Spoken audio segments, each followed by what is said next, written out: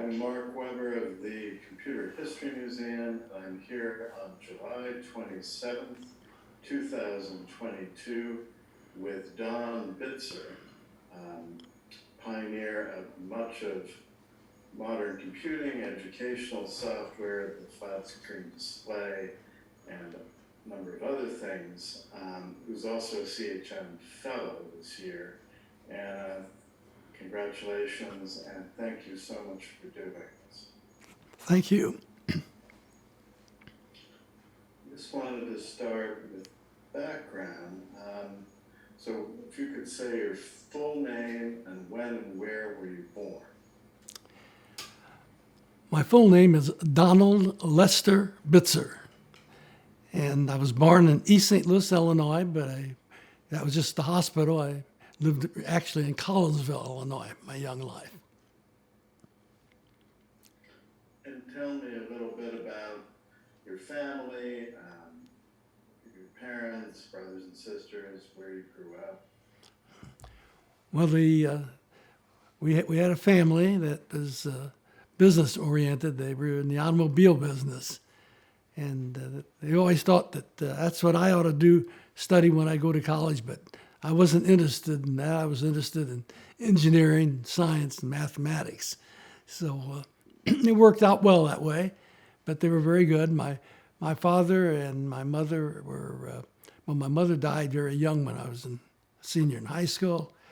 My father a little bit later, but everything always worked out well, and they always supported me being sort of different for looking at things. I'd rather be home working on a new project than in school sometimes, because school was just sort of a waste of time, I thought, in the first grade. That probably was right. Excuse me. So things worked out very nicely, and I grew up in Collinsville High School, which turned out to be a small town, but it was a good high school, and got me well prepared to go to college, which was very nice. Could you talk, so I understand your parents had car dealerships then? Yeah, I think they had 4 total before it was over. And they liked, that was what they did. The whole family, my uncles and my dad and the rest. And they were good at it, but it just wasn't, I looked at it and said, that's not as much fun as engineering and science. But at that time, car dealerships were when they started them early on, when that was pretty entrepreneurial back then, right? Yes. Well, everything was entrepreneurial at that time. The world was changing very quickly. That was a time when we were trying to get rockets launched. The Navy had a program, which was they were in charge of our non-military vehicle launches. But I don't think they ever got any of them off the ground, and they moved it to the Army, where they built the missiles, to the intercontinental missiles. So it was a time when things changed. The Soviets had put up in the sky not only a satellite, but a satellite that first just had a little beeper in it, but then pretty soon it was a dog and then a person, and the U.S. was caught, and they had to catch up, and they got the NSF started and a few other places. And it's an exciting time because science became very big in the United States at that period of time. It was a good thing. And stepping back, could you talk about your brothers and sisters? Yes. I have one sister who's still living. She's in Collinsville, Illinois yet. She's doing fine. She's quite different than I am.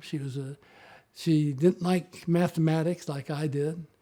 That helped me because I would always do her homework because she didn't want to do it. And that actually helped me very quickly learn how to do math problems. She was 2 years ahead in school, so I got to work on other problems. And I just loved it so much. And so it all worked out well.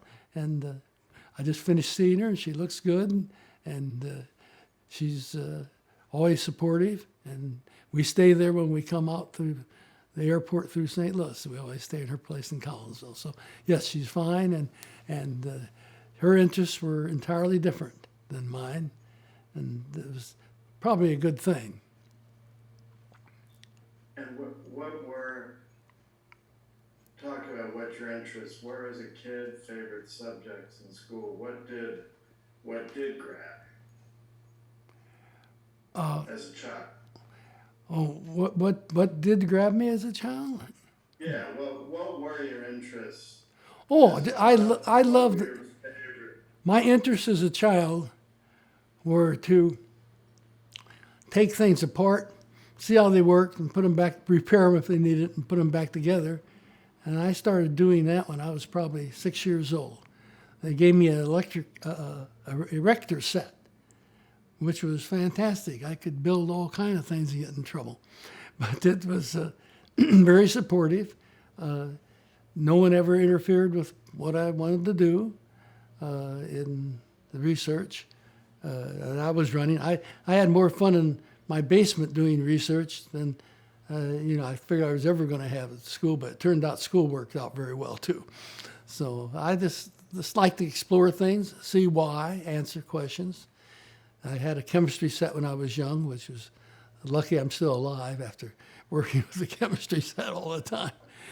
But I couldn't wait, and even in the first grade, when the class bell rang, I used to run out. They tried to get my sister to hold me there until everybody settled down. But as soon as I got up, that bell rang, I went home because there were a lot more interesting things going on in the basement of my home than there were in that classroom at school.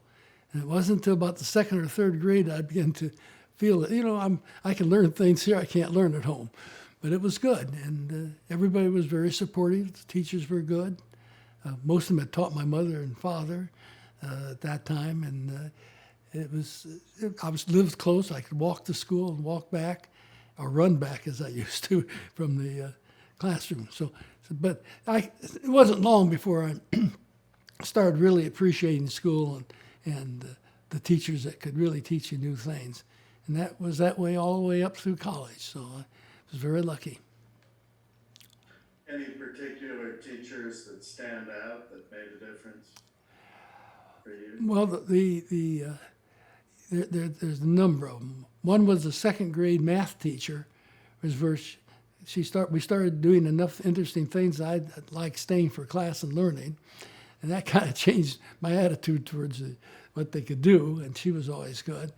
And then gradually, as I got up farther in the school, when I went to high school, I had some very good math teachers and chemistry teachers. I had chemistry teachers in high school who knew quantum mechanics and could really teach the subject very well, and that encouraged me to keep going that way.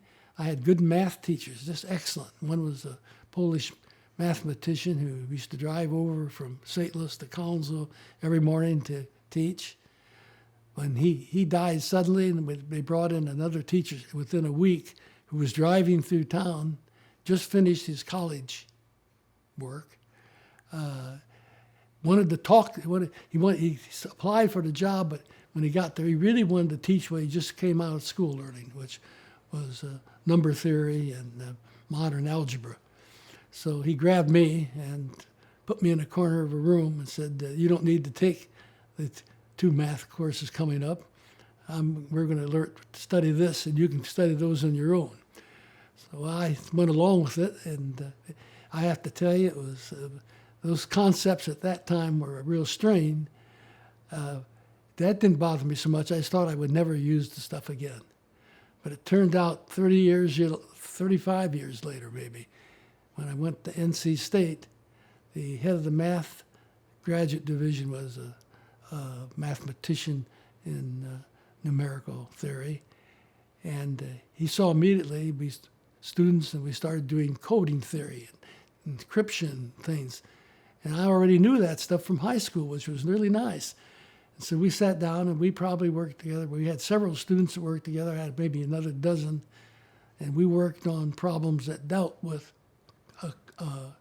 coding, encryption, sending messages, error correction, forward error correction. Some of them, we got patents on them, and some of them, don't quite need them yet, but they're going to need them soon. And if you're going to communicate with vehicles, light years away, you don't have time to recover from errors. It's got to be right when it gets there.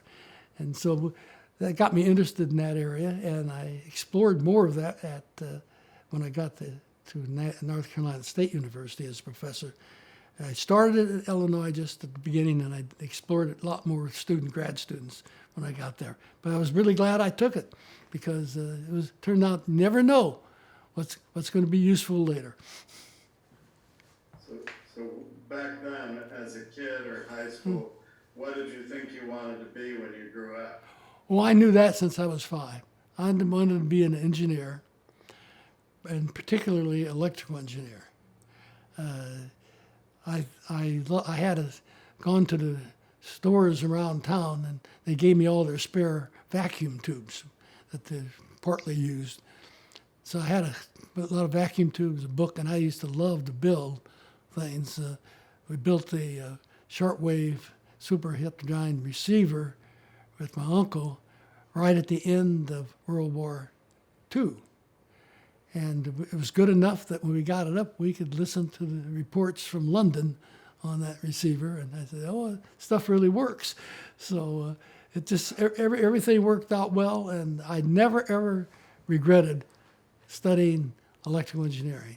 It was, you learned a lot. You learned mathematics. You could do things. You could build things. I like to make things that build them. And nowadays, I don't build much because you design them with a computer, and they got machines to build them and wrap them and test them so fast that you don't have to worry about anything. And if I can ask about what values you were raised with, did politics, religion play an important part in your family? Yes, they were rather conservative. On that my side of the family. My cousin was the editor of the St. Louis Post-Dispatch, and he was much more liberal.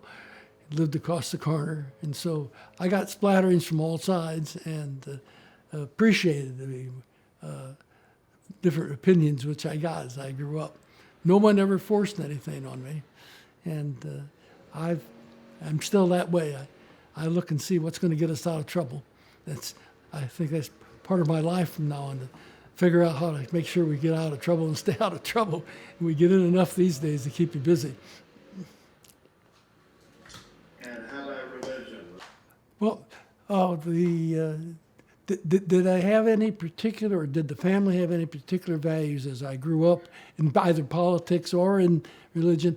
The answer to that is yes. They were very, as I said, conservative and religious, and that was influence, and that was on mostly my side of my family side. And we had other people that were relatives across the street who were very liberal. One was the editor of the St. Louis Post-Dispatch, and that was entirely different. But it was good for me because he, being the editor of the St. Louis Post-Dispatch, received visitors from around the world a couple of times a week. And he would always invite me over to sit and listen to the discussions that they had with these people from around the world. And I learned a lot just sitting there listening and while they ate and talked. So yes, I came up in a place in a family where they paid attention to all kinds of things, including religion and politics and all, and everybody had strong views, but we didn't fight. We just would tell each other, and that was it, and worked out fine.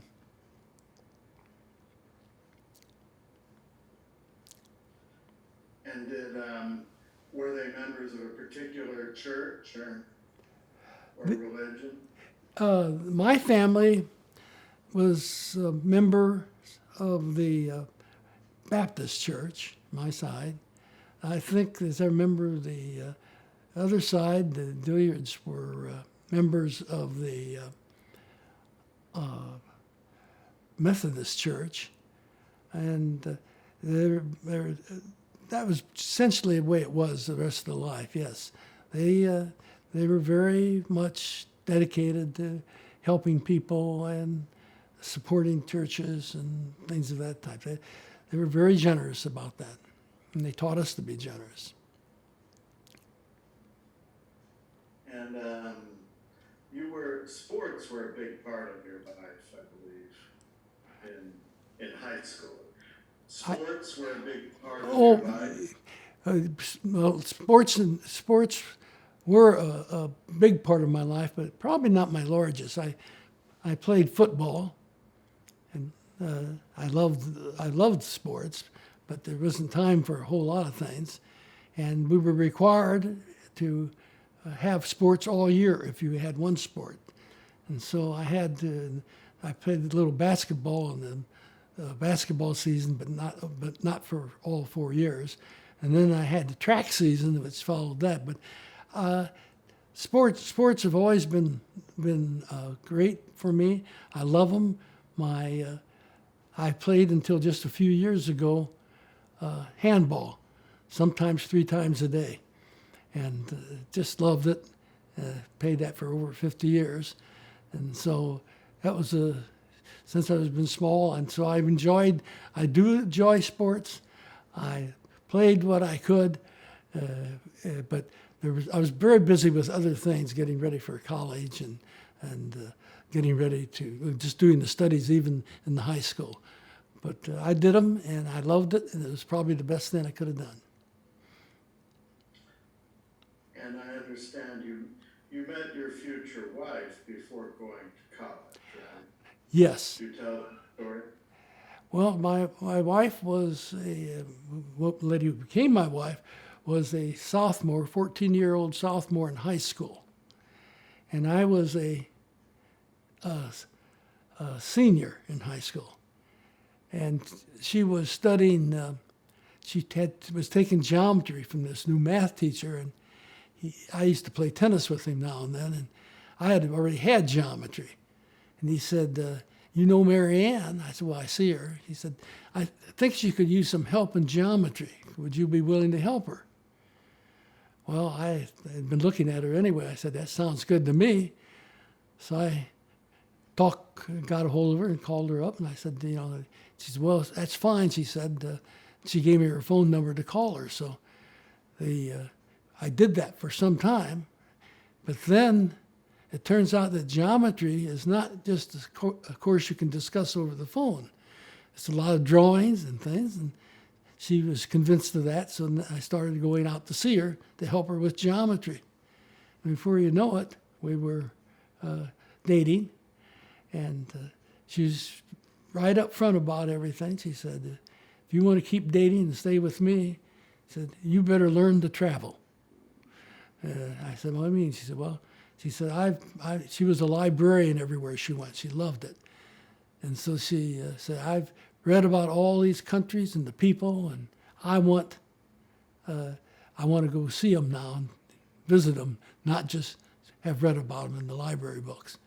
And so I said, sure, we'll take care of that, not knowing what I was saying, but it turned out to be what happened. Millions of miles and everywhere in the country and the world. We went, and she too made presentations. She was in the field. Mary Ann, my wife, was in the field of teaching computers, teaching nursing by computer. She was very nice and very good at it. She got an award for that, the first award in that area ever given. And so she used to travel and give talks, and I'd travel and give talks together with us. And we spent the rest of our life flying until when COVID hit. I cut out. I tried to travel as little as possible. So, but that was very nice, and she's never forgotten that. She took pictures of everything, wrote everything up, and I appreciate what she did. And she helped with the trip.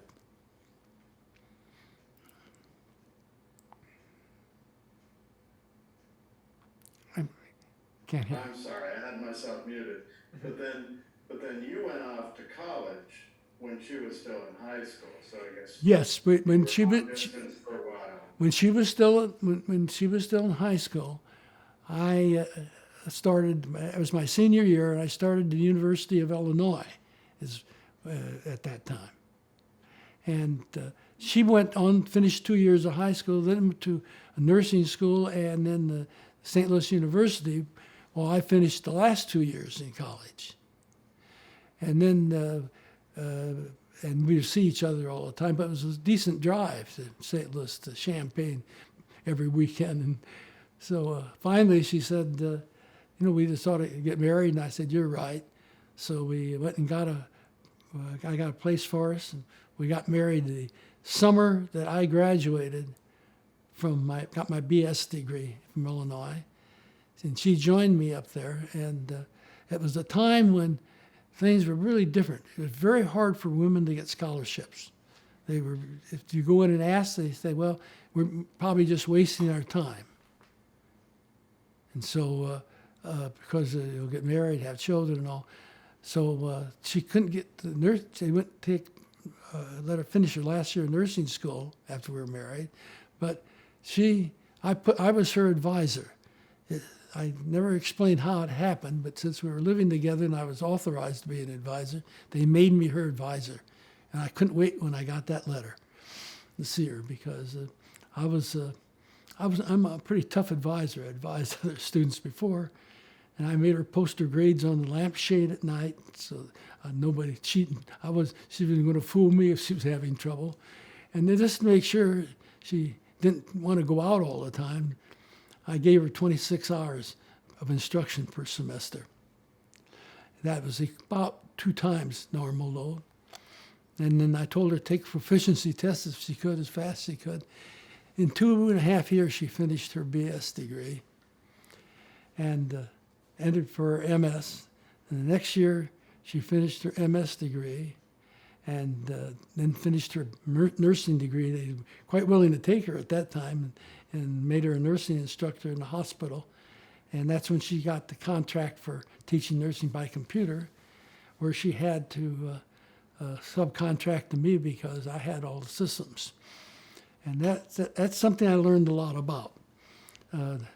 She wanted the best programmers, because she was paying me, my division, to do everything. She wanted the best people. She took her tasks seriously, and she did a great job. Well, I only had a number of projects, probably 20 projects going on, and everybody wanted the best of everything. And they would come in all day and talk to me and explain and argue why they should get the best person, including my wife. And I treated them all the same.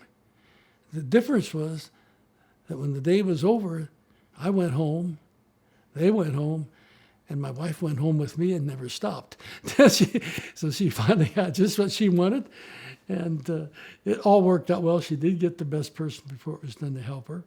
She was happy about that, and she did a great job. It was very successful. She actually used it for a thesis, her work.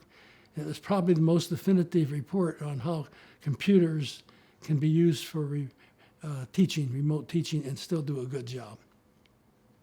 So you had already started Plato when she was finishing her degree then? We started Plato in really 1960. Right. I mean, well, let's circle back to, because I didn't realize, right, because she was younger than you, she was still in school when you were starting Plato. She was getting her master's then, right? That's correct. Okay. So let's step back then to your, so how did you choose University U of I, Champaign, Urbana? Yeah. Okay, well, how and why did I choose the University of Illinois? I had offers to a lot of schools out east, and good ones, and full scholarship. And you were valedictorian, correct? Yeah. You were very I was salutatorian. student. I was salutatorian. There was a young lady who took hard. It didn't bother me because she took the hard courses too. She just beat me out, but that was fine. Didn't make any difference.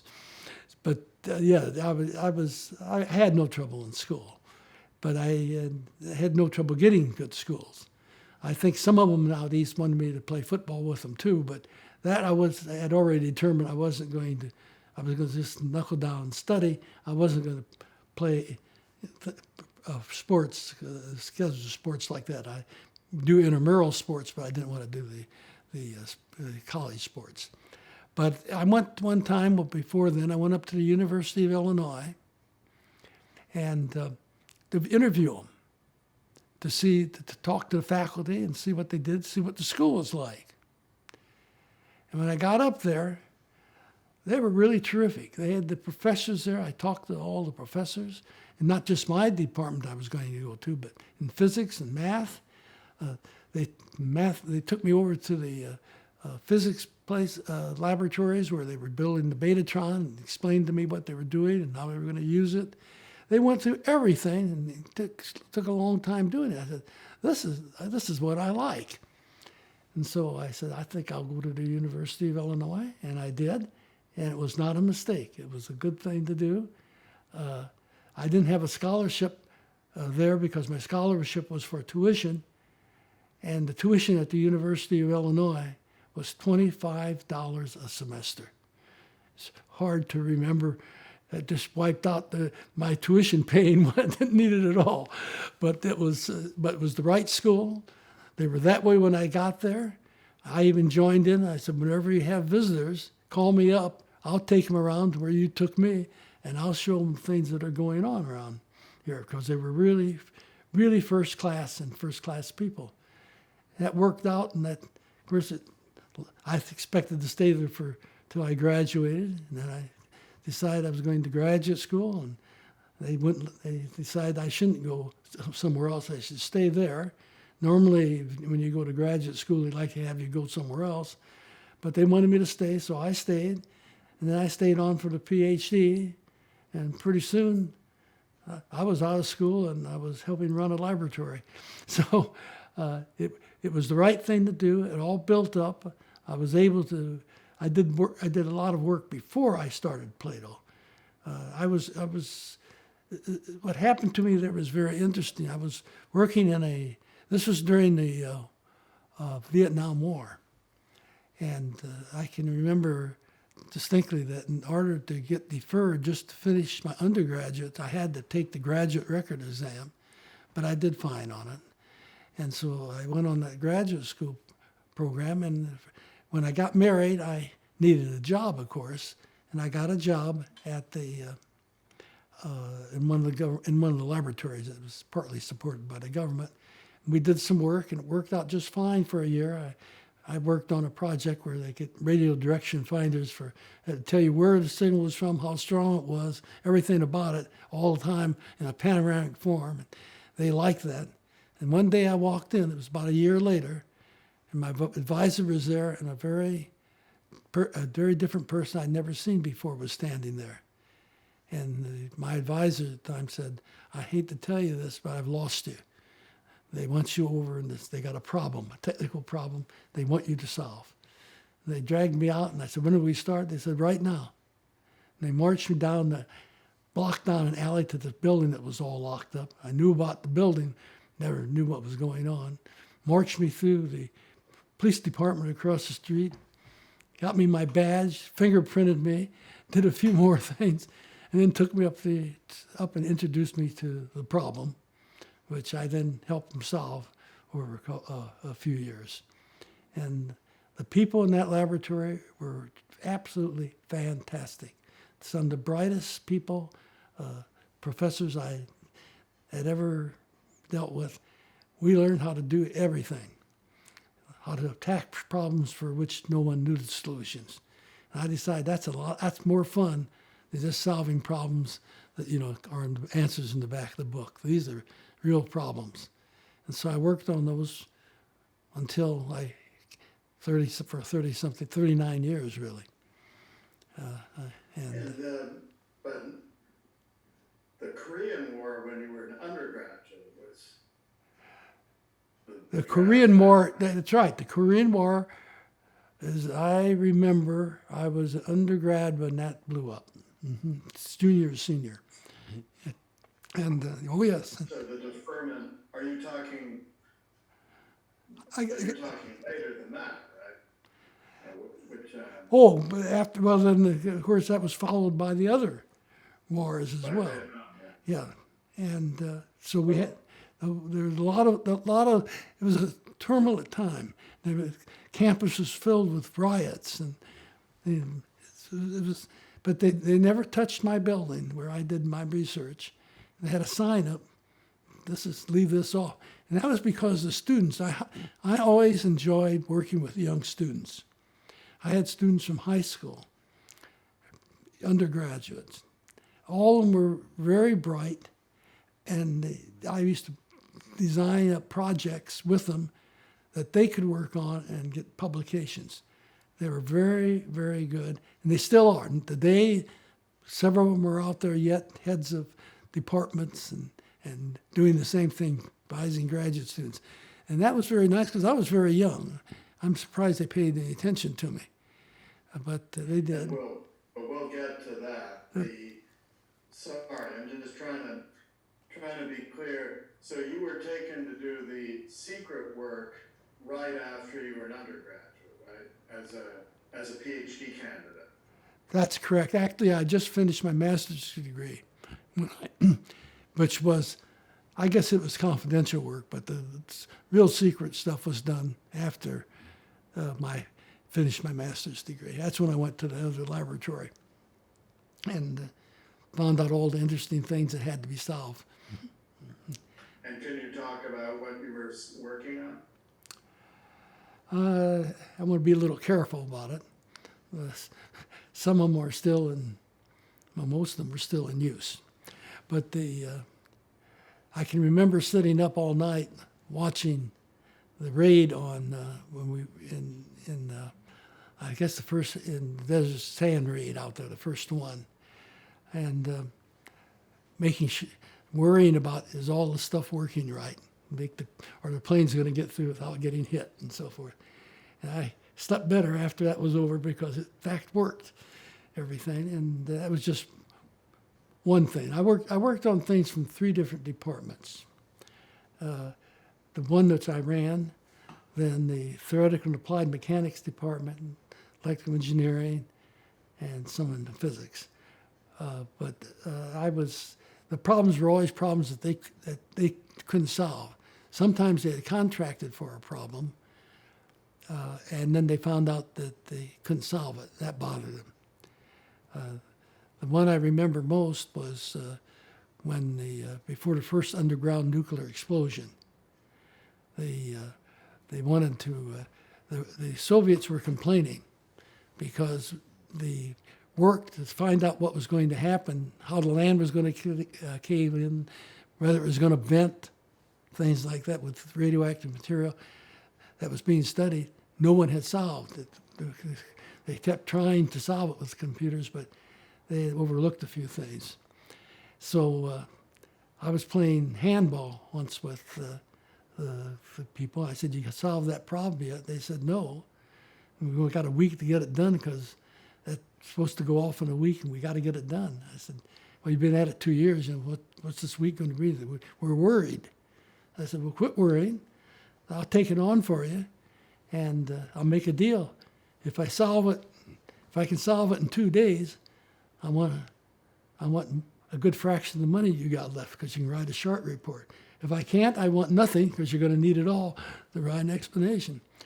But I lucked out. I figured out how to solve it in about 2 days. And they immediately put it out, and the Russians quit complaining the next day.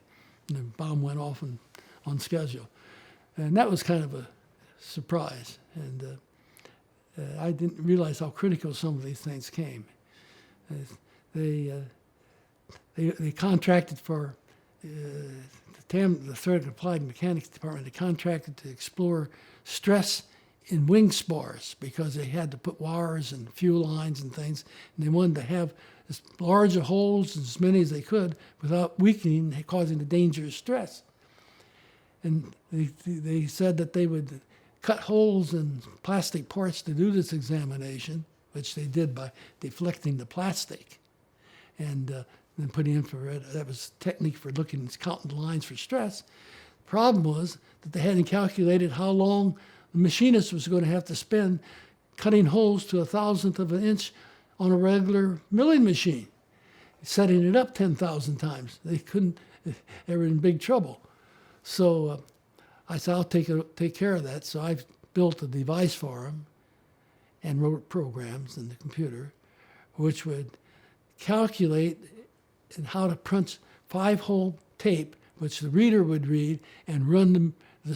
And it had motors. I put motors on the controls so they could just leave, turn it on, and we'll go back 4 times to reset on backlash at each corner. They could cut the holes, and that worked out very well. And my wife and I got a lot of time and degrees and other things off of that because they got the contract was renewed. Everybody else in the government wanted it, and now this time I told them to put in enough money for what I needed to go back and punch holes. They were expensive holes for them to touch. So that was another one. And I worked on another one that was important. I don't know if it's important anymore. The solid fuel rockets. People don't know much about them, but solid fuel rockets control their propulsion by how much area is burning in the back of them. And the problem is that if the heat causes pieces to crack off, and it does at that time, then you change the whole map of the propulsion, where it's going to go and everything. So that was a problem that had to be solved that they had taken on. And they had to require, I'm sorry, go ahead. And sorry, and you were using computers, you were already using computers. When I was there, and when an undergraduate, they had started building the ILLIAC I. They finished the ILLIAC I. I was there with them when they did that, and immediately learned to program it. And I was one of the few people who was that excited about learning it. It was I still know the code. They still teach that kind of code because it's necessary for coding small chips and so forth that are embedded in different devices, and it's different coding than when you can push a button that does everything for you. At least if it's a mistake, you know you made it and where it is. But I love that kind. I still wish I were doing that kind of coding. I, of course, had to graduate to the stuff where if it makes a mistake, you don't know where it was made. But I learned to the code. I coded things for the professors in my class because they had problems that they wanted to see results of, and so and I loved it. And I did a lot of work on the ILLIAC. I got a lot of time on it, and the laboratory I joined got every afternoon as part of the program in the secret laboratory. There I really had fun. So computers were, and I still love computers. We built our own computer for Plato, which came along later, but we built a computer, and it was a big machine. It was as big as they were turning out, and I had a great crew of people. Everybody I hired over the years, and it got up to be like, 50 people one time, 25 or 50. Everyone was a professional and good at their job. And I trusted them, they trusted each other. The software trusted the hardware, and the hardware trusted the software people so much that they bet on if any things, when they put them together, didn't work, the loser had to buy Cokes for the rest of the year. So, but they were good people. And I always appreciated and said, I wanted to make sure that they were always appreciated in what work that they did, and they have been. And they've all become very successful. Some of Ray Ozzie, you probably know Ray Ozzie, and he was one of them there. He did software work and communications, and I can tell you of dozens of others who were just terrific. Yeah, and we will get we'll get there. Yeah. Let's Go ahead. Let's go to the beginning of Plato. So how did that come about, and how were you brought in? Okay. How did the beginning of Plato come about? It came about because I had finished the secret work, had done my thesis, gotten my PhD, and was looking at a new project in the laboratory. And the dean had written a letter to the head of the laboratory I was in, asking what could be done with computers now for helping with education. And so they had this big meeting where they called in the educators, the engineers, and everybody.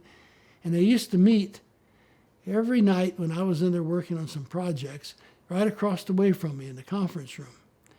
And I would see them, and they'd be fighting and arguing. So when that was over after a while, I got called in by the head. He said, I just got the report from the committee. They said there's nothing we can do. Because they said the people who know how to teach don't know how to do engineering. The people who do engineering don't know how to teach. It was kind of silly. So he said, do you agree? I said, no. I said, we got the equipment upstairs to immediately connect to the ILLIAC. We can get things going. I said, give me 2 weeks and I'll have a terminal up running for you in the mode we're talking about. So he did, and he made me the head of it. I hired 2 more people at that time, a software person and an engineer. It all worked out very well. And what were their names? Could you talk about them a little bit? The one was a technician, and I forgot which one it was because he worked for me later. Another one was a mathematician, Peter Bromfeld, and then the 2 physicists who asked the question in the first place of the dean were very good. Charles Sherman was one, and the physicist, another physicist who was one of the brightest people I ever worked with. He just could do anything. He could do anything in the machine shop or in theory. And he helped do a lot of projects that I can't talk about. They were done very well, and amazing things that you couldn't believe. And you learn things from these people. I was young, like I say. They sent me the first time to Europe to help in a French company who was building some of our stuff for the radar. And I was only, my goodness, 26 maybe. And it was early on, but that was nice. So yeah, the things built up. Go ahead. And with Plato, you and these first people, tell me about Plato 1 and sort of what you were working on. Yeah, okay. Well, I'll tell you how Plato, the name even got started in the first meeting. It took us 5 minutes. We all sat down and said, hey, we need to get a name. Being a elaborate military laboratory type, you always had to get abbreviations for your projects. That's the way they do it. So we decided we would pick one, and we decided that the name Plato would be good if we could work it in. And right off, we came up with program logic for automatic teaching operations. The 4 of us in the room, we agreed, and that was it. And so that's what it became forever. And that was the start of the name. And then Plato 1, we had to do it a different way. The problem was that you didn't have, memory was so expensive in those days. Memory was like $2 a bit. Right now, of course, it's so cheap. So we were worried about what to do for memory. And we looked around, and the only thing we could figure out to do right away was to use storage tubes that were built for the flight controllers at airports. And the idea was that they wanted to scan the radar and then put it in a TV format so they could distribute it to all of the controllers. And they had built a QK685, or I think it was Raytheon, that had two guns. You could write with one of them, you could read with the other, all the characteristics that would be nice, but they were expensive. And so we got one. We put it together right away.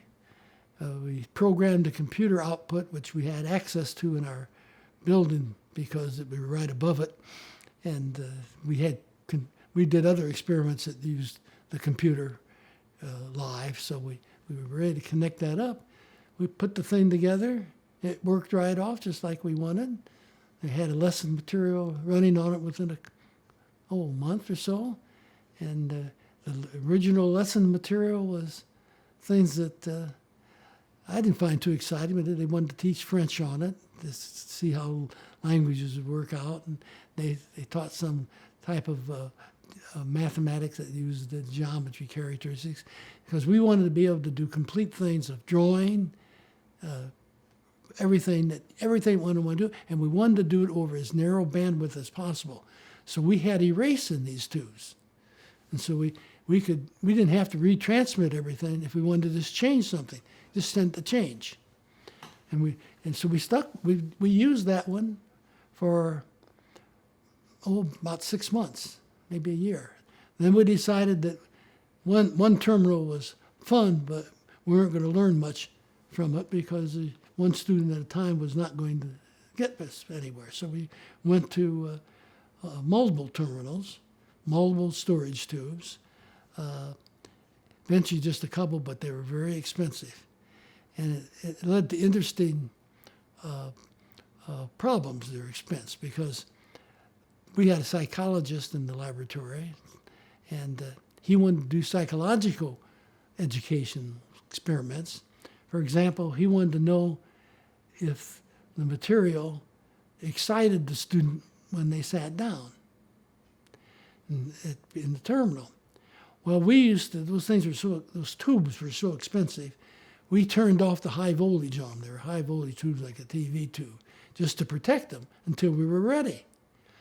And then we bring the student, and I remember even two at a time, in and sit them down, tell them, we wire them up because the psychologists wanted to measure their heart rate and breathing as they did the lesson material. And lo and behold, when we sat them down, every time we looked at the results, the second they saw the material, their heart rate doubled. 1 second. It was just fantastic. And he said, something's wrong. We know the material is not that good. So we examined the procedure, and this tells you how careful you have to be. What we wanted to do was protect the tubes. So we had a technician standing by upstairs to turn on the voltage when we were ready. And the person downstairs, when he saw they were all set, would get on the intercom and call up loud enough that they heard, they're all strapped in now, you can turn on the high voltage. And their heart rate doubled instantly. That was one of the funny outcomes. We corrected that right away so we get some real data from it. So it led to some interesting results, but we went as fast as we could. We knew we needed a display characteristic that had its own memory.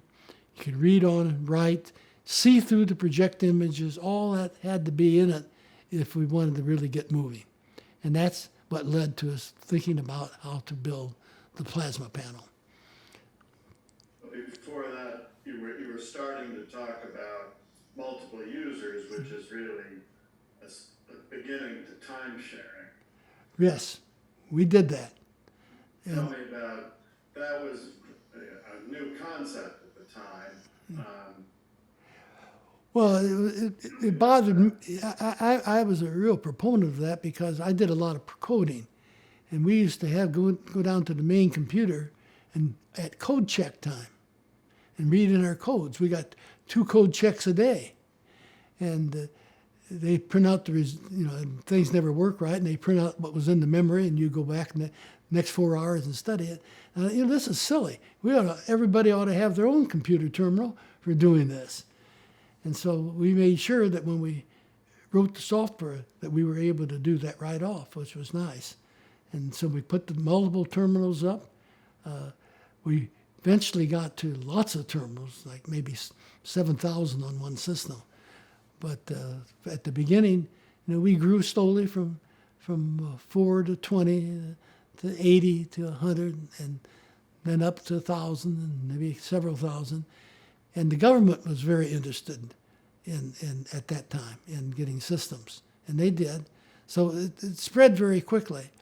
I had no interest in, although we started the media problems. I can remember sitting there, and even when we were young with maybe a couple thousand terminals out there, we had people online who were pros in different areas of like psychiatrists and doctors and all. And I used to get these calls at 2 o'clock in the morning telling me that they found somebody online in anonymous notes who was going to commit suicide. But they had to break into the code to find out where he was, because he sent anonymous notes. And they couldn't do that without my permission, they said. At 2 o'clock in the morning, I didn't think too clearly, but clearly enough, I said, there's no human life worth keeping that code secret. We can change it. Break it, and they did, and the man was about 150 miles away, and they did get help to him. So from then on, I said, but in the morning, I'm going to appoint a committee they can call at 2 in the morning, not me. and they'll form answering questions like this and make sure that security exists. We didn't have any problems with security after the first year. The first year, we had given a set of 4 terminals to Springfield High School. And a month later, I get a letter from them with all the codes of everybody, all the passwords. They said, we didn't do any damage, but we thought you might like to see this. So I hired every one of them. And they worked with me for 20, 30 years. No one ever broke in again after that. They found out how to stop that. They still did. That was very nice. Only people could get anywhere were the people who were system programmers. And if they made a mistake, and some of them did, I walked downstairs with the outputs. We recorded it all. Said, you just violated the rules. They pack up their desk drawer and leave. They knew it was coming, but they couldn't stand not to do it. In almost every case, it was a boyfriend-girlfriend problem. One of them wanted to, since they had access, to see what the other one was writing to and from. And they couldn't resist it. And they knew what was going to happen. They knew I was going to bring that recording down. That happened about 3 or 4 of them over the 20 years they were doing that. So, but we had all the problems that they have now. People getting online, doing things they shouldn't do. It was all coming up. You could see it. And I was not interested in that part, but we had a lot of people who were very good at solving these problems. And having security, having logins, passwords, as soon as you went to Plato 2 with timesharing, is that when you had to start to give people, once you have multiple users, you need to have different logins and all of that? We had that on ILLIAC before we were done. So you just transferred it over. Well, we transferred the ideas over, how to hash code these things and store them away, and make sure that no one broke them. You see, you couldn't get into our main computer operations because that was reserved for just the programmers, the coders. But your program was all by itself, run by itself, partly read in, and then read out. They run them back and forth from each user. You got so much time and interrupted, and the next one. And the idea was we wanted to get results to everybody within about 0.2 of a second, 1/10 of a second to 0.2 of a second response time from when they pushed the button till they got the result, no matter how many were on. And that was a challenge, but we got that done. And some of that having quick feedback was part of the kind of a general goal for educational. The idea, that's right. People Mechanized education. Right? That's right. People didn't think you could give quick feedback. Most machines didn't. Most machines rolled something by tape and took time and it was hard to change. But this was nice because the program allowed you to put in, to use functions that were written for that part of the computer. As you could, as a teacher, could put that in. You couldn't touch the system, but you could use that particular part in your program. For example, if you had an answer, an algebraic answer, we had an algebraic judger. So they could put it in, and within a fraction of a second, they got the responses. Or they could use other kind of judges. But you couldn't change those judges. You couldn't change anything in the system itself unless you were a systems programmer. And everybody wanted to be a systems programmer. But we didn't do that. But where did the figure of 0.2 of a second, how did you arrive at that as a goal? Because we had done the calculations, and on the original set of terminals, we got the 4 to 20 terminals, we got enough statistics on how long each instruction took. We optimized the code so that those that were used the most were the fastest. And the display codes, for example, we would make the slowest because they're going to take their weight in a while, maybe a 3 or 4 tenths of a second. But actually, I wanted the goal to be a tenth of a second. Most of the time, it was that or better. And then of course, you run other problems when you're, halfway across the world, because we had to use telephone lines for connecting them up, and you had to do echo suppression on regular phone lines. And we gave shows around the world, even in Italy, where out on the coast, and they all worked fine, tenth of a second response times, and you could tell what kind of lines you had, because if you got a line that went through the satellite on one direction and through the cable on the other direction across the ocean, you could tell that from one that was both cable or both satellites. Both satellites connections were like 3 or 4 tenths of a second remote when you ran. And I get off those because it was like going through mud when you try to type and show things. So we got it down, and for most users, it was like a tenth of a second. And you could run bigger and longer programs, but they would run in the background, and you get your share. And if the load dropped off, you got more, and so forth. It was well thought through by a lot of really very good people who had a lot of experience. And you talked a little bit about, you were analyzing how people were using it. You had some sort of analytics checking how people were using it from pretty early on, right? Yes, we did. Plato 1. We beginning with Plato 1, we actually tape recorded all the inputs. And you could play it back from the tape, and all the terminals would behave just like the person was sitting there again. So we had all the data. And we processed that data, as I say, to find out how to build. When we build our own computer, we build it specifically to give optimal performance in speed for the instructions that we were running when we were teaching. And it worked out just about like, if you really sit down and think about it and calculate it, you don't make real big mistakes. You can pretty well hone things down to where they work like you think they should work. And if you may find a mistake, you fix it, because it's your mistake if it doesn't fill out the model that you had started with. So we spent a lot of time doing that. We built computers in the laboratory.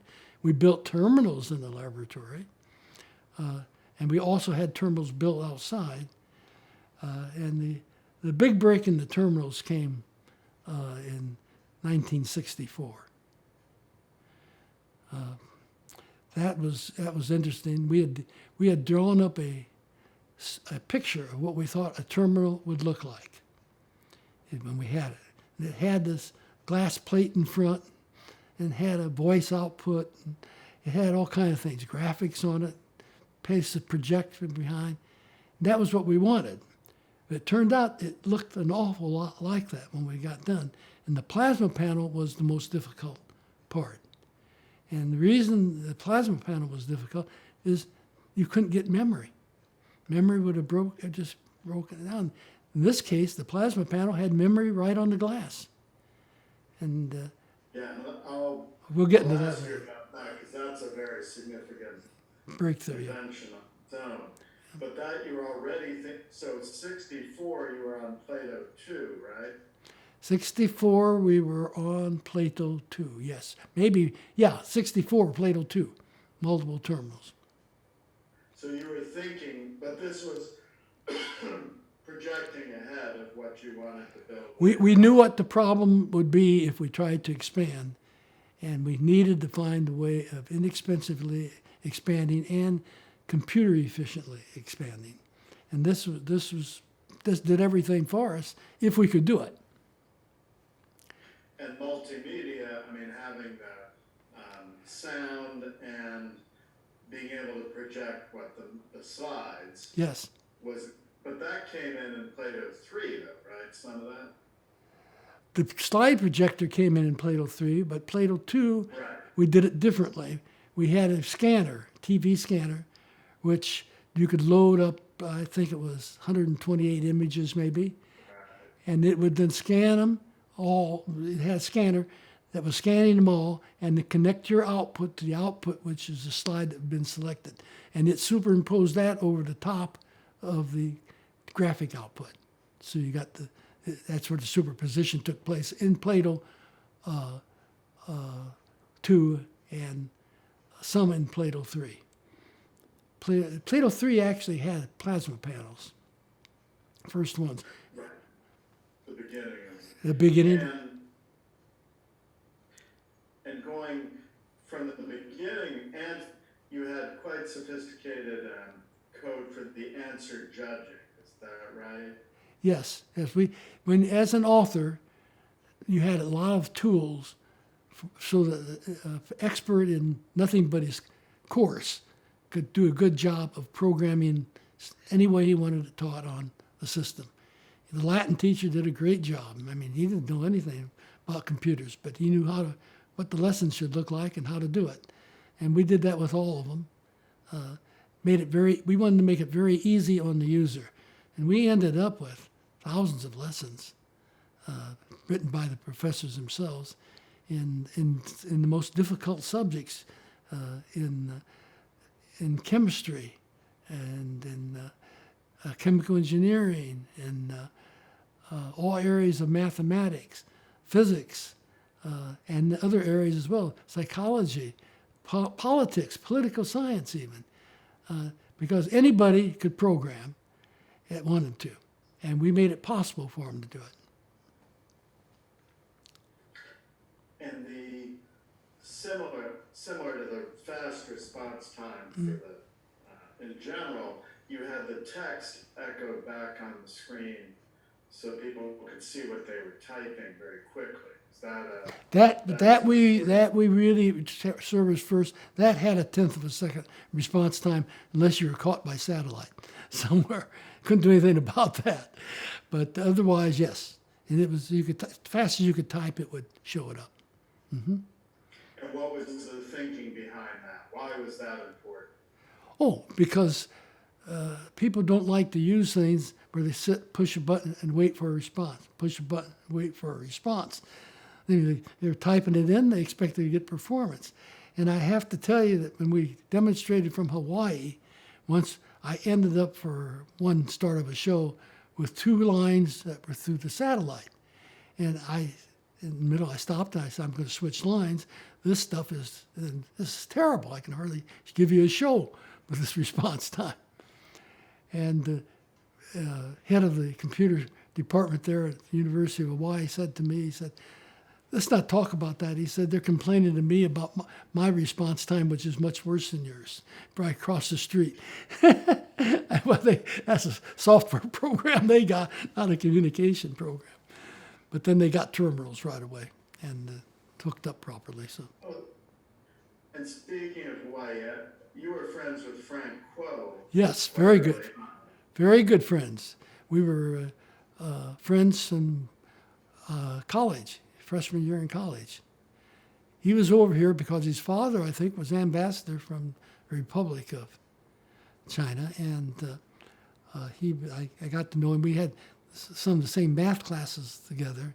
He would come over and we'd talk about things and became very good friends. And Frank Kuo. Yeah. He's out in California and everything. Oh yeah, no, I've interviewed him for his role in Aloha Net. Oh yes, he did the Aloha Net. That's what he did other things too. But the Aloha Net was the big thing, hooking up Hawaii, so it worked well. Yes. Yeah, I think he said you stayed in touch over the years. So he was one person that in Washington that you knew and that sort of thing. Yes. He was good at it. He was good in schoolwork too. We did a lot of labs together. He was there the whole time. He did his graduate degree there when I did mine. So it was a long time. He knew the whole family, and I knew his family. And so the response time was a real design goal from the beginning. And to go back to the sort of statement, so Plato 1 was single user, but you already had these ideas about the fast response time, echoing the text, answer judging, analytics in the sense of recording kind of how people are using it. Mm-hmm. And is that when your wife began developing courses for it as well as other people? Is that Plato 1 or later on? I think that had to be at least Plato 2 and maybe Plato 3, because we established a classroom over in the hospital and one at the community college for her. And I know before it was over, it was a Plato with plasma panels and slides, because one of the courses she taught was a course in maternity nursing and all the pictures that go with it. And we used the local TV station during election time always wanted to borrow a terminal from us, because they could put their TV on that and it didn't interfere. A good picture would come out. And they wanted to show election returns on it. So every time there was an election, they'd come get a terminal. And one time they were over there and the terminal they got from us had a problem. So they called right away before they went in the air. They said, "We need one quick." And I said, "Well, come over to the house. We got one here." And it was one my wife used. And so they picked it up and went over. And I said to her, they were there and they were on the air. And I said, "Marianne, did you remember to remove the slides?" She said, "No." I said, "Oh, I hope they don't select the slide."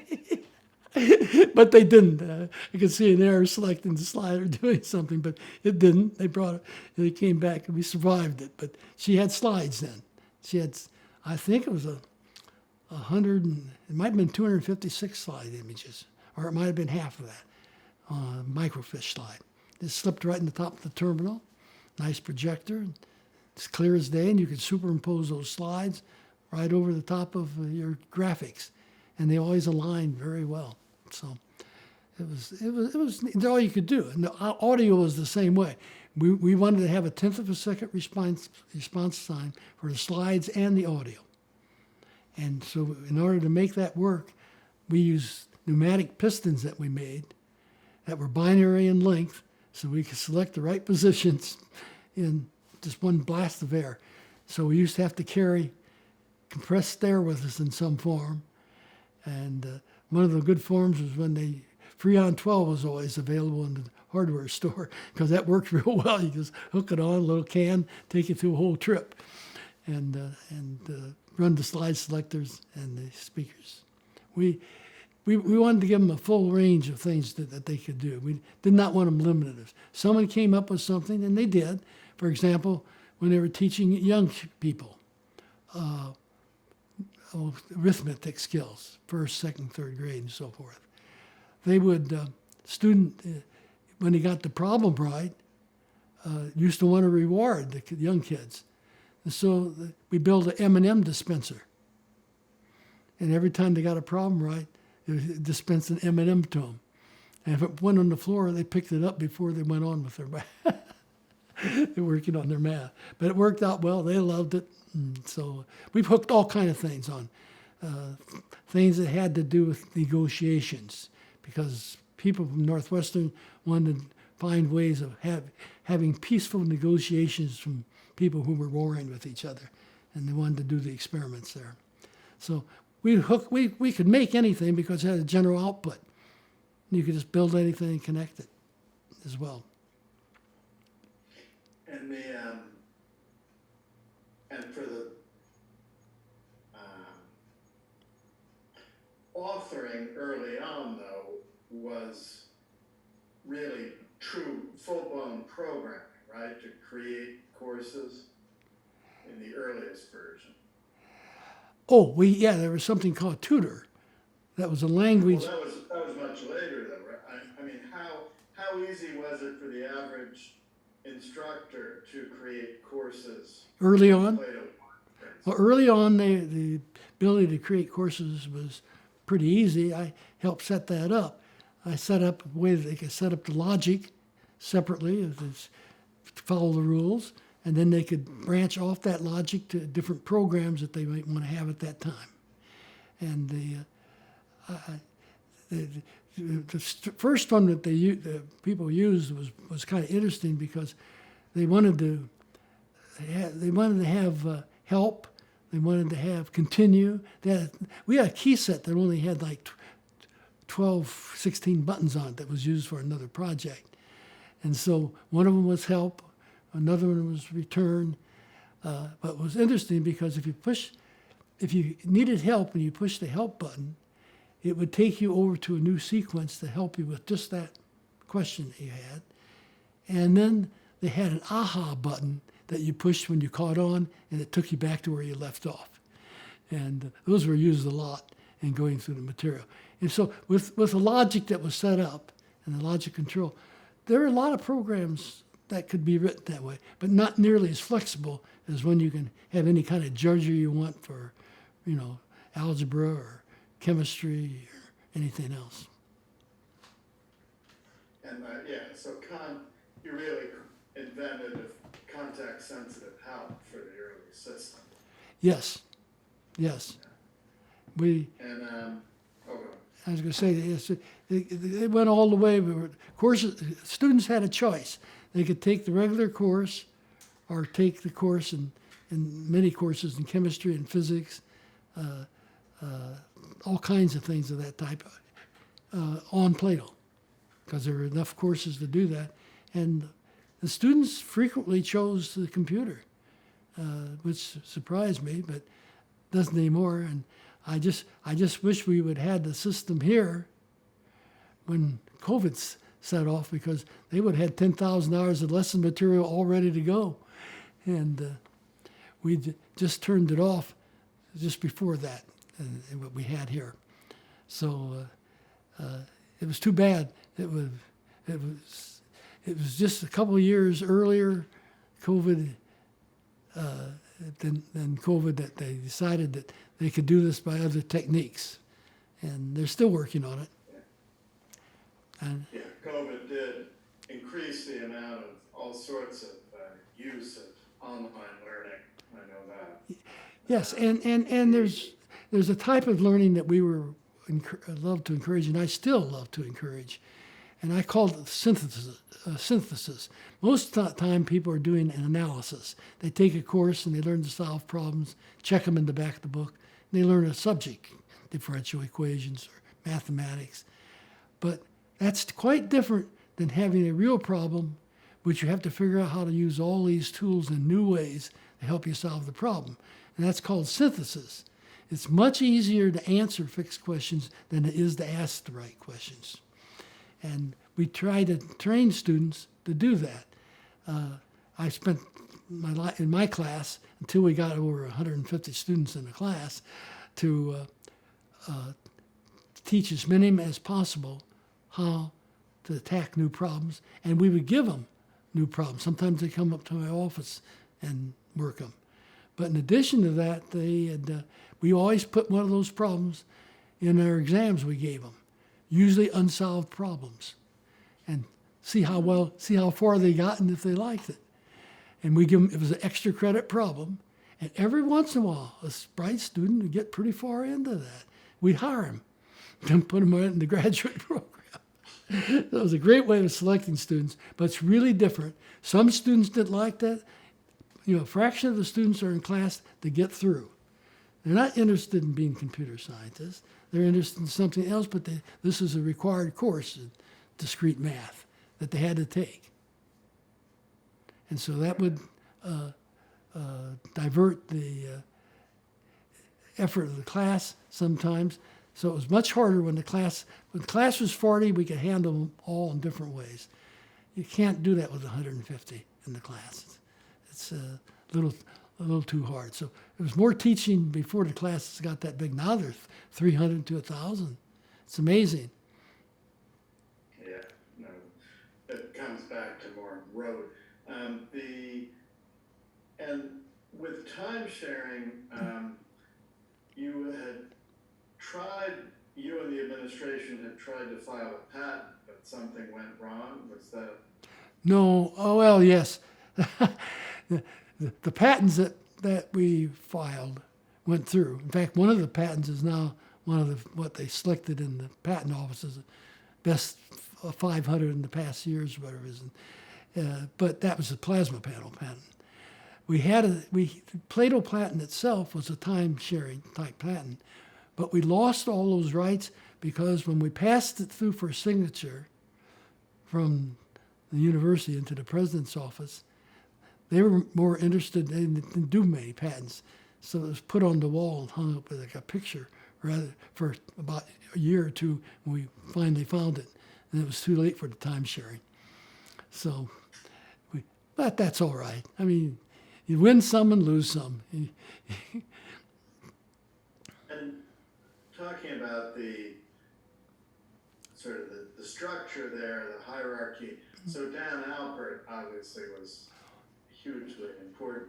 Could you talk about him and how you met him? He really recruited you to it, right? Well, Dan Albert, yes. He was a fantastic person. He was a great manager. He was a good scientist. He's a high vacuum scientist. And so we had a lot of vacuum systems in the lab, which was good when we built the plasma panel. But he was also, he was a sportsman too. He loved to play squash. Didn't play handball, but he loved to play squash with me. And he became the dean. He was the head of the lab when I was there for several years, and a good one. I was on their board. He's the one that appointed me, I think, to being head of the computer-based laboratory when the first man had to leave. But he was very good. He was a good squash player. He was a competitor. I liked playing him because in squash the rules are such that if a man gets in your way, you can hit him. In handball, it's a hinder. And unfortunately, I think I split his head open twice in the court. And each time, I say to him, well, you got a choice. You want to forfeit or go to the doctor? He said, I'm not going to forfeit. But he did after blood started dripping down enough. But he was a good sport about it all, always was. And he was very good. He could see new things. He supported new things. And he supported young people doing research. And that I've always thought of that. It's our young people coming up that are most important. And you actually you used high school students for some of the work. Oh, at Illinois, I had 2 high schools that did a lot of the work. In fact, we built a computer at one. We had the Urbana High School, and we had the University High School. And there was a funny case there. I always told the students if it affected their grades, I could no longer employ them because they were spending so much time working on the research. Well, one time I was sitting in my office, and one of them came through from Union High School, and he left his last test on my desk. And I said, I'll just take a look at it and see how he's doing. And I think on a score of 100, he had like 55. I looked at that and I said, that's it. I called him in. I started talking to him, very smart. I said, "You're not doing so well in school, are you?" He said, "Well, who told you that?" And I said, I said, "Well, I just saw a test where you got a 55 on it, and that's out of 100." He said, "Yeah, that's all true." He said, "What are you worried about?" He said, "That was the highest score in the class." They just made the test that hard. I never looked again. But I checked on them. I had to hire them under the Foreign Labor Act. They were so young. The Foreign Labor Act required that I give them food twice a day and rest periods in between. I had to kill them to stop them. They didn't want to stop working for 15 minutes or take their rest. They wanted to sit and work all the time they could. The uni high people just had to run across the street. They run back and forth. So they were very good. And there were 6 of them that I hired all summer to work on things. And the faculty, not the faculty, but the researchers at the laboratory complained. Dan Elbert was still in charge, that we were spending money, good money, on these students. Of course, they had never worked with them. And it was very exciting because I had talked to the students. They were doing very new, novel work. You wouldn't believe the work they were doing. So I said, "We're going to have a seminar. All 6 of you are going to present your work to the rest of the laboratory." And they said, "Oh, they couldn't wait." And it was beautiful. And you couldn't believe, they have a person marching in, and they had her singing out of synthetic voice, her voice. It was marvelous. It stopped, when she stopped singing personally, it kept on. And they played the instruments. They had everything they did was excellent. Well, after that, I never heard another complaint from the rest of the faculty. They had to worry about getting their own ready because these students were really good. And I've done the same here at NC State. NC State has I had really 3 wonderful high school students from what I think one of their best high schools in the area who came to me quite by accident. They went to the university looking for someone to sponsor them in what's known as the Siemens program now. Well, it's the Westinghouse scholarship program. And they were looking for someone to advise them. And they came to my office, and I said, they said, everybody we talked to said, "Forget it. We don't have time for kids." So I said, "We came to you." And they said, "Well, how'd you come to me?" They said, "Well, you gave a talk at IBM," which was true, for the university, for the laboratory at other universities on Plato and on the plasma panel. And they were excited about that because their father was there and heard the talk. And the last thing I showed on the slide, was the new work I was doing, which is in making messenger RNAs. And one of the father saw that right away, and he said, "Go talk to him." And he did, and they were as bright as I thought they'd be. They had taken college algebra at college. They knew how to do differential equations. I could talk to them at the blackboard as graduate students. And I said, "I'll take you on, but I can't say yes yet. I got to talk to your parents." Because all of them were too young to have driver's license. And I said, "We've got to attend the meetings. I'm going to treat you like a graduate student. You have to attend all the meetings. You have to take a piece of the project and present it. That's how we're going to run it." And they did that. The parents came in. Parents said, we'll do all the traveling. Don't worry about it." So I did. They did. They got to every meeting. They did everything. They took them around the country when the contest moves around the country as it grows smaller. They were selected for the final 6 around the world. It was held, the finals were held up in New York at Times Square area, and names flashing around. I was teaching a class. I turned the TV on because it was on TV, and they went backwards in giving out the awards. They started with the 6th, 5th, went all the way down. And every time they announced one that wasn't their names, the kids knew about it, everybody stood up and cheered. They finally got down to the last 2. And they got 2nd place in the world, and the other group got 1st place, which was fine. Except they had been noticed now by the people that they had done their own research work, not just reporting. And they all adapted. They now adapted the process that they got involved in as the way of doing how messengers really work, how you build them, how you make them work, and go through the process of making up proteins. And so that became a new process that they had contributed, and they got that nice award. They got $50,000, and the school got $10,000. So I would say never underestimate the ability of a young mind. They're very good. And back in Plato 2 days, didn't you have a group that built a reed switch computer on their own? Yes. Students, right? Those were students from Urbana High School, and they wanted to build a computer. Well, I wanted them to get involved in it too, but they were working doing other things. And I said, we can make one. We don't even have to buy the chips or anything. I said, in fact, I think that decoding would have been a lot faster during World War II if they, instead of building these mechanical moving machines, if they just gone out. We had a lathe, we had thin copper wire, we had plastic tube. You could wind the wires in the plastic tubes or whatever you wanted for the logic. You could put what now called millisecond switches in. You could take a banding wire, cut the metal off as a thin strip, put two of them into the tube and glue them, and they close in about 1,000th of a second. And you could build and, or, logic, all kinds of things with them.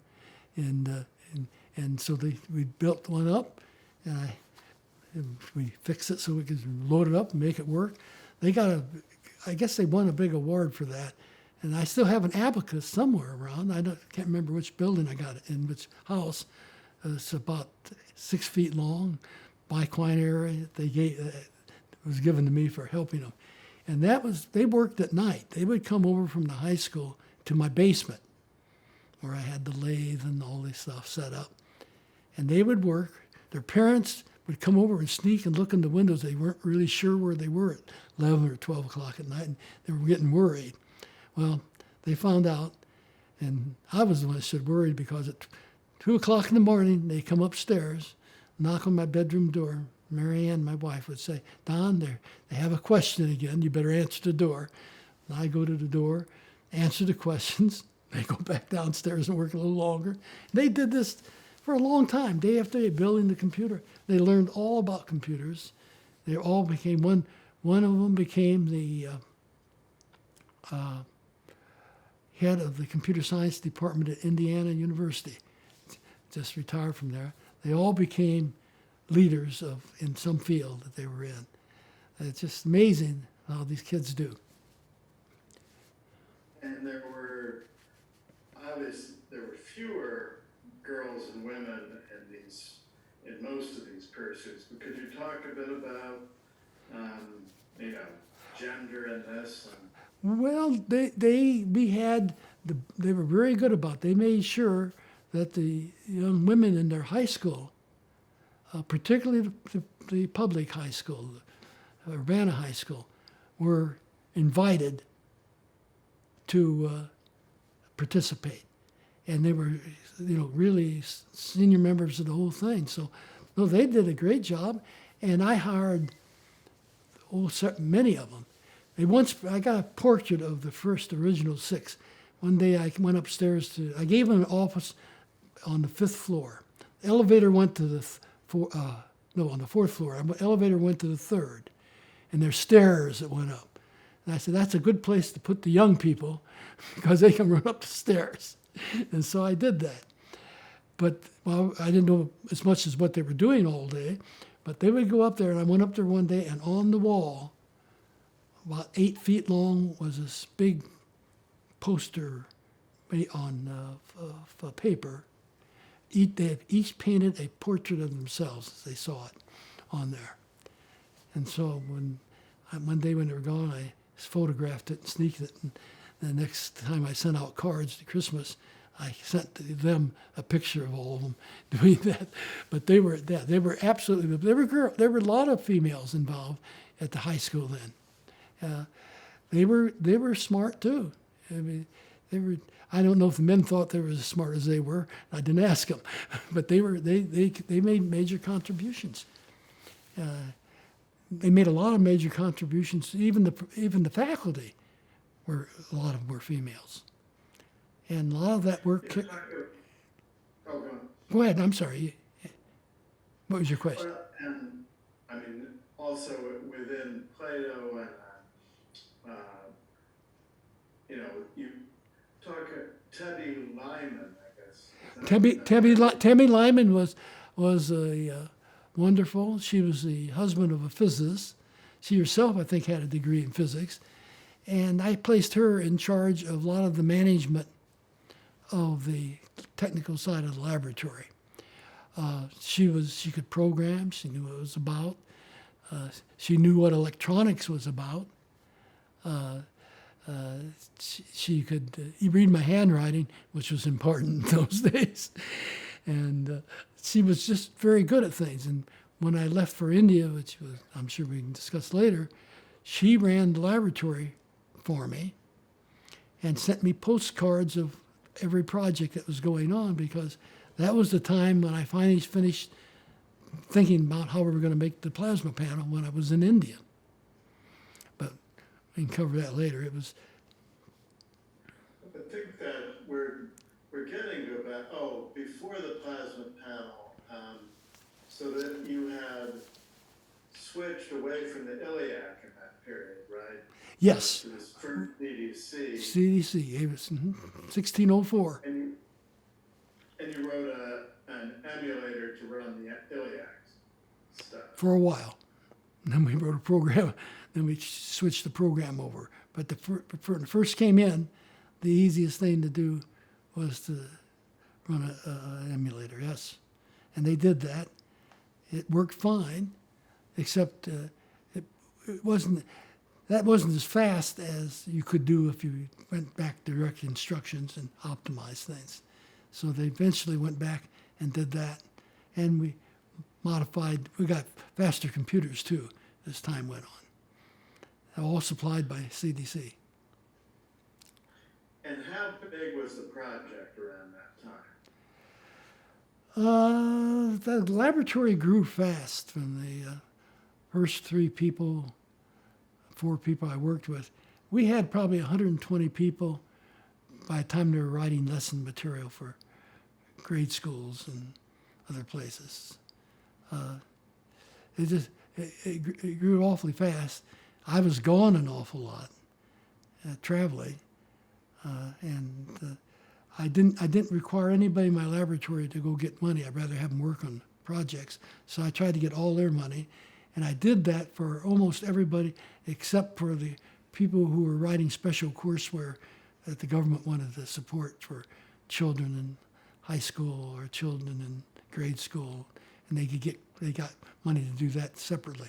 But outside of that, yeah, we did the whole thing, and control data furnished all the computers, and until we built our own at the end. And Peter Brownfeld left the project somewhere in that period, right? Peter Brownfeld was involved from day one. He was in the first meeting when we named Plato. In fact, he made one correction. We called it program logic for automated teaching operations. He said that's not the right word to use. He's good in linguistics. He said automatic is right, but not automated. It's not self-mated. I said, you're right. We changed it right on the spot. But yeah, no, he was involved right from the very beginning. He worked in the laboratory earlier on other projects, and he knew how to program ILLIAC very well. And he worked with someone. Go ahead. He worked with Lloyd Fosdick, I think was his name, in the computer science department, who also did a lot of early work on Plato courseware. And he left right around the time you were getting and ramping up for the display. Is that right? I mean, tell me why. Because why did he leave, or was there? That's sort of when you became the main head of it. Is that right? Well, he still came over and did a lot of work. He was as I said, he was a mathematician. He was in the math department. He taught mathematics then. He started teaching more of it. And he got himself involved in more in the things that he was doing. But he would come, whenever I had a question or anything, he would come over and we work it out, get it together. He was very, very valuable. And then, let's see, and in your personal life, so your son was born in this period or a little before, right? Before what? I'm sorry, my son. Before, because the plasma display you started thinking about seriously, what, 64, 65? In 64, we finished the first small panel. Right, and your son was born a couple of years before that. Well, my son was born in 63. No, yeah. No, Well, you were born in what? 61. 61, right. He turned 3 when we were in India. I'm glad you're... Right, and then you went to India right around that, not sort of leading up to the... When he was about a month short of his 3rd birthday, we all went to India for 6 months. And Until, and I think you met important people for the plasma display there, right? who were later on. Yes, Bridge Aurora was one of the main ones from India. And he was a student there as well. And my job was, I taught him, I helped get the computer and get it installed, and I wrote up programs on how to program the computer, put them on slides so that they could use them in class. And he was there, and he would come over all the time, and he was very friendly. And I said to him one day, I said, sometime you ought to come to the United States, and I got room in the laboratory, get you there. And it was about a month after I got back, somebody says, there's somebody here to see you. And it was Bridge Aurora. I said, okay, I better get started. I got him positioned in the laboratory, and it was a good thing. He built a lot of the original 1-dot and 2-dot panels and studied them. We had lots of people visiting, doing that. Almost all the Japanese companies had sent people over to stay, some for years, studying how to make the panel. And how did you get the idea that you and your colleagues could build this sort of panel? Where did the germ of the idea come from? That came from sitting down one day and just trying to think, what could we use that would give us the memory and everything else? And those things were just used for output lights in most places. But it was easy to do some simple experiments before I left for India. And I had a graduate student who was on the patent with us. He was, I left him in charge. Robert Wilson. Robert Wilson. Mm-hmm. And he was a graduate student at the time. I said, here's what we want to do. We need to make some measurements. So he built the equipment that would allow me to do some electrical measurements on little neon tubes. We were interested in seeing how much charge we could store inside and what the voltage was at firing and things of that type.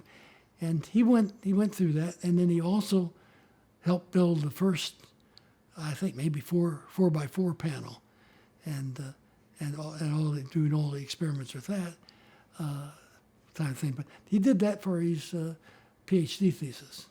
Worked with that. And I got him out of the EE department. He was just a student, and I talked to the EE department afterwards because most of the students who came out it kind of bothered me, because you draw a picture of a capacitor on the board or an inductor, and you ask them, what is this? And they say, well, that's a capacitor and an inductor. I said, boy, if it's that, just copy them fast, we'll print them up and make money. So they didn't realize the difference between a diagram and the real thing at first. We didn't teach much of that. You know, we always worked off diagrams. So I taught this person to work, not just worry about what was in the diagram, but worry about what was really there, because we had to worry about all those things. And he did, and we got it done. He worked on the data while I was in India. I got a report once a week. And by then I figured out it was going to work. And so when I got back, we decided to Gene Slotto, who was the other inventor, came into my office, and we were waiting for our wives to pick us up at 5 o'clock. And they were late, both of them. So we sat down in my office, and we said, we might as well not waste our time. So I went to the blackboard and said, Gene, what do you think about this? This is the way I think it's going to work. And we drew it up. And the next day we built it. And it worked.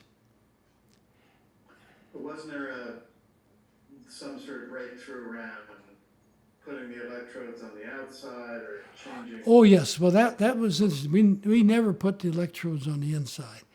There was a company, I'm trying to remember the name of it, they probably wish I forget it, who worked for 20 years trying to build this kind of panel. And the first thing you realize, if you're good, you have to isolate the elements so you can turn one on and the other off. They had drilled holes in the glass and put resistors in. And the glass would break after they put some in. They tried smaller resistors, and break again. And so I said, that's crazy. I said, we know we need an impedance, but you know, capacitance is an impedance, but it's AC. And that's why the panels were called AC plasma panels, because we drove them with AC, about a megahertz of frequency on the outside, driving them back and forth, which really made things work out right. And it looked like it was going to. Gene did some calculations. So that's the first one we built. And it worked. It had a 20-volt memory. We were so excited. It worked for the wrong reason. It had a leak in the vacuum system. And it was the nitrogen that leaked in that made it work. You couldn't run neon with it. So we figured that out. And the problem is that these are the days we use mostly vacuum tubes. And to drive a couple hundred volts at a megahertz in a vacuum tube was not the easiest thing to do. So we were very careful to make sure it was a sine wave that we were using, because it was easier to use sine waves. The problem with this is that with these plasma panels, there are two important features. One is you want to cause a fast discharge, but then you want to keep the voltage on for a long time, because you want to transfer the electrons and ions to the opposite side, the glass. And sine wave doesn't look that way. The higher the frequency, the shorter everything goes on you. But it was good enough to work with nitrogen, mixture of gas. Wasn't good enough to work at all with neon. So the first thing we did is we settled why it was. We fixed the leak, filled it up with first with the neon we wanted. Didn't work at all. Then we decided we needed a different driver, and that's when we got these drivers that were more like square waves or pulse waves, plus and minus. It worked like a charm again, and we then knew how to really balance any gas usage. We wanted ultraviolet eventually against the voltages, and they had good memory. It worked for several dots. No one except us believed the one dot matrix. We could tell, because we were making the measurements, how it focused the charge right in the center, even though it wasn't sealed off there. If you look at it, that's those dots self-focusing. There's a principle involved there, and that has to do with getting dynamic stability. And I still work with those principles. I can't tell you about some of them, but my latest idea is we ought to be able to make small fusion machines with dynamic stability. If I get around to it, if I still live long enough, I'll get that started. But you learn a lot from each of these projects. And so we made it. We put the right charge on it. We put the right gas in. We immediately were able to move the ultraviolet and phosphorus inside. That worked fine. But we were not in the business until later on of building big ones ourselves. Biggest panel we built was a 16 by 16, which was early on, which was good enough we could carry around, write things on it, the characters and letters, show people how to erase this, put in a little suitcase. And then we started working with companies, and Owens, Illinois Glass Company was the first one. And the reason they were the first ones was because their officers were graduates from the University of Illinois in business. And they always come over for the meetings. And they said they heard about this. They'd like to take a look at it. And so they decided, this is a glass product. We ought to be doing it. And the way they decided to do it was, to the management, was they took in what they had to do to make plasma panels and showed them. And they showed them what this thing they called this iconoscope tube that they were then making, the 3 guns cathode ray tube, that they produced the shadow mass tubes. And they told them what that took. And when they got done, the management said, don't touch those. They said, they're too hard. Go work on the other one. That's how they got permission to do this. And they did. And they did a good job. They had some nice changes and things that made things better. And they produced panels up to 512 by 512. And you had already patented it by this time. And We had patented that and had patented. Well, see, the patent, everything was patented, and patent was applied for in '64. It issued by '68. I'm about for '68, yeah. We had all the changes and everything they wanted. That was still too early. They only last 19 years, 20 years. So by the time big television was done in the U.S., patent had run out. But we had in the patent all the new product kind of things they put in the middle, but they were out too because they were all in the original patent. So we didn't get that, but the government didn't pay a royalty either because they supported the research. And they were good at it. They built lots of panels, big ones and small. IBM became a big, pardon? For that one, there were 4. the government wanted big displays for military. Oh, they wanted it Yeah. for I can tell you without violating any secrets, they wanted it for at least 3 different reasons. One is they wanted it for the big displays in the caves so they could watch the skies everywhere. The second reason was they needed them for communications because the plasma panel you can't track. You can take a CRT and you can scan it. As it scans, you can be outside a building with an antenna and read it. So they didn't want that, and so they were interested in that. They were also interested in dropping them from airplanes as panels for communication in the fields. They needed something rugged, and so these were rugged. And they needed them for space shuttles, and submarines became a big use. So the government made a lot of them. And the fact that the memory function was important for all those too, Yes. because they saved on having to have external video RAM of some sort. Yes. Well, at the Western launch site, they always wanted to track the land under the missile as it flew off the California coast. That was important to them. And this was so nice and easy for them because they could track the missile and data on the panel and project from behind the image of what was underneath it as it flew. And they did that. And so I went out there and they did a nice job. A lot of places contributed ideas of how to use these things, how to use the panels. And so, and the IBM had clever ideas. IBM's biggest use was keyset entry stations, because you could see through the panel. They tape off the top half on one side and the bottom half on the other. You could run 2 people, each saw their half at the same time. And that was a lot better and cheaper and easier than one. So they manufactured those point of sale terminals and keyset entry terminals by droves. That was they did a real good job on that.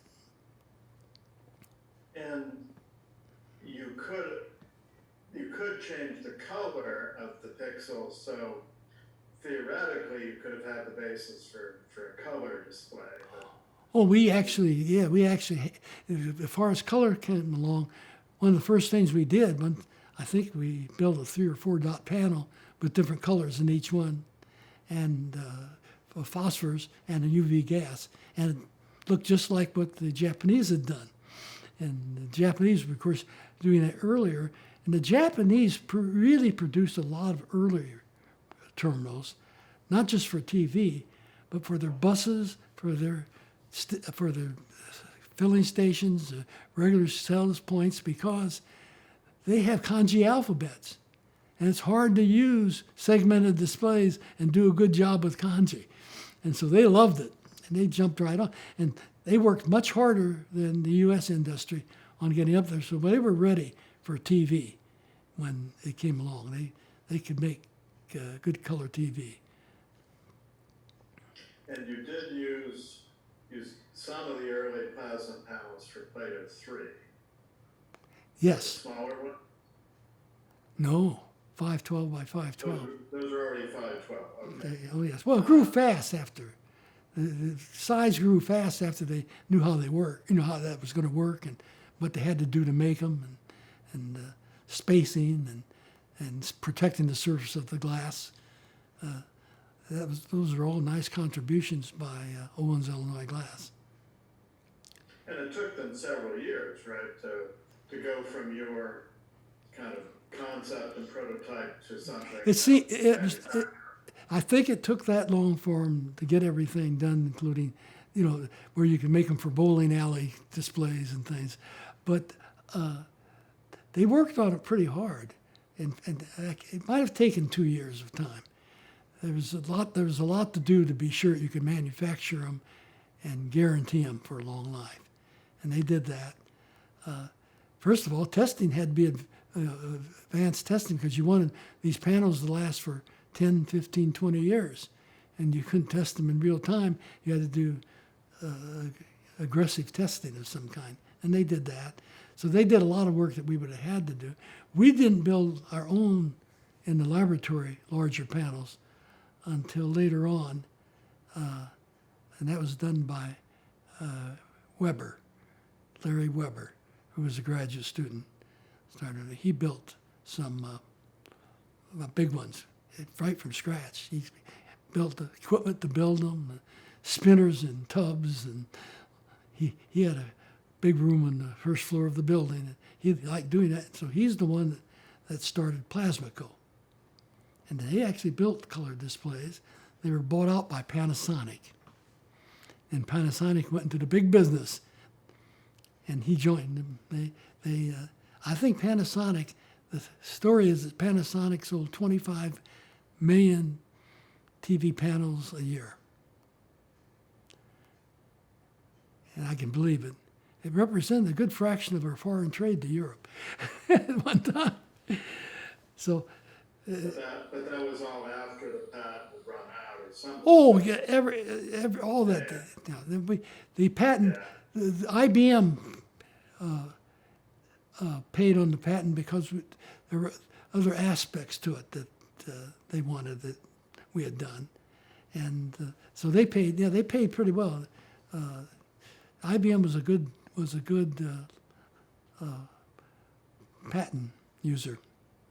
And so some of that came to the university and some came to you and the other inventors? All of it came to the university.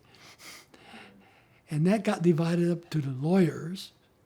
And then it got divided at the university into various groups, some for the lab, some for each of the inventors. And the one I objected to the most was for supporting people whose research didn't get funded. So they helped support it with all that money. And I tried to explain to them that's the wrong type. You should be supporting people whose research did get funded, because there's probably a reason.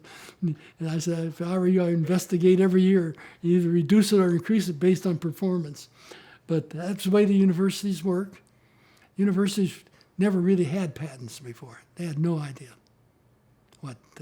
Yeah, I mean, this was, technology transfer was still not as routinized as it is today. Oh no, there was no technology transfer. They had a couple patents. One was for cribizin, which was a fake, out of done at the University Medical School in Chicago. Another one that they had was toothpaste, ammoniated toothpaste, which turned out to not be the truth either. And I can remember when I was an undergraduate student, marching with the crowd of students to the president's office, screaming about the cribizin, which was a fake. That came in from What, a fake what? What was a cancer drug. A fake. Oh, And that's a cruel fake. it was cruel. It was by people who came over here, foreign professors, brought it with them, worked on it in Chicago at the medical school. Everybody, I think everybody knew it wasn't right. But the university finally did do the right thing and get rid of it. I think toothpaste just ran out. It tasted good, so sold for a while.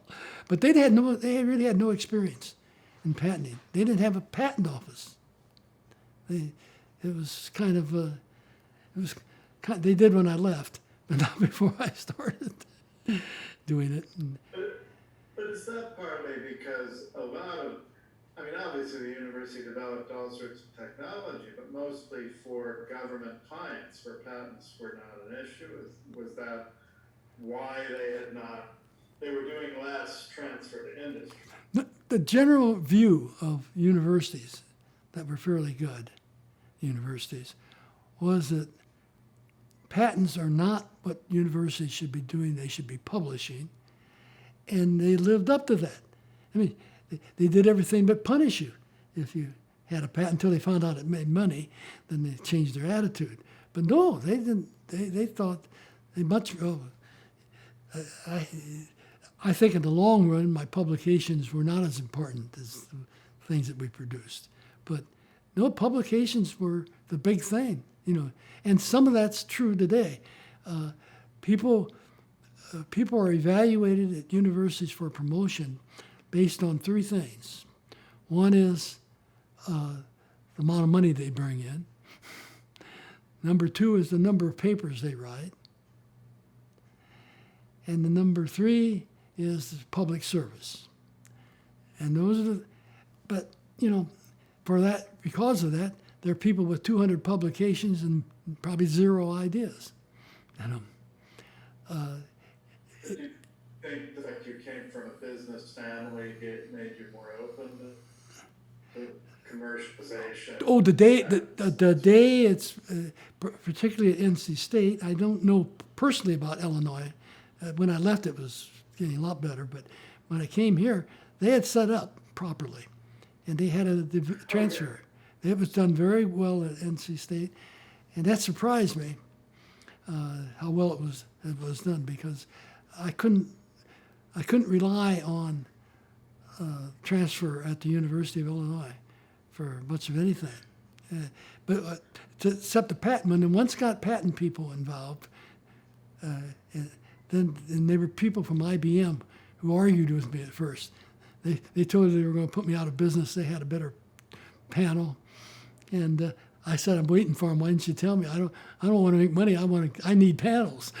And it turned out that was just they were trying to get in. They were barred from getting in because we give an exclusive license to all Illinois glass. So the lawyers, we were called to ILLIAC to argue it out. And the lawyer was very good, their lawyers and our lawyers. And they worked it out, and they figured out how to make it go so they could get one. They were happy. It cost them a lot of money just to get the letter written.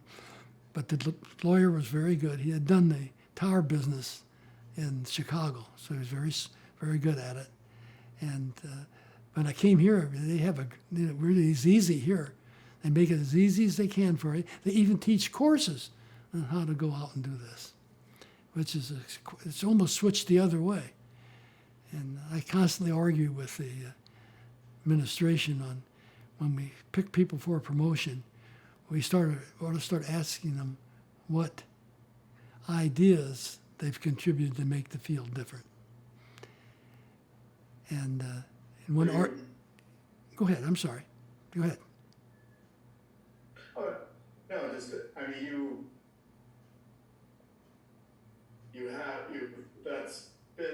that was a tension even back in Plato 3 days, that you saw things in a more as an inventor in a way than as a pure. That's correct. That's correct. It was interesting, and when I came here, as I said, it was well defined. It didn't. Illinois, they wasn't sure you were going to get the patent money because they may have needed it for something else. They didn't get away with that, but they would try. And it was completely not run professionally. But when I left, and now it's professional, and one here was professional from the very beginning at NC State. So, and I enjoy. They appreciate getting things. Illinois did not. Illinois thought it was time wasted. Here I'm more worried about the faculty learning to do new things that are creative and new ideas, because everyone's interested in getting in, the national academies, and that's the first question on the first page, on the top of the page. Don't go any further if you can't answer this question about the person. So it's different, and I told them that. And there, one time I almost caused a fight because the person that had only 6 papers, and they weren't going to promote them. But they were good, and they were new ideas. And so I laid it out. I said, how many of you here who are now professors have had one idea contributed as being brand new and good? And no one raised their hand. I said, you see? I said, you ought to read those papers, these 8 papers, and read them before you criticize them. They said, well, we have to do that. I take a lot of time. I said, you ought to take a lot of time. There are people here, their lives depend on taking a lot of time. So the university's changed since then. Now the chancellor and vice chancellor are very interested. They've changed instructions to people on how to pick professors. And it's really, I must say, gotten a lot better here. Illinois was always a great school with faculty and all. They seem to be able to do all kinds of things. NC State has really grown this past 30 years to a really different, bigger, and more important university. And so I hope they keep doing that. It's a little harder job, but if you really want to evaluate someone, you got to read what they're doing, not just guess, not count.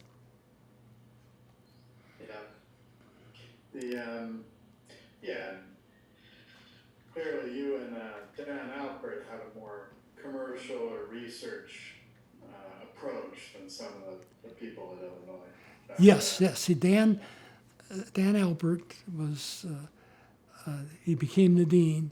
He had good ideas on how to change things, and he went with them really as long as he could till I think he finally got into a fight with some of the administration and asked if he could join in with my group. I welcomed him in, put him in charge of all the lesson material, and he always did a good job at whatever we did. But no, Dan Albert made a big difference at the university, at the laboratory, and certainly in what I do. And both you and he were open to commercializing research in a way that was not that common at the time. That's correct, mostly because he came from Westinghouse, where he knew what it was like. He knew what we could do and how much industry could help. And now it's a regular thing at universities. Sure, no, the world really did change that way. It wasn't easy. A standard universities see it as a way to get income now, in a way they didn't back then. But back at the time of the plasma panel, so Plato 3, you had it going. Mm-hmm. It was starting to be produced. That's also Alan Kay came and saw yes. an early version back then. 68, something like that. Yeah, well, Alan Kay was a good friend. He was involved in the same ideas of trying to apply technology to teaching things. He worked, as I remember, for Xerox at one time.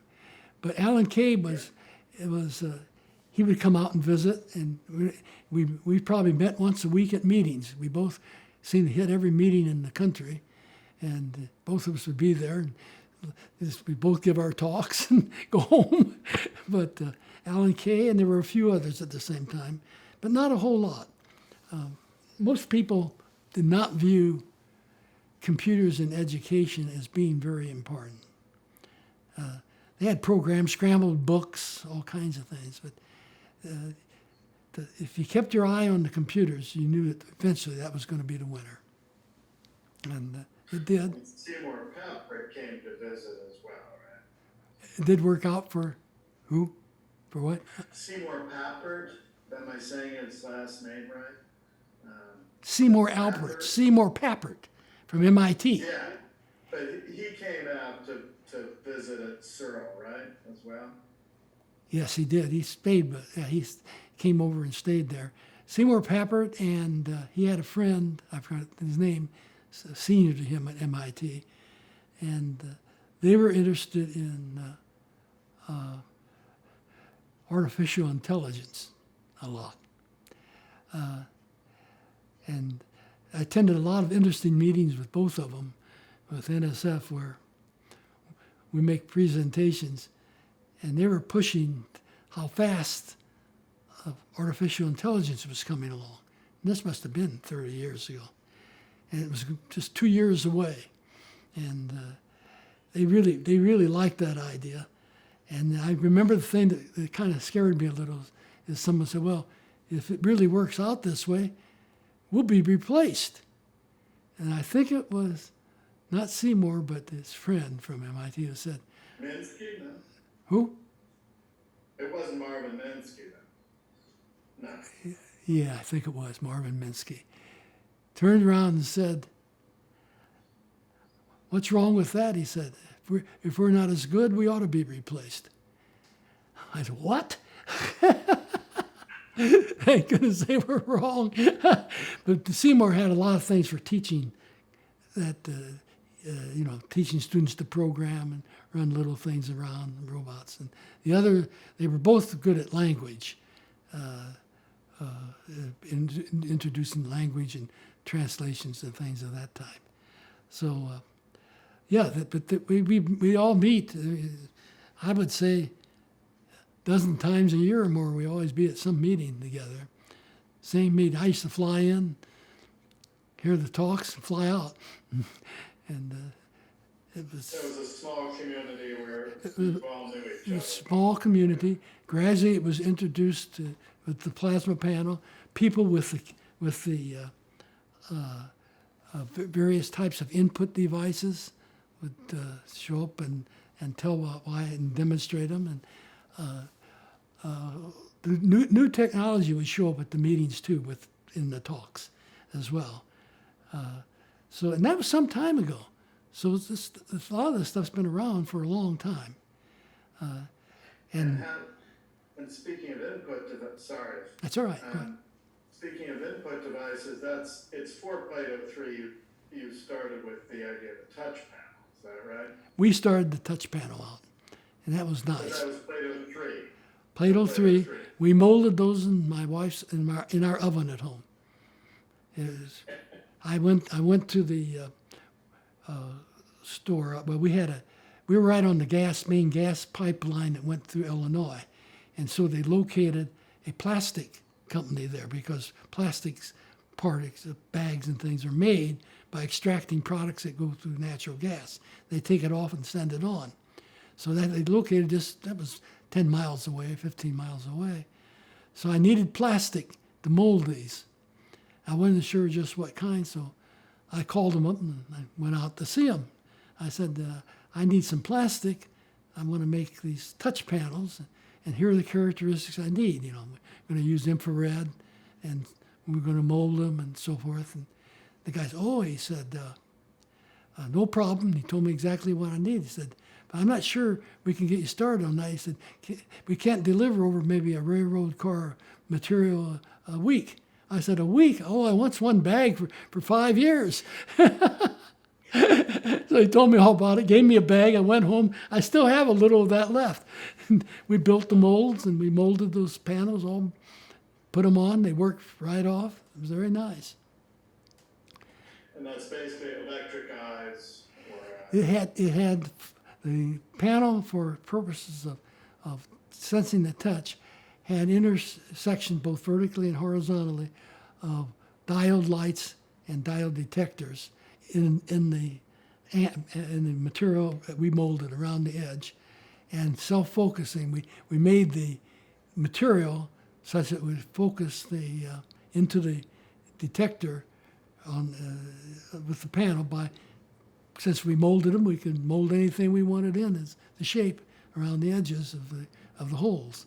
So we did that, and it was, as I said, we had really a lot of interesting things we could do in that lab because we had a really first-rate machine shop for technical work.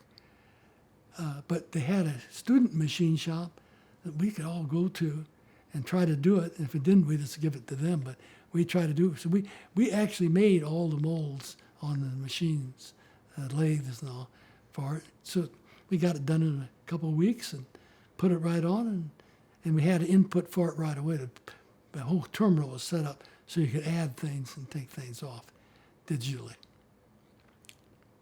But I'm just going to say we're going to talk about the multimedia aspects on Plato 3, which fed in Plato 4, and the number of users on Plato 3. And I'm sort of, Don, tell me if this is right. I'm seeing the later Plato 3, you're kind of doing a dress rehearsal for Plato 4. You're testing out different features you're going to put in Plato 4. Is that right? Yes.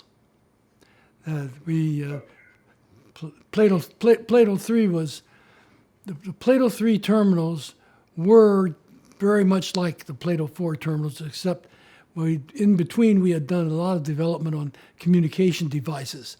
We like to put, if possible, 16 terminals on a dial-up phone line and things like that. So we had a lot of different communication devices for Plato 4. And how did you get that many on a phone line? Well, we had developed, we were able to put a lot of people on a phone line, even an acoustic coupled one. In the early days, you weren't allowed to make electrical couplings. You had to make acoustic couplings. And we developed a broad spectrum modem, which Gandalf Limited in Canada came and got the patent and made them because they were in the short haul business and they wanted them too. And it was just one of the inventions that we turned in with one of the grad students that I'd worked with, and they worked well. They did just what we wanted, and they got produced by the thousands. So, and we used those. You could connect almost anything to those. You use a very low baud rate, but a very high bit rate, and you get the bits by the number of bits per baud. And the baud rate's what you have to protect yourself against on changes. So it worked out well. It was just another idea we had. And it turned out to have a lot of use outside of our function, and it was picked up by Gandalf Limited in Canada. And so Plato 3, you had 20 users maximum. Mm-hmm. Is that right? And then it was partly through the better not going away from the acoustic coupling that you could go to how many were in Plato 4? The number of terminals in Plato 4 eventually got to You could theoretically do 4,096. 7,000. We used to advertise for, but I think that actually the last model that they had out commercially, they had, I used to look and they had like 7,000 simultaneous users at one time. Okay. That's a whole university in operation. Anyway, it was a big step function jump. And so you had the touch panel, the flat screen, the plasma display. You had you already had well established the side microphone, the side reader. The audio disc was already there in 3, Plato 3, yes. Was what there? I'm sorry, say again. Sorry, the audio disc, the audio for playing audio on the terminal. Audio on the terminal? Yeah, we had audio on the terminal. We had an audio selector. We could play music or audio or teach foreign languages. You could record your own voice on it as well and then play it back. So when we taught foreign languages, you could. And that was all happening on Plato 3. Yes, the later models of Plato 3 had all that in it. Okay. And so you were really thinking in multimedia terms. You could do. Right from the beginning, we had decided that the important thing to do is to get multimedia to the student from the teacher and make it easier for the teacher to use that multimedia or put it in without any real difficulty on their part. And 4 became a big expansion way of, once we knew it worked, how to expand the system so we could handle thousands at the same time. And the communications changed. We were able to put several thousand terminals on one TV channel. And then sometimes we'd use that, we would broadcast that channel locally with an antenna on the roof. So the cities around could just put a little antenna receiver and distribute it in the community to whoever wanted them. So there were a lot of communication devices that we started working on. That's how we really got into the communication business, is trying to distribute this effectively and inexpensively. But distributing it on TV to people without a terminal, would it still be useful then? No, we were using TV channels for the data. Even the terminals that used the cathode ray tube had different devices for receiving the data and then going in and driving the program inside the computer, driving the TV set. So even if there was a TV set or a plasma panel, we used everything we could over communications with about the same bit rate. We knew what the data rate was from the terminal back to the computer and from the computer back to the individual, because we had all that data for a lot of terminals for years. And so it turns out that people had a lot more to receive than to say. So asynchronous the way like most internet connections are today. Right? Yes. You need more coming down and going back up. That was one of our patents, is the communication boxes that you have for cable coming into the homes. We discovered that one time. It didn't take long. I got a call from CDC who was trying to put, I think, 500 terminals on some cable, and they said, all we get are collisions and noise, that we can't get them through there. All the data is colliding. And that's because it was coming from separate sources. So they asked me to think about it, and I went on a run and thought about it with some of my friends. When we came back, we had the answer. And the answer was, if you're having trouble, send more. Now, but you want to send the right stuff, because you'll cause more collisions if you send more. But if that collision data is the same repeated data from others, then the probability of getting through error-free goes way up, because that goes up exponentially while the collision rate only goes up linearly. We called them up, they tried it out, and that was CDC. They called back, said it all works. And so then we had patented that with the back off for if you have a collision and so forth. Most people don't know about that, but that was another part of our communication problem that we wanted to solve, and it worked well. And roughly what year was that? Oh my! I was out running then. It had to be. CDC was selling terminals. That had to be in the 70s. Best I can remember. everything. There was a lot of things happening simultaneously, a lot of different communication devices, and we wanted to make sure they all worked, and we tried them, got them out, and we had a lot of people wanting them.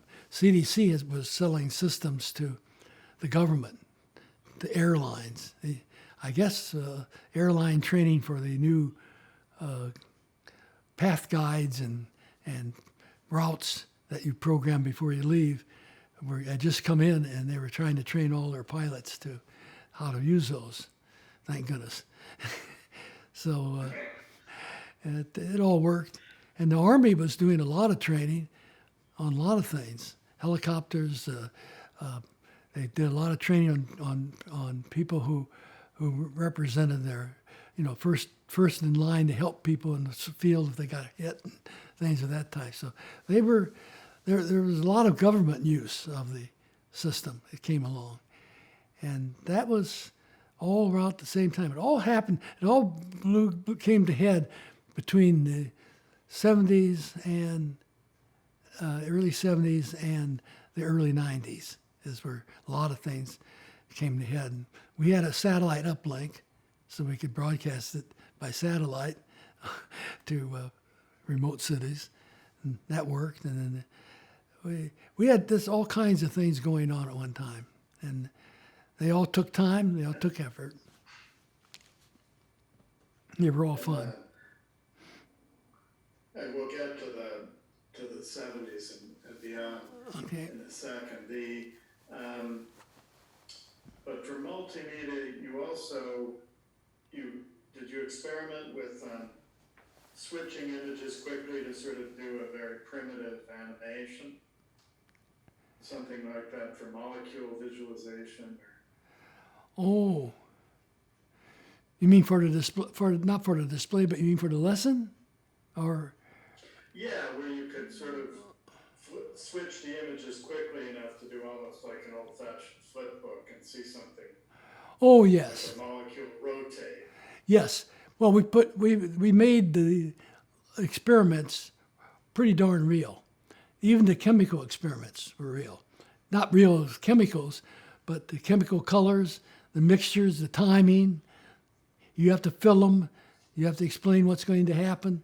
So that went very well. Stan Smith wrote a lot of chemical type, chemistry type programs, including organic chemistry, which became very popular because organic chemistry was a painful thing for most students, and they would were always glad to get it on the computer where they could spend more time watching what happens.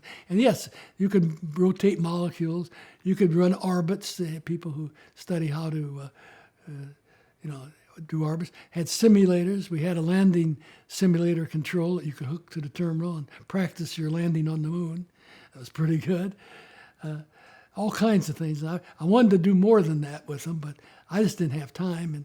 And so whatever the people wanted to do, the users, since they could do their own programs, they did. And they're very interested in these strange games, which I never caught on to, but they played them all the time. Even had tournaments on weekends. And it's right before Plato 4 that Searle became its own institution, or that's still in the Plato 3 era, right? We were our own institution back in the before the late 60s. We were there. Plato 2. Yes, and the Plato 3 came along. It was early 70s, as I remember. No, that's Plato 4, I think. That was 4 too, but 3 and 4 were much alike in the sense that we were looking at the new terminals. So it's hard. It all depends. We named them differently depending on how many terminals could be connected, the quality, things of that type. But 3 was a fine system. 2 was still those expensive tubes. We gotten a lot. We had maybe 20 terminals at the beginning for 4 that were cathode ray tubes, and 20 storage tubes maybe. But right then we knew that we had to go get the plasma panels in, and we did. And partly because of the cost, by storing the data in the screen, it became affordable to have a graphical display. Oh, Could you talk a little bit about why that was important? well, it was important to have the storage in the tube for several reasons. One is we didn't want to retransmit anything that was. If we wanted to change the picture, we only wanted to transmit the changes. Somebody touches their finger on a color, we don't want it to change color. Or if they we wanted to say a given word and they touched that word. So we tied all that together and sent only changes to the terminal. And boy, that cut the bandwidth way down too, doing that. So we were interested in low bandwidth, but high performance at the terminal. And Plasma Panel made that possible.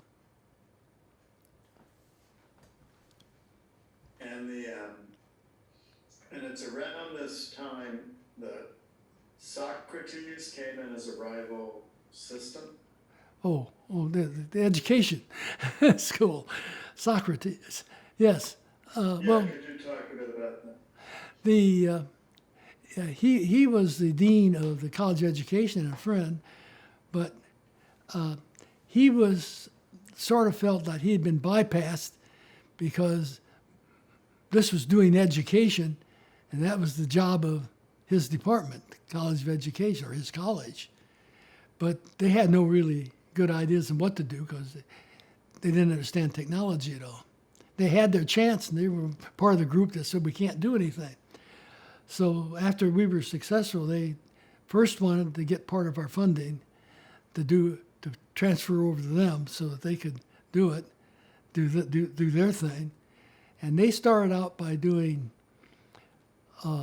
these various 35 millimeter frame movers on film tapes, and the whole program was going to the right number of film when you pushed a button, and they had enough problems. They had trouble keeping it working anyway, but it wasn't you couldn't do much with it educationally.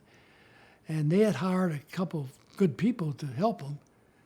So when they realized that that wasn't going to work, the people who worked for them, they came over and asked if they could join our laboratory, and I took them in. They were good, and they didn't do much after that. But it wasn't that they couldn't have; they just had no idea of how technology works or how to do new technology. A lot of people don't, maybe even in the country. Most people. Yes. And it's around that time that Dan Alpert was promoted to heading the graduate school, and He was dean of the graduate school. stopped being the direct manager, right? For the laboratory, yes. Mm-hmm. But then he transferred that. Tell a little bit about how that whole transition, how it affected the project. Well, he became the graduate dean and went over to the graduate school, Dan Alpert, for his appointment. He then appointed a person who was in our administration, fairly far up, who was an accountant and a business type person in the school, who came over, and he said he would take care of it. I didn't want to do that because I was working on the plasma panel. The last thing I wanted to do was spend any more time on other things. So he said he would do it, but after about a year, he said that he couldn't do it, that he didn't know enough how to do it. And he hated to hand it back to me, but he did. A little debt with it. But anyway, we took over. It didn't take long. We got it back up again, running the way we wanted. And then Dan Alpert decided that he didn't want to be the graduate dean after a while. So they moved him back to my laboratory, where he now headed up the people working on educational projects. And he was good at that. Dan was a very good administrator, and I don't think most of the people realize how good he was. He didn't put up with any nonsense, He wasn't guided by any fixed rules that that he thought might not work.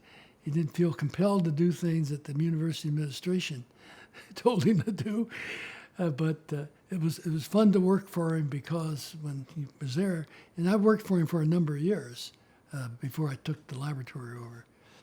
And it just, I learned a lot. He hired some very good people while he was there who stayed on for doing some of the vacuum tube research and other things we did.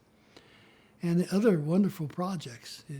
You can't imagine, and I can't tell you, the projects that were done that really were important and paid off for the country.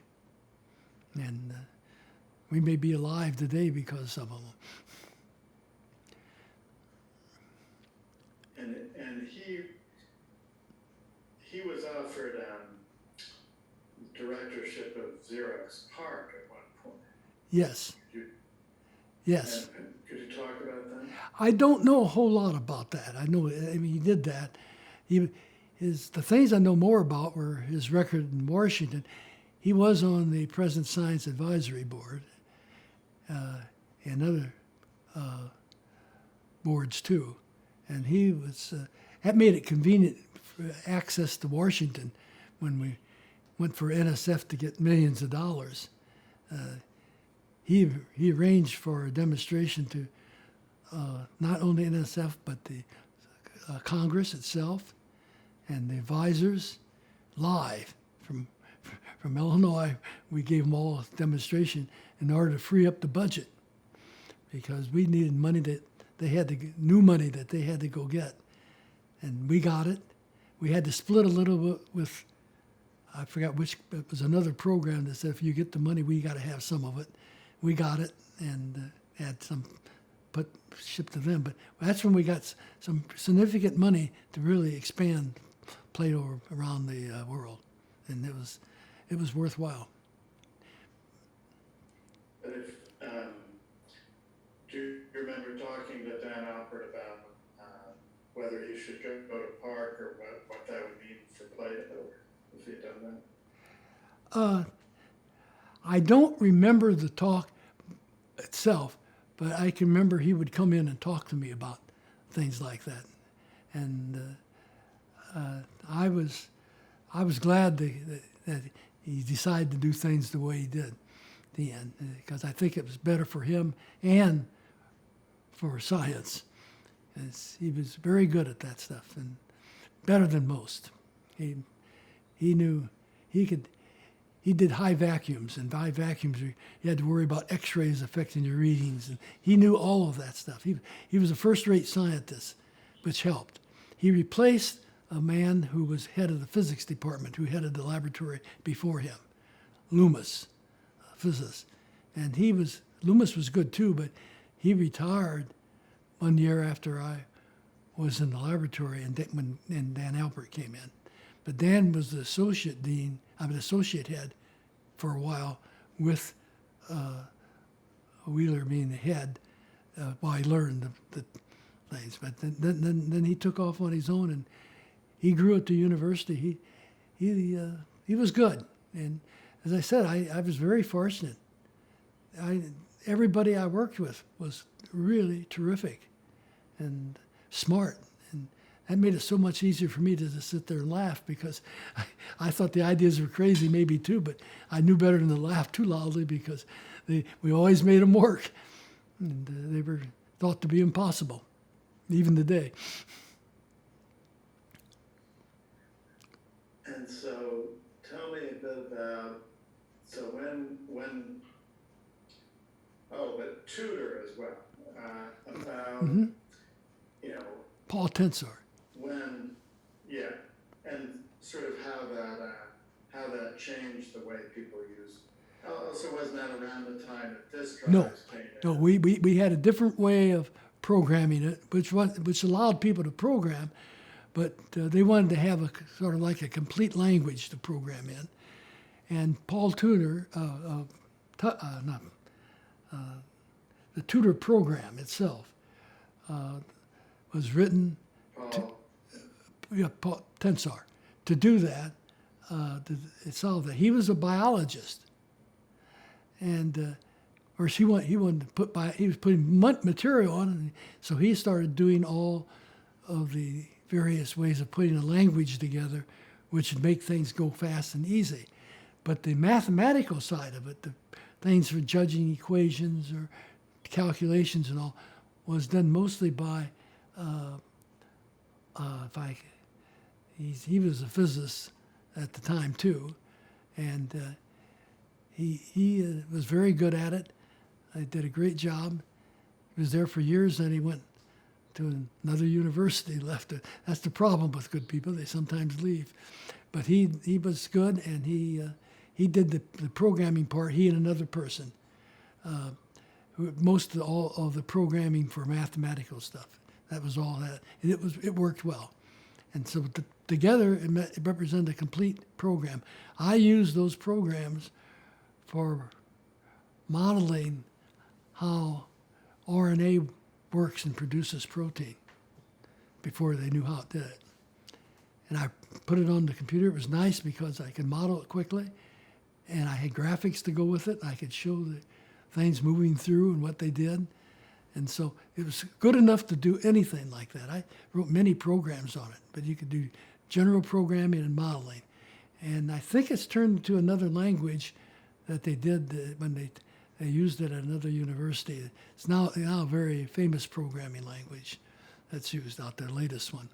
So these things all spread and people improve them on them. And they do a good job. I never use them. I keep promising myself I'll use the advanced version, but I'm so addicted to using these simple instructions, doing my own B registers, doing everything so I know what's there, that I never found it really have to use those other fancy things to do it. I was better off watching what I was doing, using the general instructions, and I still do that today. But Tutor really changed the way Tutor changed the way people could create courseware. that courseware that was complicated. Where you wanted complicated graphics, complicated calculations, and you didn't know much how to do that. And you could just do it, and it was well laid out. There were tutor manuals that they handed out they could read. We had a whole group of tutor instructors and helpers in the laboratory, and you could come over for help if you wanted. It became the language. It replaced the other language very quickly. It was the only one we really ever used at the laboratory was tutor, and it was good.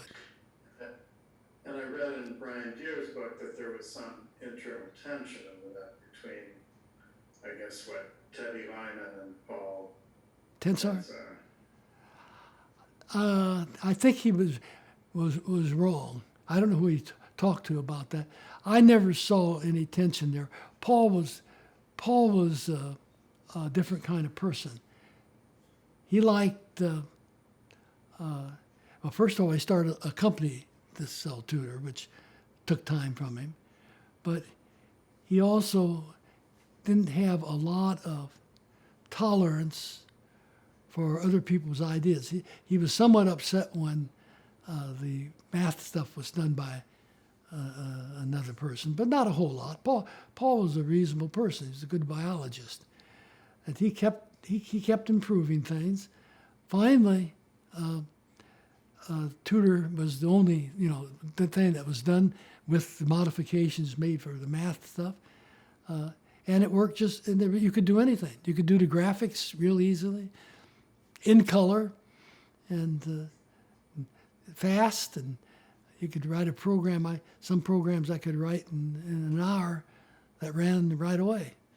And the diagnostics were great. It was easy to see, and your individual terminal. So it really paid off. And Paul was good. As I said, he was a biologist, very interested in biology and animals. I gave him all my flying squirrels from the attic because he loved them. And he built a little cage with a tree in it for him. But he was just a naturalist that liked doing that and got interested because he wanted a program that would help him in teaching biology. And he did that, but he did a lot of others too. And a tutor was mostly it was for teachers basically to create courses, not for students to learn. I mean, obviously some must have, but I'm saying it was not intended for students to use to create their own stuff. It was more an easy way for the instructor to create. It was the successful stuff was mostly done by teachers and professors. However, the games, which were all the games you can imagine, were done by the children, not children, but now college and age and sometimes even younger.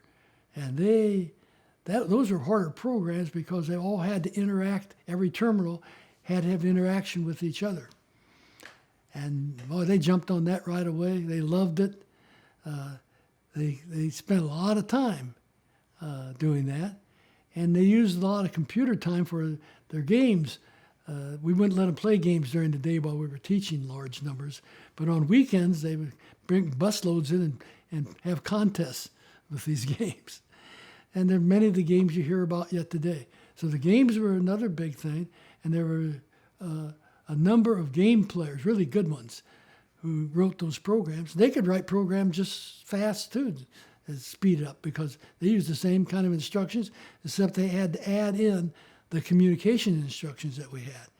I always felt it was a little danger. I felt when terminals start talking to each other, which we wanted them to do because one of the main features was a teacher could ask a student to show their screen. They may be in Chicago, he was in Champaign.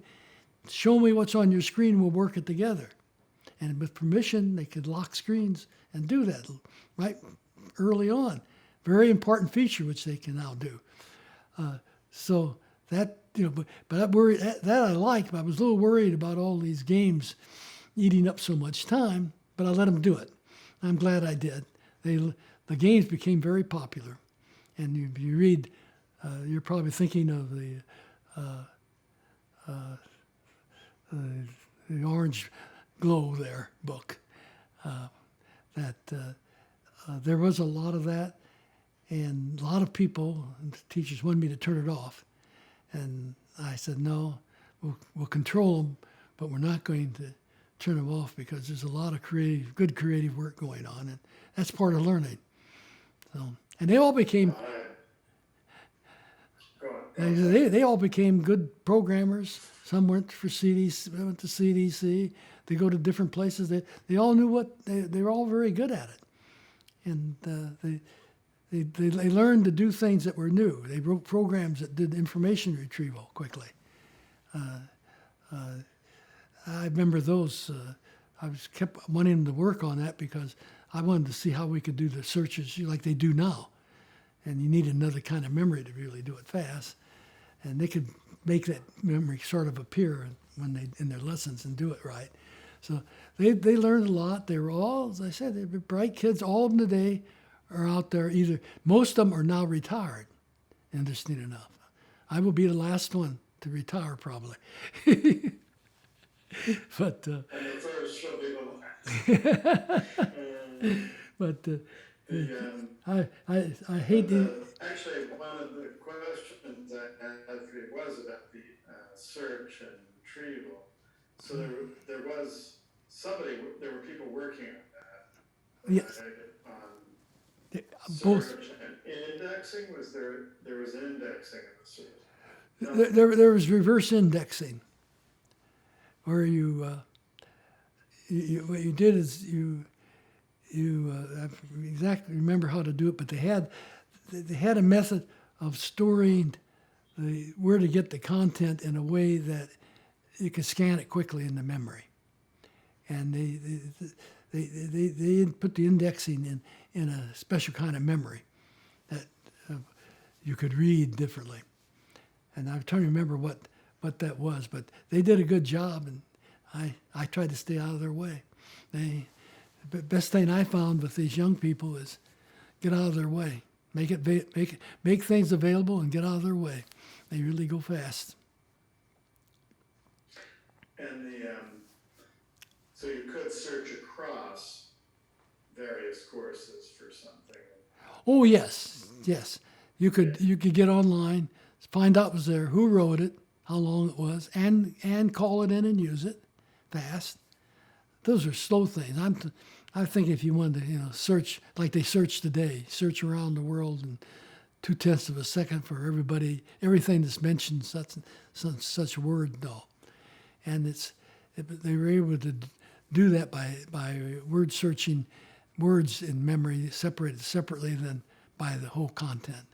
And they do that. I'm sure they do that today. It's a really fast way they could do it. So they did it, and the kids helped do it. And, children, young adults actually did it all, and they did a good job. Now some of them went and worked for CDC and helped design the new supercomputers. Very smart and people, and they're now consultants out in California, near you. and they worked very well. One of their parents worked for me as well, and she was very good. She worked as a teacher, programmer, did a lot of nice programming. So there's lots of help around for anybody who wanted to know anything, and students used to do that. Oh, and sorry, and with the search, there was some categorization, were things classified at all, like categories, subcategories, or was it more keyword search, both? The thing I remember most, there were things like that people wrote that wanted it that way, but almost all of the available material and lessons was done that way. So you could go into a category, you could then sub-search it and so forth, and find out more about it, how big it is. If you want to write something about it, you could put things in and underneath it. So yeah, they had almost everything you can think of worked out, and they did. Yeah, it was very unusual because I made it nice for me. I come back with problems and they come back with solutions on the software. They were very good, and the hardware group was just as good. We made everything from scratch, and nothing. We were not limited by what was on the market that was available, and that was very nice, and it helped us a lot when we started doing communications, particularly. And you did not add hyperlinks, which I don't know. I mean, Hypertext. those were pretty obscure back then. Did you consider that? Were you aware of those? I mean, Engelbart was demoing them, and Nelson was writing about them. But... Yeah, we had hypertext. Every time somebody would do something like that somewhere, the kids would pick it up and say, "Hey, we need that." And the next thing you know, it's on. So, yeah, I can't. Go ahead. I'm sorry. Go ahead. Oh no. So, I mean, I think you had some sort of jump command to go from one lesson to another that you could use kind of as a link. Does that sound Use that familiar? too. Use that too. We had a variety of commands which were usable by the user, but not available for modifying or getting into the central software. And they could use those. And we added plenty of those so they could do it. And if it wasn't there, they could do it themselves. If they wanted someone else to do it, they come in and tell us, and we get someone to do it. And then, so the CDC, the cyber computer Yes. came in the Plato 4 era, right? Mm-hmm. That's And that's when you got more and more kind of involved with CDC over that period. Actually, we got involved with the CDC before the big cyber series. We got the first 1604 because they came by and visited and said, well, let's make a deal. We'll give you a computer free, except for maintenance charges. We'll have to have someone down here if you will let us be involved in the process of getting into NovaNet and Plato, as it was called, Plato mostly then. So we said yes. The university said they were anxious they needed a cyber. it wasn't really cyber, it was 1604 at the beginning. But that was a good machine. Solved a lot of problems on the cyber machine, including underground nuclear explosion collapse was solved on the cyber machine. That, and probably the one that they gave us. I mean, the cyber was a genuine supercomputer that could be used for scientific modeling and things like that. Oh, the CDC 6400 was a decent machine. It was bigger than the ILLIAC by a large size bigger. But yes, you're right that when they got into the 6000 series computers, that worked very well, and we got one of those right away from them. And it was a good thing for them too, because one of our best people went and worked for them and helped them design the next 6000 series machine. And so it worked both ways. We send help up, they send help down. And once a week, we would transfer software changes because they had systems and we had systems. And we wanted the software to be the same. And so we just transfer them once a week to each other, the changes, and then make sure they run, stand by to put in the old one if they failed. And it was an interesting experiment because we had at that time several thousand terminals on. And so when we ran the software that they changed up there, it lasted about 30 minutes, maybe 30 minutes, 10 minutes to 30 minutes before they had to change it because it was the errors that were found. When we did it, it would be weeks. Sometimes they would never find one because we had so many students using it that they'd catch it right away. And they didn't have that many students. When they got that many students, then it eased out more and the changes that took place were more reliable each time. But we kept everything up to date with both of them, the software.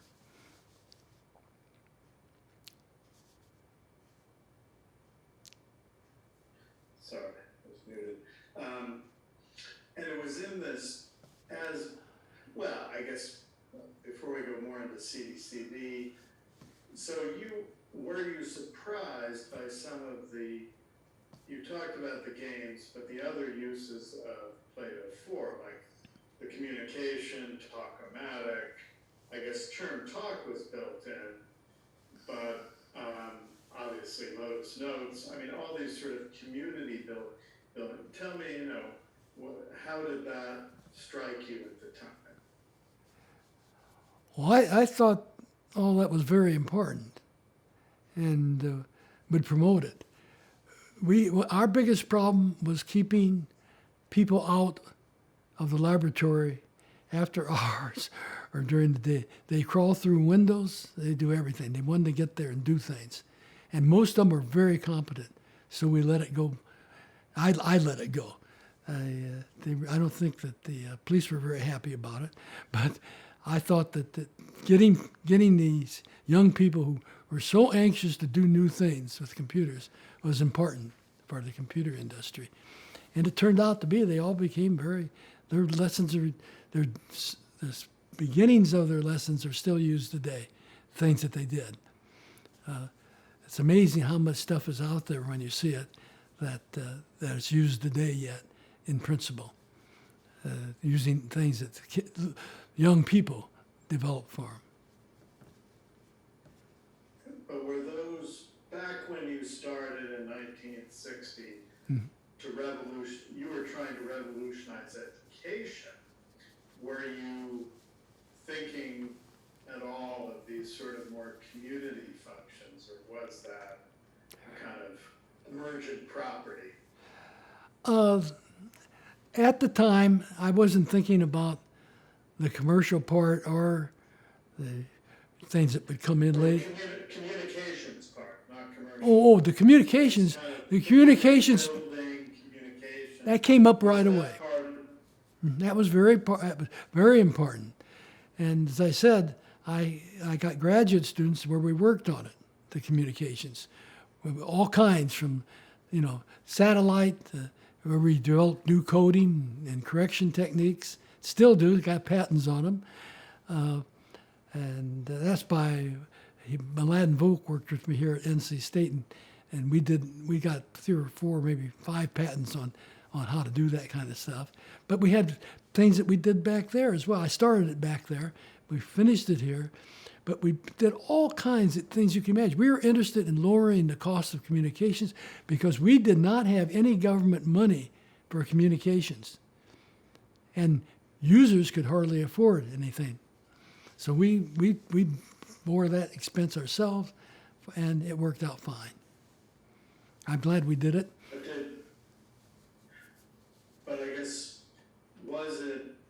had you seen online communities or communication as being something that might happen back in the earlier days? Because I'm just saying, you started it off to create an educational system. It ended up turning also into an online community. Right. Is that a surprise? Something you had hoped for? Mm-hmm. Oh, right from the beginning, it was clear by the users, when you had 3 or 4 users, that communications were important to them.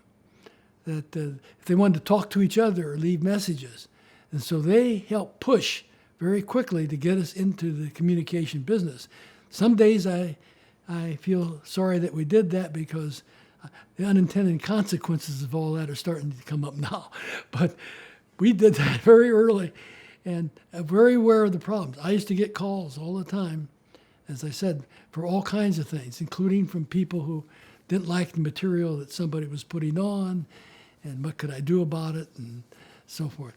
It was a big job to monitor communication. Once it got into communications with other people talking to each other, it became a bigger job of monitoring what was going on without interfering with the rights of people. And the real question was, how do you decide if someone has a right to put something on that disturbs someone else? And I remember sitting there thinking about that, and I said, the first thing I check on and see if the person that's using that space for putting on things is paying for it separately. If they were, then I was easier on it and try to get them off of it. If they weren't paying for it, they were gone. Because you can't just let it run wild that way. It's running wild. We know what happens now when it runs wild. But at first, it was very nice. It was very effective. We saved a lot of lives by getting the communication out there and in. We got a lot of things done that couldn't be done before then. And so communications were very important. And I wasn't the only one that saw that. The young people who were there earlier saw that. You couldn't turn them off of getting that on. They wrote these things on their own, many of them. The most interesting ones, and there were some that came out that were very, very close to what ours was at the lab, and the person who wrote those, and one went to IBM for industrial communications, and other communications. People, it was just there's no stopping it, and as long as it stayed within the limits, as long as no one got into the main system by doing something that we didn't foresee, I let it go. Now, I had CBS come in, Midwest. They wanted to do a tape show. They just rated the government computers in New York and found all kind of information, and CBS wanted to do a show on how you can get in and steal material. And so they called me up and said, we'd like to come out and film all that. And so I said, no problem. They came out and they said, by the way, we got something to tell you. We've got a person who's going to be on with you who says he's broken in. So I said, that's all right. And so he came in. I knew him. His mother lived in Chicago and was the person who actually ran our system in Chicago and had passwords. And I guess evidently might have shared some with him. But it didn't matter because our computer tracked everything. And it had already printed out to me his whole action that year and what he had done. And so the first question was to me. They said, tell us about this and how you do this. I said, you see this man sitting next to me? Here's a record of where he tried to break it. And he turned over in the time and said, if I'd known you were doing that, I wouldn't have done it. So and that worked out very well. And so everybody knew that if you tried to break in some way, because you had the keys to the kingdom, you weren't going to last long. And so we never got broken into. After the very first time, there was a sign off on Plato, which was a shift stop. And the reason we had that was put in by the high school kids in Springfield, Illinois, because they had broken in. I hired them all, and they said, we'll tell you how to stop that now. And they did, and for 20 years, they sat there working with me, stopping them. And they were all, as I said, these people all contributed. You formed an actual security committee at some point? Oh, sure. I had a committee that was more than just security. We had, you could call it all security, but you get people who had actually gone off the end of the rocker, and they would write messages. Now, I didn't usually pick them up because I didn't have time to read a lot of that stuff, but other people would, and they may be online. We had a person whose friends called in because they were reading his notes online, and they said he's having problems because he said Plato's God and I want to be a disciple. And I can tell you infinite stories. I got all kinds of calls from people. Sometimes it was really good. We had a very talented programmer who was a quadriplegic. And he was good. He heard me give a talk on the Donahue show. And he came and he wrote me and he said, if you really believe all that stuff you said about computers helping the handicapped, you'll hire me. So he drove out. I interviewed him. He was absolutely fantastic. I said, well, if I hire you, you got to be on your, you got to get contracts like everybody else. Or if we get them, you got to do, you have your own work. And he said, I plan on doing that. He came out, he did all that. One of your, I'm trying to think of the person right now who is a member of your museum. Ray Ozzie. Ray. His encounter was very important for Ray. Anyway, go on. Oh yes, I was going to say. Well, Ray, he and Ray were communicating, and Ray didn't understand why this guy was so slow. Until one day he met him, and he was typing with a pencil in his mouth on the screen. He said, I made a big mistake. And he was doing proposals and everything that way. He did a great job. And he was not sympathetic to himself. He came down and he said to me one day, he rolled in my office. I wrote a letter for him. He said, will you write me a letter for my proposal, to cover my proposal? I said, sure. I wrote in the letter, I said, this will work out really well because he knows the problem. He's been suffering from this problem for years. So he's good at writing programs and doing things to correct them. All of a sudden, this wheelchair comes rolling around the corner by 4 of my secretaries into my door. He put that letter on my desk, and he said, I do not suffer. I said, nope, you sure don't. I grabbed the letter back, scratched that out, and rewrote it for him, and put it back in. He went down and got the contract. But he's a very independent person. He went out, he learned to drive. You can imagine what that was like. But he worked out really well, and he was probably the most handicapped person I had. And everybody in the laboratory would help him. They helped fix up the automobile that he had to drive with all this stuff. One time he got soap in his eyes and he had to call in. And they rushed over and took care of him, took him to the eye doctor right away. So everybody was in there. Everybody was very good at all, for everybody else. It was a team that really worked. And that allowed me to do so many other things that if I had to sit there and manage 128 people, I would have been locked in there forever. But with the people that I had, I didn't have to do that.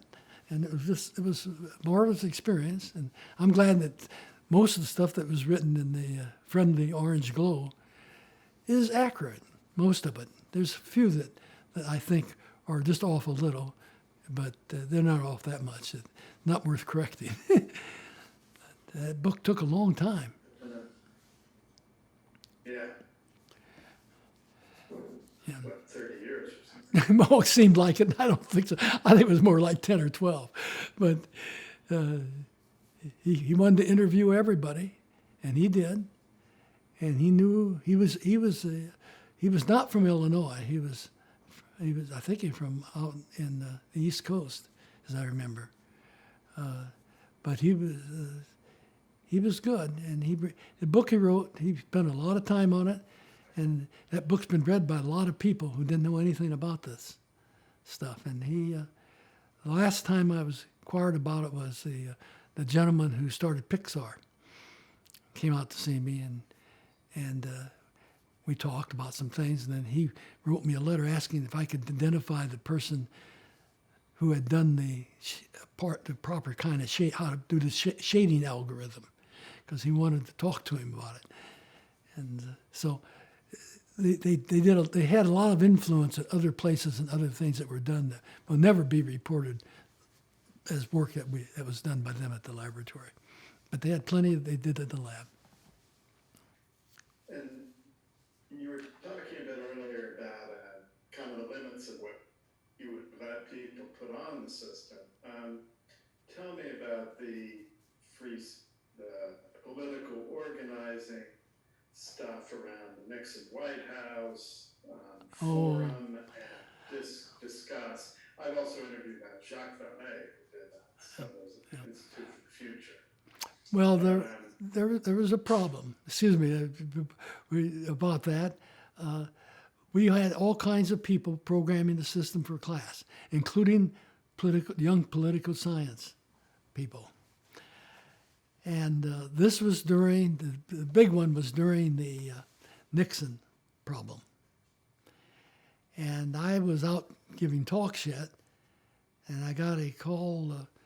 As I left my room with the equipment, I was giving a graduation talk at one of the Pennsylvania institutions. And as I walked out the door and the phone rang, I answered it. And it was NSF. They said that we're upset because somebody put on the Plato system a note to leave what they used to call the other terminals, the other network, the network for the government.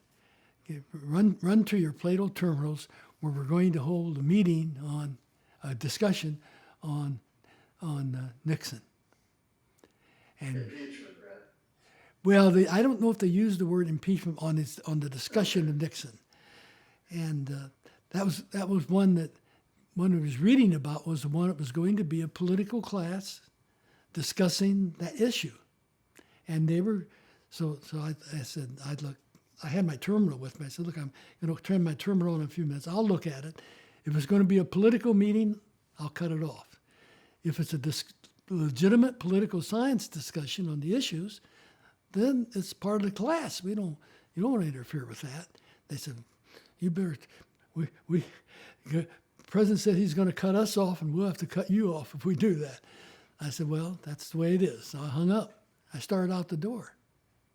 The phone rings again. It was ARPA, our other sponsor. Same message. They got in the call from the White House. Well, I told them the same thing, but their response was different. They said, you're doing the right thing. They said, and don't you worry. We're going to take care of the rest here.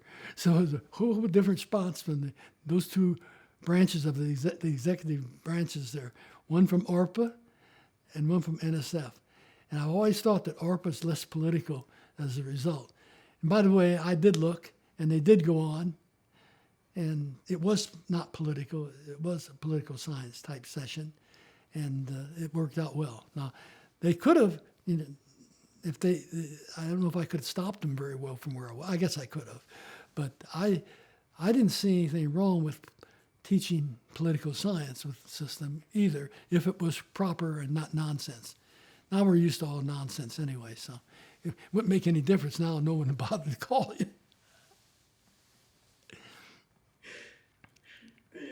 And speaking of ARPA, I mean, obviously ARPA and that had very different users, purpose, but I mean, you were friends with Frank Quo, you were funded partly by ARPA. I mean, did you think about trying to do more connections with them or with that community? Or maybe there's more than I know about. Well, the interesting thing about ARPA was my first contract from ARPA came while I was in India, and the university signed it for me without telling me, told me when I got back. And I was a little upset, mostly because it was not from the technical branches of ARPA, it was from the behavioral science branch of ARPA. And they wanted me to list for them the 10 most important aspects or things to look at for computer-based instructions, which was zero my interest at that time. I was trying to get the systems up. So they said,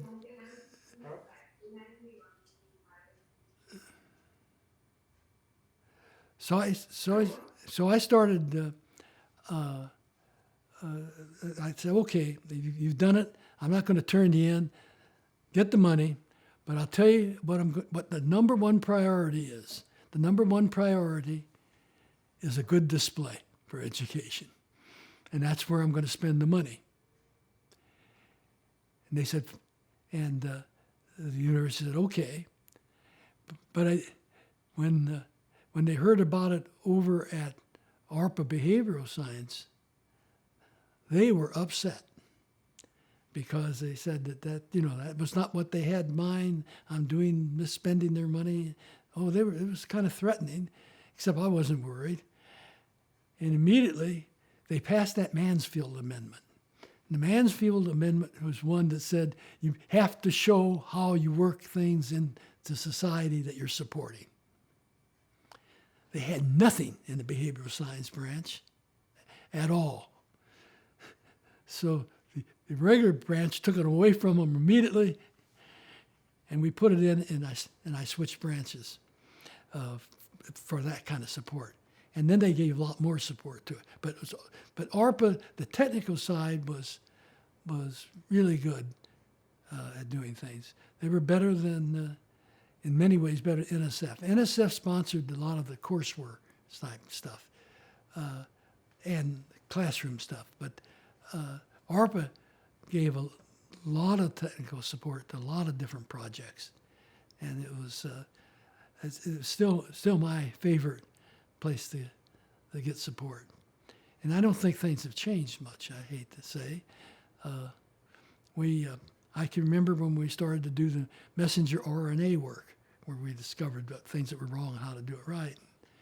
And we applied first, I think it was to NSF, because they had issued a request for a proposal that was high risk but high payoff. And Mladen Volk, a person who works with me at NC State, we both decided to write a proposal. This we thought would fit well. It came back denied because it was too risky. So what we did was, the state of North Carolina is very generous to me. I'm sponsored by the legislators. And so I had money for anything I really wanted. And so we just took some of that money and did it. And I'm glad we did, because we came to new ways of doing this that made it possible to do things quickly and efficiently and inexpensively. And that thanks to the fact that we had gotten we had to do that one ourselves. So getting support is a thing all on its own. Most support is going to help continue the support for people that they've been supporting for several years. That's the easiest way out. They have some new projects, but not many. And that's always bothered me because I like to see more things going into new things that have risk and high payoff for the country and all. And those are not necessarily sponsoring that comes out of the government. So I hope someday they'll figure out how to do both without one harming the other. And a lot of your work was fundraising. Talk a bit about maybe memorable demos or meetings or turning points in that. Oh, yes. Oh, I probably gave demonstrations to 5,000 people a month. Sometimes sometimes there was 2,000 in a group. Sometimes there was one. The governor might come in. And he did. And we got more money as a result. But I had all kind of visitors. I was supposed to register and send to the government all the people, all foreign people that visited me. And I didn't want to keep track of all that. So I had my secretary make everybody who came to the laboratory, which were thousands, register. And I give them the book. They can sort out what they wanted. That worked out better as far as I was concerned. So I spent a lot of time with doing projects like that and with lots of people. I think we probably had 20,000 visitors a year. We were on a bus tour from Japan. Tour bus. I was late getting in one time because I was playing handball and I didn't know about it. They forgot to tell me, I guess. The bus driver and the tour planner was really angry with me for being 15 minutes late for their tour. I didn't even know about them. The bus was sitting outside. So I gave him a talk, a little late, but we got it over. We had thousands and thousands of visitors who came in. And it was a fun time, but it was a hard time because it's not easy to give talks 2 or 3 times a day. And particularly if they're not in town. We used to have a private airplane, a twin-engine Aztec that the university had, and they would fly us, and we could land the plane. They meet us at the airport. You could drive up to the plane with their car. They would then unload the stuff from the plane into their car, and then talk to me. And that was the greatest fun of all because I never wore my good clothes, speaking clothes, when I was in the plane. I tried to change when I got there afterwards, after I set things up. And so when we get out, if they didn't have a picture of me, my pilot and co-pilot were dressed to the T's. And boy, they get out and they can shake their hands and start talking to him. They even turn around and say to me, can you bring the rest of the equipment to the car? And we get in the car and we'd be driving. They say, ask a question. They say, Dr. Bitzer, what do you think about this? And I'd answer. And they say, no, we asked Dr. Bitzer. That's the first time they realized I was there and the other people were the technicians that were there. But they were good. We had a lot of fun. We'd fly up and down maybe 3 stops a day at different places, different universities, including here in Clemson, other places, Florida State. So we went out, it was a lot of work, but we went out and gave a lot of demonstrations. Every business operation at a decent sized company in this country wanted to have a talk on the new stuff coming. And so I visited practically every one and did that, gave talks to their employees and all that worked in the administrative offices with computers. And so I got to see a lot of the world and a lot of the people, but it was a job. I was tired by the time the day was over. And what did you show a typical demo or talk about? What time? No, sorry. So when you gave a typical demo okay. talk, Yes. what would you take them through? What would you show them? The whole thing. I had the whole terminal with all the apparatus on it for speaking and projecting slides, and had a phone line. I tried to sometimes I got connected to dial-up by the operator, but typically I had them install a phone line earlier, a direct phone line. Absolutely. And I give them a complete hour talk on it.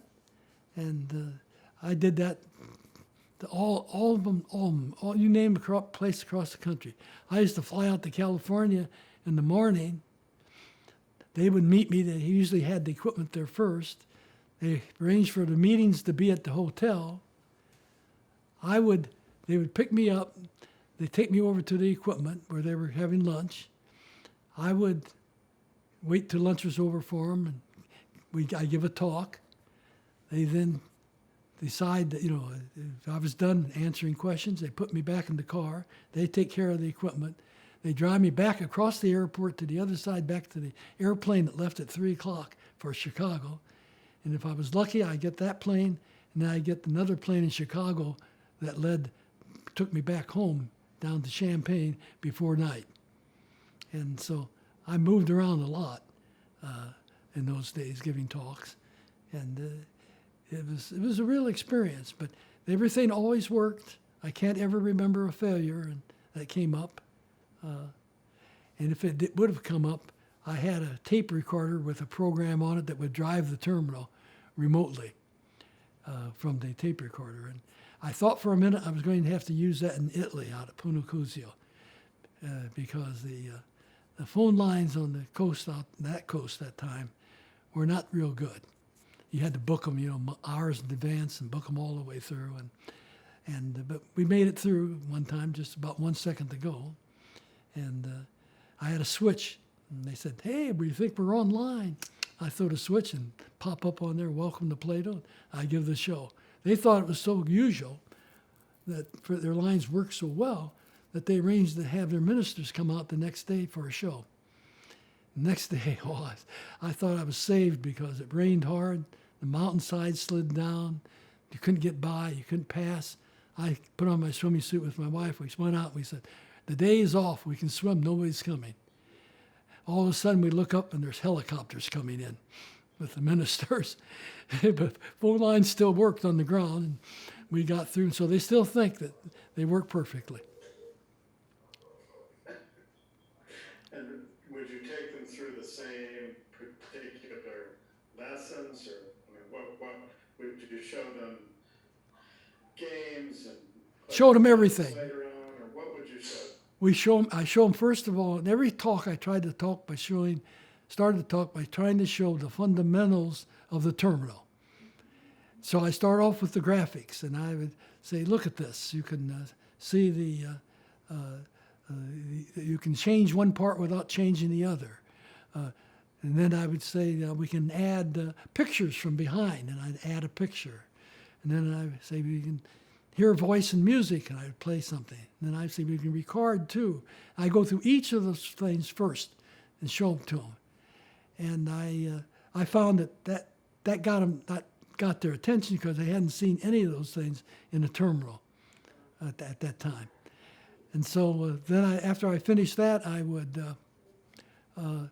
go show them some lesson material that they might be interested in, different kinds of things that were there that you talked about today, different kinds of lessons, different kinds of games, whatever they would like to see. And I'd let them choose if they had to. And then after it was over, I would normally pack up and make the next site. And I did a lot of that. Would you let them play with the terminal? Would you do Oh, I did that. I did that one time. I made a deal with the French telecommunications. The French wanted to keep the terminal for a month and go around and show their people everything. And they said, if you agree to that, we'll get the terminal back to you, and we'll give you every phone line you want free back to the USA, because we got lots of them. They said. So they did, and I got all the rest of them worked well from Switzerland and France and Germany and every place. And when I left it, they did just what they said. They took it around and showed it places, and then they returned it. And so it worked out well. Everybody was interested in helping spread the news and following things. So I had lots of. Speaking of, oh, sorry. Sergeant. So speaking of France Telecom, though, did you, probably a little later on, did you see Minitel, and did you have any thoughts on that? No, not to my knowledge. Only time I got involved in telecommunications in France is we had a meeting called Institut de la Vie, which is more de la vie than institute. But that, and then there was a national meeting on communication problems and prices, and I was on the board to help. I guess I made enemies. They were after AT&T to lower their prices down to the same prices that they were going, that not AT&T, but others were going to have with these cell phones. And the trouble was that they just convinced AT&T to put in millions and millions of dollars in upgrading and didn't want them to charge it, planned charge for it. So I objected to it, and I think that's the way it happened, the way I thought it should happen. But I had to make somebody unhappy in the room, and so I did. But the only time I've been there and done that, I've been to a lot of places in France and given a lot of talks and different places. Okay, but not and it's right around the time of, I guess, before Plato 4. You formed what was it, Education Information Systems, a company to sell. No, I think that might have been right after 4. It was right in that period of time. Okay. And that occurred, not that I was interested in doing that, but the patent people, the lawyers in New York, who wanted to do that. And they were former IBM people, and they thought that it ought to be done.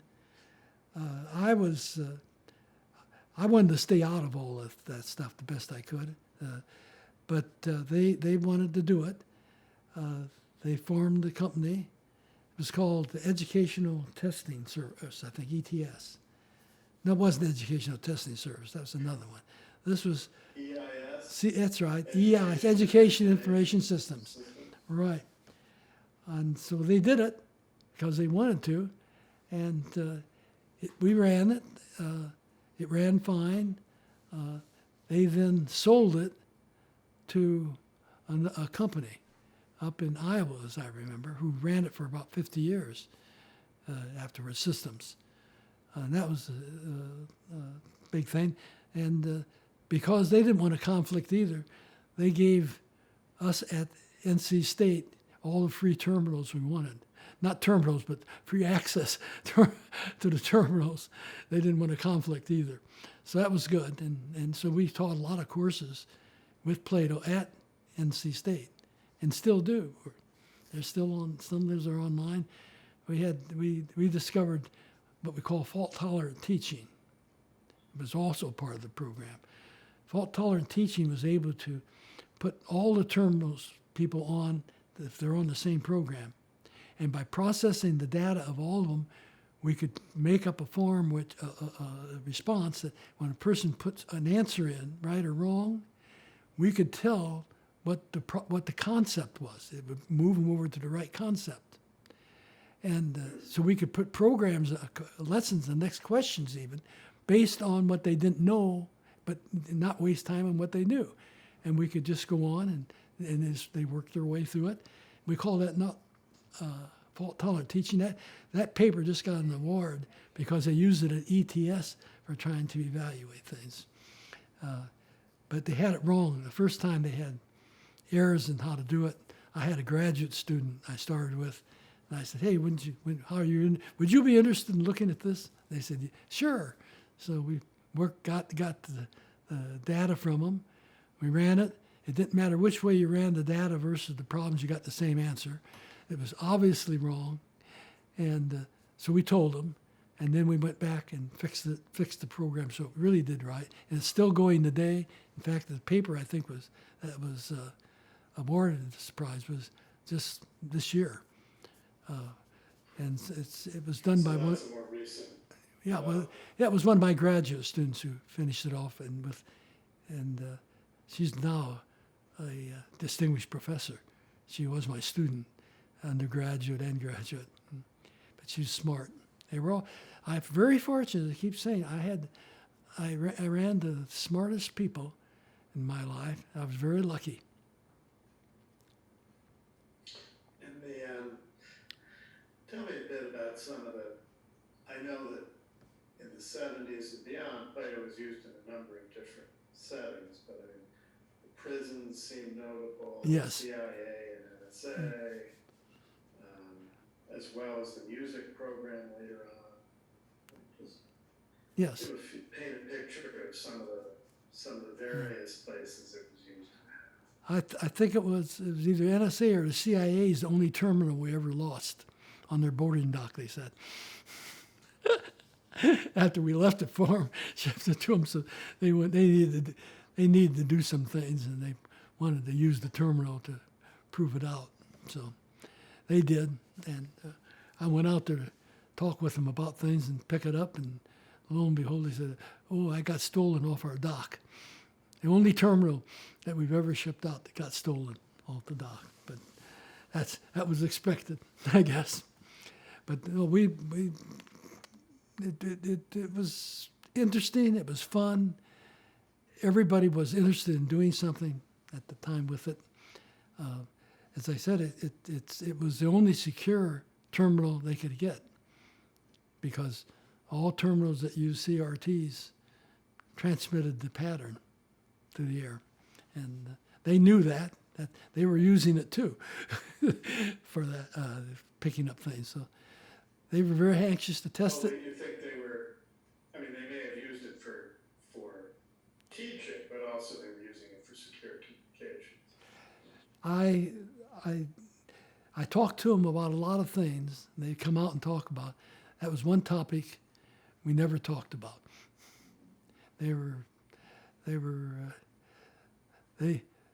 One time we were having lunch up in their elegant third floor, the directors and myself and a few others, and they kept telling me how much they knew about me. They knew everything. They could get anything I needed. They could do anything. And I said, "You don't know as much about me as you think." And they said, "What do you mean?" I said, "I'll demonstrate to you." We were sitting on a table that was like 8 feet long and 4 feet wide. And they put me at the corner, as if this were the corner on the side back here. I'm left-handed.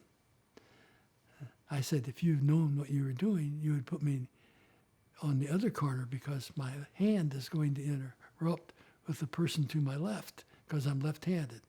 And they were sharp as a tack. One of the heads turned around and he said, "Ha, we knew that." He said, "We just didn't want you to know we knew it." I thought that was pretty quick. He was good. I knew him pretty well, because he was following all my talks. Every time I give a talk somewhere, and I gave a lot of them, he'd be in the audience. So they were watching carefully, and they watched me carefully. And I don't know why. I had nothing to say that, well, I guess maybe I might have, but I told them one time when they kept questioning me about how someone can make me talk. I told them there was no way I would talk except if they started pulling my fingernails off, I'd squeal like a pig. And that ended the conversation. And they proved that particular trip that I had to take, which I didn't really want to go on. I'd rather have stayed home, but I had to go. So, but they were. Oh, that was the San Diego naval base there. But we have lots of bases, we have lots of schools, lots of good people. And they do good research work.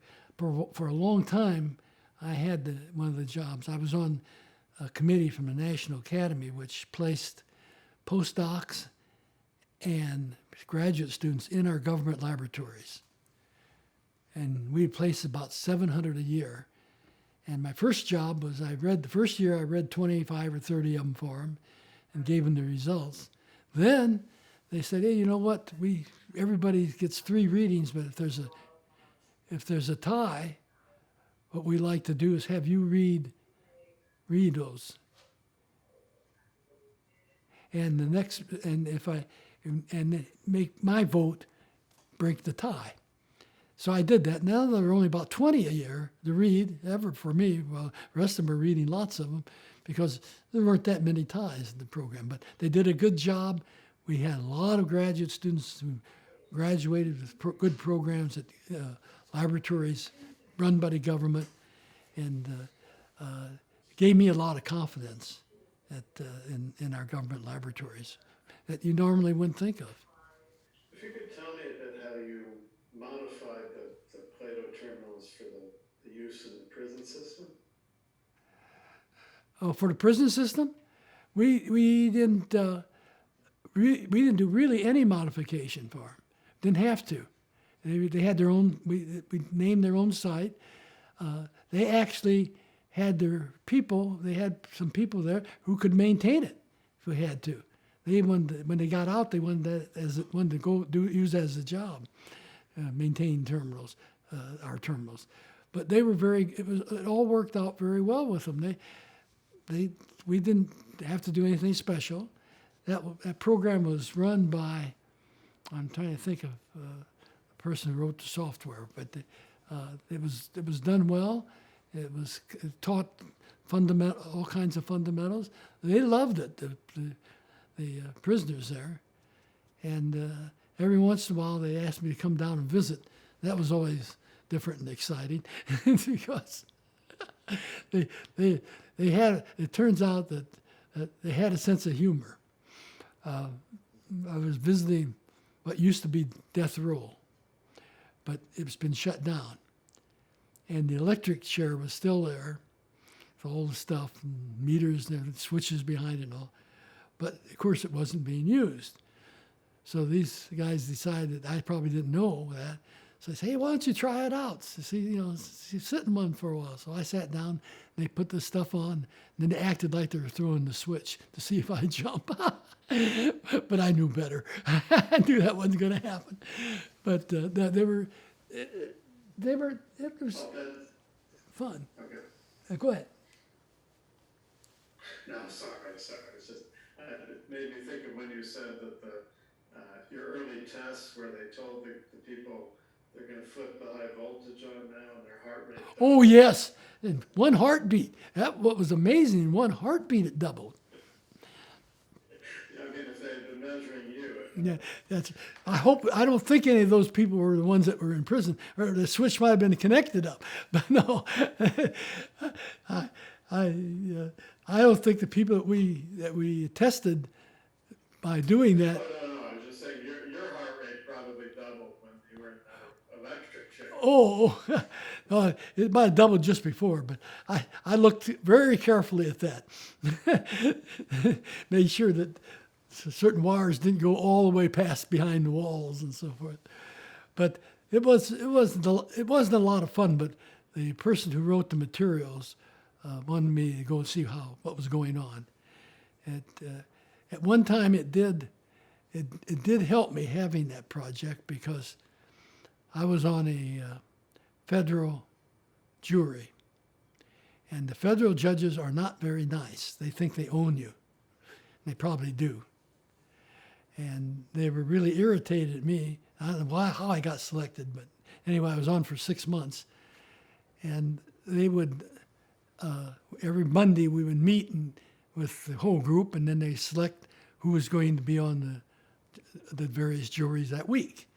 And after they looked at my crew cut and found out I was a professor, they decided, and these were all drug cases in the federal court system, they decided that they didn't want me. Now, they were down getting pretty slim because the first question the judge would ask when we were there was, do any of you think that drugs are good for you? And half of the group would stand up, and they were asked, they had to leave. I won. Why don't I just stand up so I can go too and come back next week? I couldn't make myself do it. But I always got deselected. I got selected by the prosecution and thrown off by the defense in every one of them. So I just go back home. But he was getting pretty upset with me because some days I didn't even have to come in because he was so tough on people. One poor guy was going to trial himself the next day. He wouldn't let him go. He says, "You're with me here. You're a juror. You don't go to trial. You can figure out what to do later." Oh yeah, he was tough.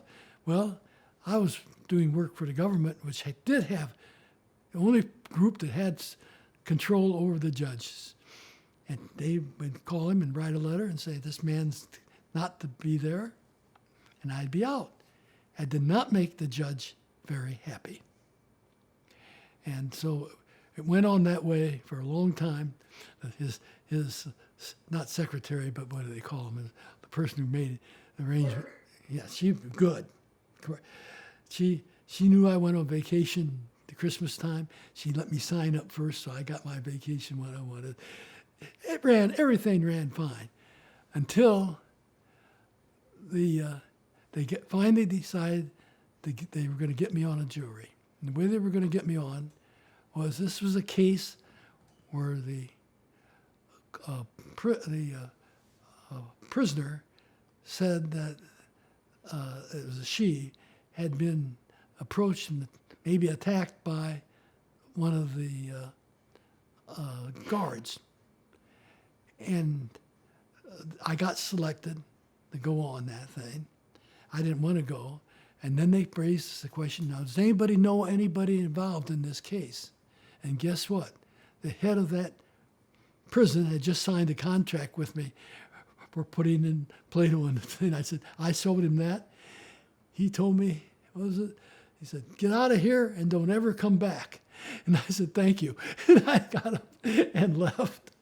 But no, it was an interesting experience. But the federal judges are tough and they own you. You go and but that was as close as I've come, and I didn't ever go back, and I hope I don't have to ever go back. I don't think it can take me anymore. I think I'm too old. To be on jury duty. You traveled with your family all over the world. Didn't you go to the Soviet Union several times? Sure did. I went twice. My wife went with me once. When we stayed in Moscow, she went with me. She loved it. She didn't get in any trouble. Sometimes we get in trouble when we went somewhere because she was one of these explorers. She went when we were in Germany, she after the tour, she went back by herself on the train to see more. And the train didn't stop at her stop. It went through the east, and she had to get off and get the next train back and get their permission. But we made it, and I was at a NATO meeting. They said, "Oh, they won't keep her just overnight and send her back." But she got back 1 minute before 5 o'clock. But she liked to do that kind of stuff. So I always worried a little bit about that. But she liked to explore. We went over to the Soviet Union. They were very good to her. They were very good to me. And we showed it. We had, and as our audience, their astronauts, their ministers, all kinds of people. And I wanted to run. I loved to run. I loved to run 15 to 30 miles a day. And it was cold out. And I looked out the window, it was 20 below zero, and I saw a Russian runner go by. And I told Marianne, I said, if he can run in the cold, we can run in the cold. I can run out there. So I went out. I was dressed pretty warmly. I was used to that from Illinois. I went up and ran down the Moscow River. And the wind was to my back, and it didn't bother me at all. And about the 10-mile mark, I turned around and started running back, and the wind was into my face. I thought my whole body was going to freeze solid. And I got back, my wife said, I was worried about that, so I filled the tub up with hot water for you. And she said, I got it all filled. But she had done, but she was afraid it wouldn't be there when I got in, so she drew the hot water first. couldn't tell me fast enough. I ran and jumped in it. So I went from freezing to boiling and jumped out of that thing. But she went with me, and they were very good to us. The ministers were all very good too. They were careful. They were cagey. I said, well, I get in trouble if I run here. And they said, no, you can run here. Just don't make any problems. Just don't make any troubles.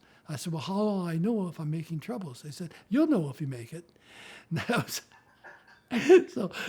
But did they end up installing Plato there as well? They were trying. That's one of the things they wanted to do. CDC was there. They had just sold them a computer, a big one, and so they had to dump that every day to make sure that they were not using it for weapon developments and all. But they were very interested in getting to Plato because they had never seen that before. So what they did is we had an agreement. I went back without them, without Marianne, for the government. And I went to Novosibirsk in Siberia, as well as all the other places. I went to the Ukraine and other places. And it was a nice trip, a good trip. When we got done there were 3 others with me from the State Department. When we got done, we went out to dinner at 3 o'clock, and I'm not a drinker, but everybody else in the room was. And we all had our own waiter behind us with a bottle of vodka. And so I turned to him, I said, do you have anything that looks like vodka but water? Oh yeah, we got mineral water. Put one of those behind me. So that's what he did. I was the only sober person besides the waiters in the room when the meeting was over. And I took toasts.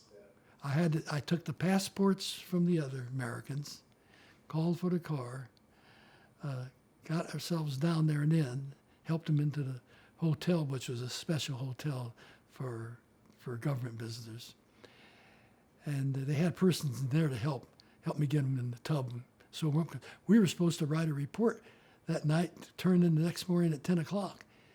Now, they weren't going to write anything either. They were out cold. And the waiters asked if I would help them with their people. And I said, I can't. I got my own here I got to take care of. So they had to get their waiters out. And so they investigated to find out how come I was the only one sober. And they found out that I didn't drink. And so they came back with a return visit with their ministers, the highest ranking government officials from the Soviet Union, to our house for a party and a meeting for a week. And my wife loved it. That's the kind of person she was. She couldn't wait to get them in and meet all of them. They couldn't wait to meet her because they said that a good husband has to learn to drink, and we're going to teach you tonight. And they had brought this special black wine of some kind from the area down in the south with them, and said, we're going to serve this and wish and host your wife for helping us, and give a cheers for her. We expect you to drink with it. I said, I'm going to drink water. No, you're not. You got to drink this. We're going to watch you. I said, watch me. It's okay. So they passed out this expensive wine. We had about 50 people there by now. Everybody wanted to come, all the university people. So there we are. And I said to her, I said, Marianne, she liked wine, so she drank it. And I took my glass of water and said, watch. They never asked me again about that. So maybe they were all friendly people, though. They're ministers high up. We had used their cars for getting around. We were over there. And I was particularly grateful when we got to Novosibirsk and academic Gordak, which is just the outskirts where they have 28 institutes, which I was cleared to go through and look at anything, show anything. Then they returned the same visit to look through all my stuff. And they were there, and it all worked out fine. We had agreements signed. The government was happy. And as far as I could tell, for years it all worked. The agreement worked out fine, and it was worth going. But she didn't go with me on that one. That was probably a good thing because I can remember riding the airplane out to Siberia, and I used to worry about luggage that people put over my head, when there's a plane here. This lady going to Siberia gets on board and has a big hatchet. No, an axe, a big axe. She sticks that above my head. I said, "What the heck?" But it stayed there, thank goodness. Didn't come off. But it was. Oh yes. Well, they were supposed. They knew I was coming, and I was supposed to be able to do anything. Sometimes they forgot to tell the guards, and many times the machine gun was down, and they had to run in between and stop them. So, but it was worthwhile. When they came, I made sure they got appropriate attention too, and in Illinois, and so that was all part of the Soviet trips. Actually, yeah, they were still the Soviet Union at that time. Sure, and this would have been in the 70s and early 80s. Yes, because when I was there that time, the I don't know what they call them. They spoke very good English. They were supposed to be people who helped guide you around and all, but they were really agents. One guy. Did you meet any of the? I'm thinking like Glushkov was still around. Many of the top Soviet computer scientists. I can't tell you for sure because we stayed in the room, and they came over to us, all of them. Okay, so it was cold outside. Yeah. Yeah. So you tell me, but I wanted to talk more about CDC and your relationship. Okay. With, okay. Unless there's any, I don't want to cut you off if there's a particular. No, it's all right. Okay. And one tiny, Ted Nelson wrote about visiting Searle and was very impressed. Do you remember his visit at all? Who was it? Ted Nelson, the hypertext pioneer. Okay. I don't specifically remember that, but I can tell you that. No, he wrote very nice things about it.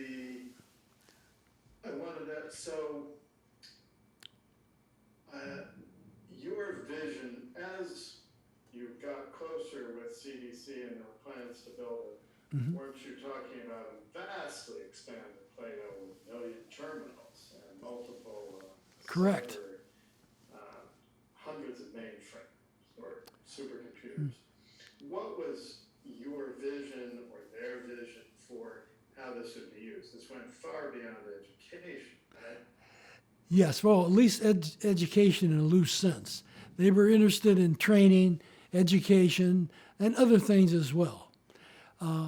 But they had a fixation on using their own equipment.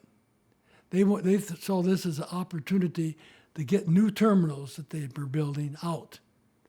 And that was probably a mistake on their part. They should have sure started with terminals that people liked and wanted instead of trying to worry about getting the new ones. But that was their choice. That was Bill Norris's choice, and he wanted to do that.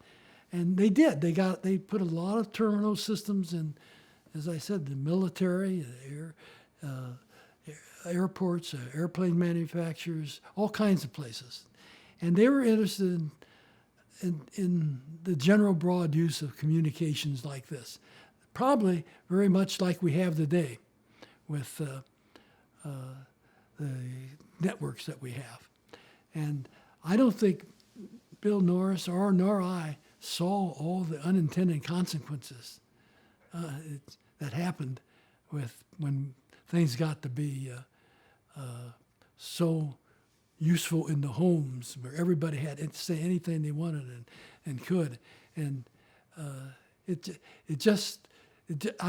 I think he was mostly interested in education he was very impressed with when he visited a school where we had the terminals. They were using this, and he talked to the kids, and the kids, oh, yes, this is great. It doesn't know who I am or where I'm from. I can really like this. And so he really liked doing the educational part as well. But it's business, and he was a businessman.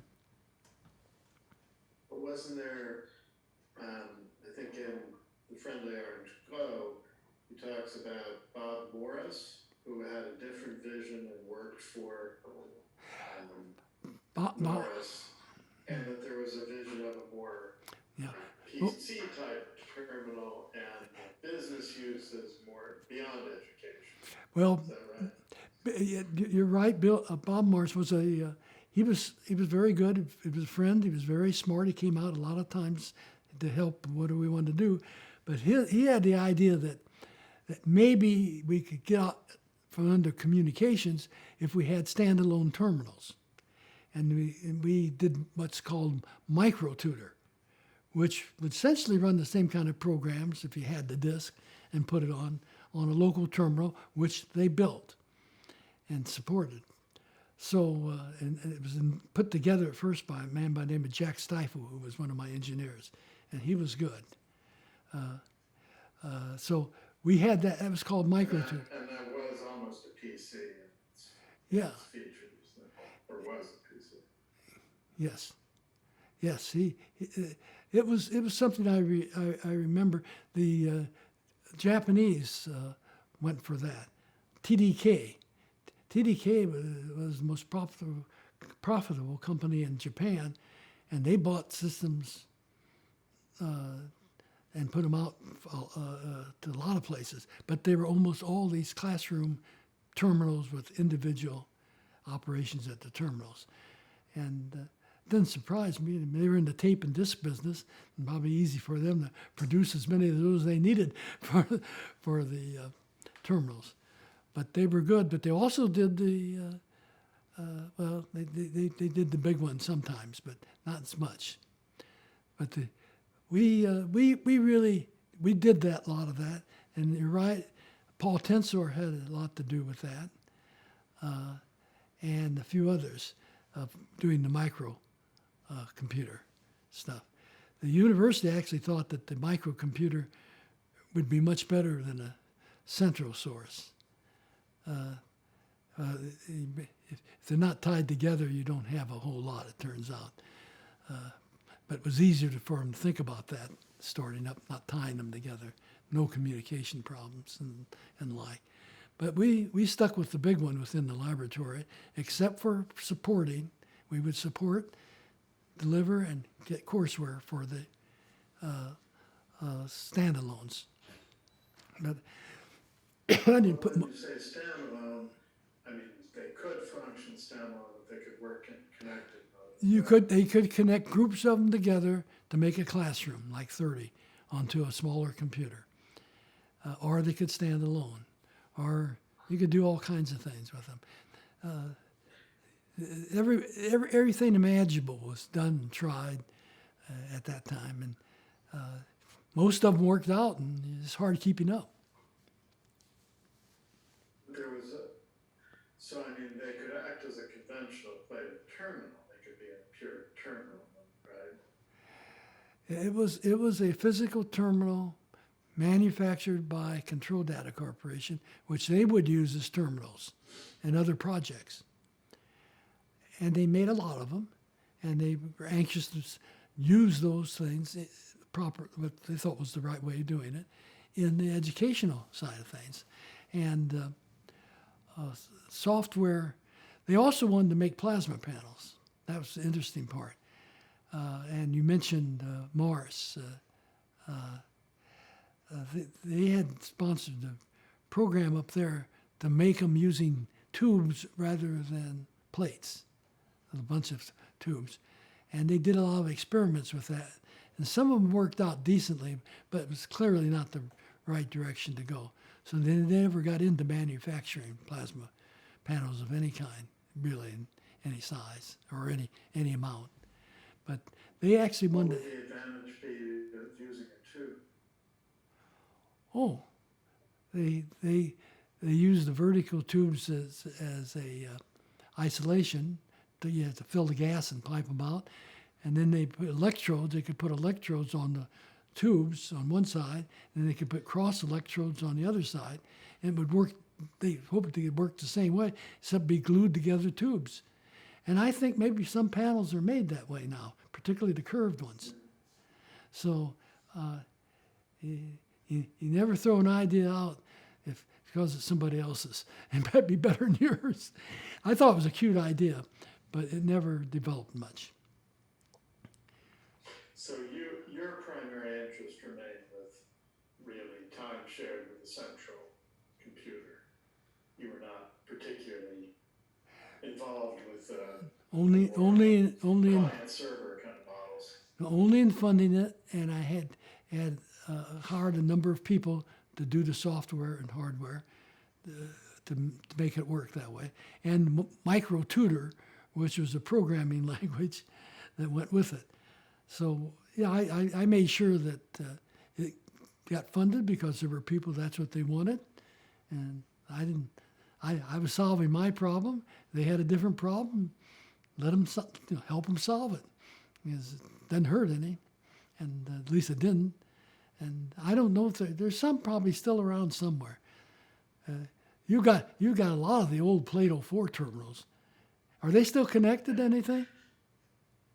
No, it's You- not right now. It's but you were simultaneously working on a Plato 5 terminal. Is that right? Yes. That was So tell me about that. well, Plato 5 was really just a larger version of Plato 4. So you could run more terminals. You could program better, software. It was just really an upgradable model. Plato 5 was a hope of a replacement for a Plato 4, because for a while those panels were expensive and required maintenance. And if we could do something else, I was quite willing to invest in finding out how to do it. And memory had changed completely. Memory is so cheap now, it doesn't cost a thing, really, to put in memory. And that changed the ballgame. That's what made the color television so easy. Because besides storing the image on the panel and just changing what you have to change, you can store an image in memory, and you can put out, when they make the colors, they put out five passes for each color in intensity. They do it in binary, so they add up binary to the eye. And so the color is really great. Anything you set, you get. And that's, so there were a lot of changes we were looking at. But I wasn't there long for Plato 5, except some of the communication stuff and the software. I left in 1989, I think, for North Carolina State, and I'd been at Illinois there for 39 years, and I did spend 2 years. They let me spend more, but I could work at both places. In the summer, I worked at Illinois, and otherwise down here. Yeah, they always worked things out. So I was very fortunate, and as I said, there are projects that are still going on back there. Most of those I got the information out that I needed, and we finished them up here. And the patents are from up here. I haven't counted the difference. I think maybe there are half a dozen or 9 from here, and the rest of them, like another 9 or so or more from Illinois. Last thing I have time for is to sit through and read patents over after the lawyers have spent 4 days with you reading them. And CDC basically started losing steam after the PC got going. And I mean, were the Apple giving away computers with it, there was an emulator for Plato, the Apple II, is that right? Yes. That began to cannibalize the Well, you could potential market. you could do a lot of interesting things with that terminal. They had a decent language. The chemistry professor could essentially put his programs on the Apple, or vice versa, change them back and forth. What was lost in the Apple was the ability to record all of the students' work for all students and analyze it. We had a program just analyze it, displays it for you, displayed it on the screen. You get everything, all your statistics and everything you want just by pushing the button. And so that I don't know if ever came about in the Apple machine. And then it went too because it didn't have enough power to do what they wanted. But I would think that my hope was to have a computer tie everybody together around the world, and it didn't come to that. Although maybe I'm glad it didn't. Now I see what gets on when you do things like that. That's not necessarily good news anymore. I always visioned the people voting. I always visualized people voting from the terminal. I'm glad that didn't happen. Be in court all the time, but it did its job, and I had other interests then. I was doing a lot of different work in messenger RNA, coding theory. And we'll get to that definitely. But what would the business model be if it had become a global system? Would people pay for connectivity or What was the business model for advertising? for Plato? Suppose that your larger vision of it is Oh, as I a million terminals. What would the business model have been at that scale? well, I didn't look for a business model at that time because I was looking at technical problems first, and my guess was that the closest thing to a business model was the young people thought of putting all this different kind of communication on. And that turns out to have been a pretty good business model. I don't think we ever put advertisements on the system anywhere. And I don't think we ever planned to. Of course, when you start getting into paying for it more and bigger, you start looking at things like that. But my objective was never to make money doing it. My objective was how many people can we educate and teach them how to solve problems. Because remember, that was a time when we just came out of the Sputnik era, maybe a month or two, no, a year, more than a year, 10 years maybe. And so we still had a lot to catch up to do, and we still do today. So I'm not sure what's going to happen with the rest of the day. I don't think much about it. We do other things. We did forensics, voice forensics, and lip syncing. We got all that done. It was done and modeled on the computer, and it worked out well. So we got into a lot of different fields, and as I say, the new ones, there are about four new ones. I want to at least get them started. And you were doing some of that before you left Illinois. I mean, you were moving beyond Plato while you were there. yes. Or was that after you left? Yes, but most of the things I was thinking about beyond Plato, I thought about mostly on paper. I was hoping that would be taken over by industry. Industry has its place, and a good place, if you want things done. So I was always concerned about getting industry involved at all the levels if we could. And it could have gone that way. But it did, in a sense it did. Everybody got their own programs that they wanted to run. And I'm not sure how their models work, most of it's free. So I guess unless you're a university giving lectures over it or something, it's not easy to make money in that business. It's, In toward the end of your time in Champaign, I mean, NCSA had started up. yes,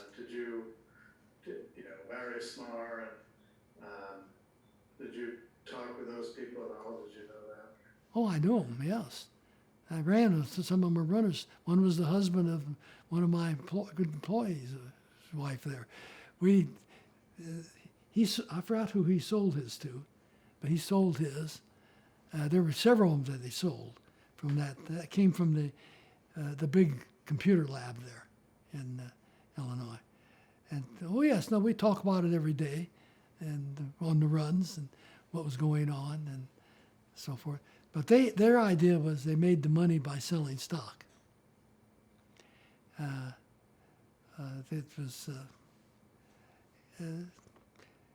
It worked out well for some of them. Worked out, actually, the university's the only one that made a mistake. The university wanted to take cash up front instead of stock. Been much better off to have taken the stock. But universities aren't organized for business. And it's probably a good thing. They have enough problems just with education and what's going on. They're learning, and I defend education. This is my, what is it, 39 plus 35, 34, 35. So I'm up in the almost 80, 81 or 82 years of being in teaching and research. 70. 72? No, almost 70 years, right? Oh, I started when I was a sophomore in undergraduate. Right. And it was a research lab that they asked me if I would. I took 2 courses and they asked me if I wanted to join the research ranks. And I said, sure, why not? And I did. And I worked with them all the way until I left the university. I was one of the 3. And then I, of course, had this laboratory, which was the main responsibility. And that went on for, my goodness, since I was, well, very young. I'm trying to think of it. And I retired. What you're talking about with education. Retired in 39 years. And I retired because one of the graduate students of mine was interested. He came back and he asked me if I would be the advisor to his granddaughter as a graduate student. I said, what? You got granddaughter coming up? And I said, I better take a look at this. It's been a long time. Yeah. So, yeah, go ahead. I wanted to ask Sure. Sorry. Speaking of, so did your own son, I assume, learn with Plato to some extent? Yes, and the neighbors would come over too. But David, my son, yes, he would come over and use Plato for things that particularly he may not like. But the courses, he used them for physics too and mathematics. But if he'd come over and there was a real problem, I would give lectures on the blackboard to him. And that paid off too, because one time he came in and he said he had this problem, this charge distribution problem, and he couldn't solve it. So I worked with him about 30 minutes at the board and showed him how to approach it, and we solved it. And went back the next day, and the 2 professors teaching the class came up to, I was waiting in my hallway of my building. They came up and said, I said, what are you doing? They said, we're getting ready to go to class. I said, well, we've got a problem we can't solve. And I said, well, here, let me look at it. They said, no, they said, we don't have time for that. So I said, okay, but I can solve, maybe I can help you. And they showed me the problem, and that was the problem. And I just sat there and said, well, that one's easy. told them the solution. They all ran off the class and taught it. And David came home. He said, "You know what?" He said, "The professors solved that problem just like you." I said, "Of course they did. I told them how to solve it." But there was a lot of that kind of stuff. There was a lot of good fun that went on doing these things.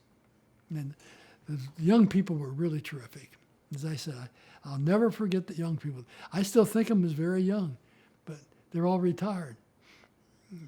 That's amazing. And so what led you then to leave Illinois?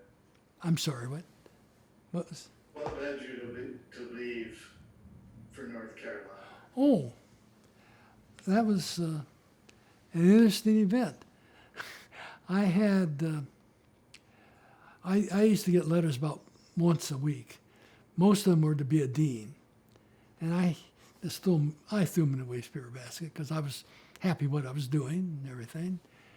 And then I get this one from NC State, which I threw in the waste paper basket. And my wife comes to visit me in my office, and she looks in the basket and pulls that thing out. And she says, you did call them, didn't you?" I said, "What do you mean?" She said, "You got to answer this. This is big and important." Well, I didn't pay any attention to it. I said, "Okay, I'll call for you." So I picked up the phone and called, and the head of the department had just left. He had originally worked in the National Laboratory, just outside of in Tennessee, and before he became head. So he was heading back to there to finish up some things that day. But he said, the secretary said he's gone, but he'd been waiting here for you for 2 days to call. And I said, "Well, I'll call him." He says, "Well, he stops and calls in halfway there. When he calls in, I'll tell him you called, and I'll take your phone number, and he can call you back." So he did. And I looked at the paper a little more carefully, and I was still a little surprised about it because the things they sent me were, one was the running tracks, and the second were pictures of the handball courts. And nothing picture about the university, really, at all. What the heck? Well, it turns out they'd studied my past pretty carefully, what I really liked. So that was their way of trying to attract me. So I talked to him on the phone, and I said, are these numbers real? Because typically, when you make an offer to someone when they're new, you offer more the first year so they can buy equipment and things. But that disappears. So I was interested in asking that question, just for the first year. And I did it that way. And he said, that was for the year. He said, "But if you would like, we'll make it just for 9 months." So I said, "That sounds better." I caught myself right away. So it took a year to get out there and visit him, and another year and a half to make the move because I had a laboratory that I was responsible for. And they waited. And I just found out a few years ago how I got selected for that job. It turned out that the state legislators in North Carolina had approved an endowment for me for life that they would give to the university that I had to spend only by university rules, but my accounts. And I didn't know that. So that's why they told me not to worry about having to get money or anything, because they were making money. They were paying for other people, my students, faculty, all kinds of things off of the grant, which was fine. And but I didn't know that until he died. And he his wife brought over a plaque, and I don't know if it's in here or not, where he said, where he's got the ticket to the World's Fair in Tennessee, and a ticket to the building, and the coin, the Plato coin that they gave there. CDC had built a building with all my inventions, and he went through it. And he said, "That's what man we want." So he went back, and they pursued me till they got me. And I've not been sorry. It's been very good. And I've been there 33 years now, something like that, since '89. and they've all been good. They never went back on their word. I went and spent, I think it was 6 months. Sometimes people tell me it was 12, but I think it was more like 6. A sabbatical just to make sure that it was real. The building was there and everything. But no, ever since day one, it's been a great place. They've done everything they can to make things happen. And I end up I asked them what I had to do. And they said, all you got to do is show up now and then, talk to our faculty and staff. And I said, I can do that. That's easy, because I like to talk. So I got there right away and loved going in and talking with them. They were all very smart. And the staff cooperated very well from all the departments. I was what they call a university professor. I could get students to do work from anybody, which was nice. And so they just made it very comfortable to get work done. And I did. And they liked it. I liked it. And so it worked out really fine. It was a good decision I made to go, because I'd done most of the work I could do in that area at Illinois before I left. And I took with me those things that were in transition and worked with those with different people and languages and therapy and different things that they needed to use a computer to do the analysis and programs to recognize who's speaking. And we did a lot of that.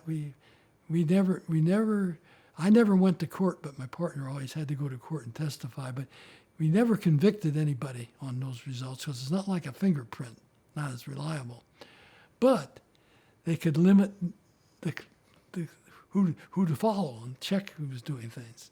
And we got a couple of good ones that they were checking their own people on, and it all worked out fine. And the lip syncing was great. That was a company they started too. That was one where if you spoke, the computer could track, by listening to the voice, track your shape of your face. And that's called lip syncing. I had a graduate student do it, who started over at Duke and came over to finish up at NC State. He did a nice job, and he asked when he was going to be done. He was at a party at our house. And I said, well, I'll tell you when you're done, when it works right.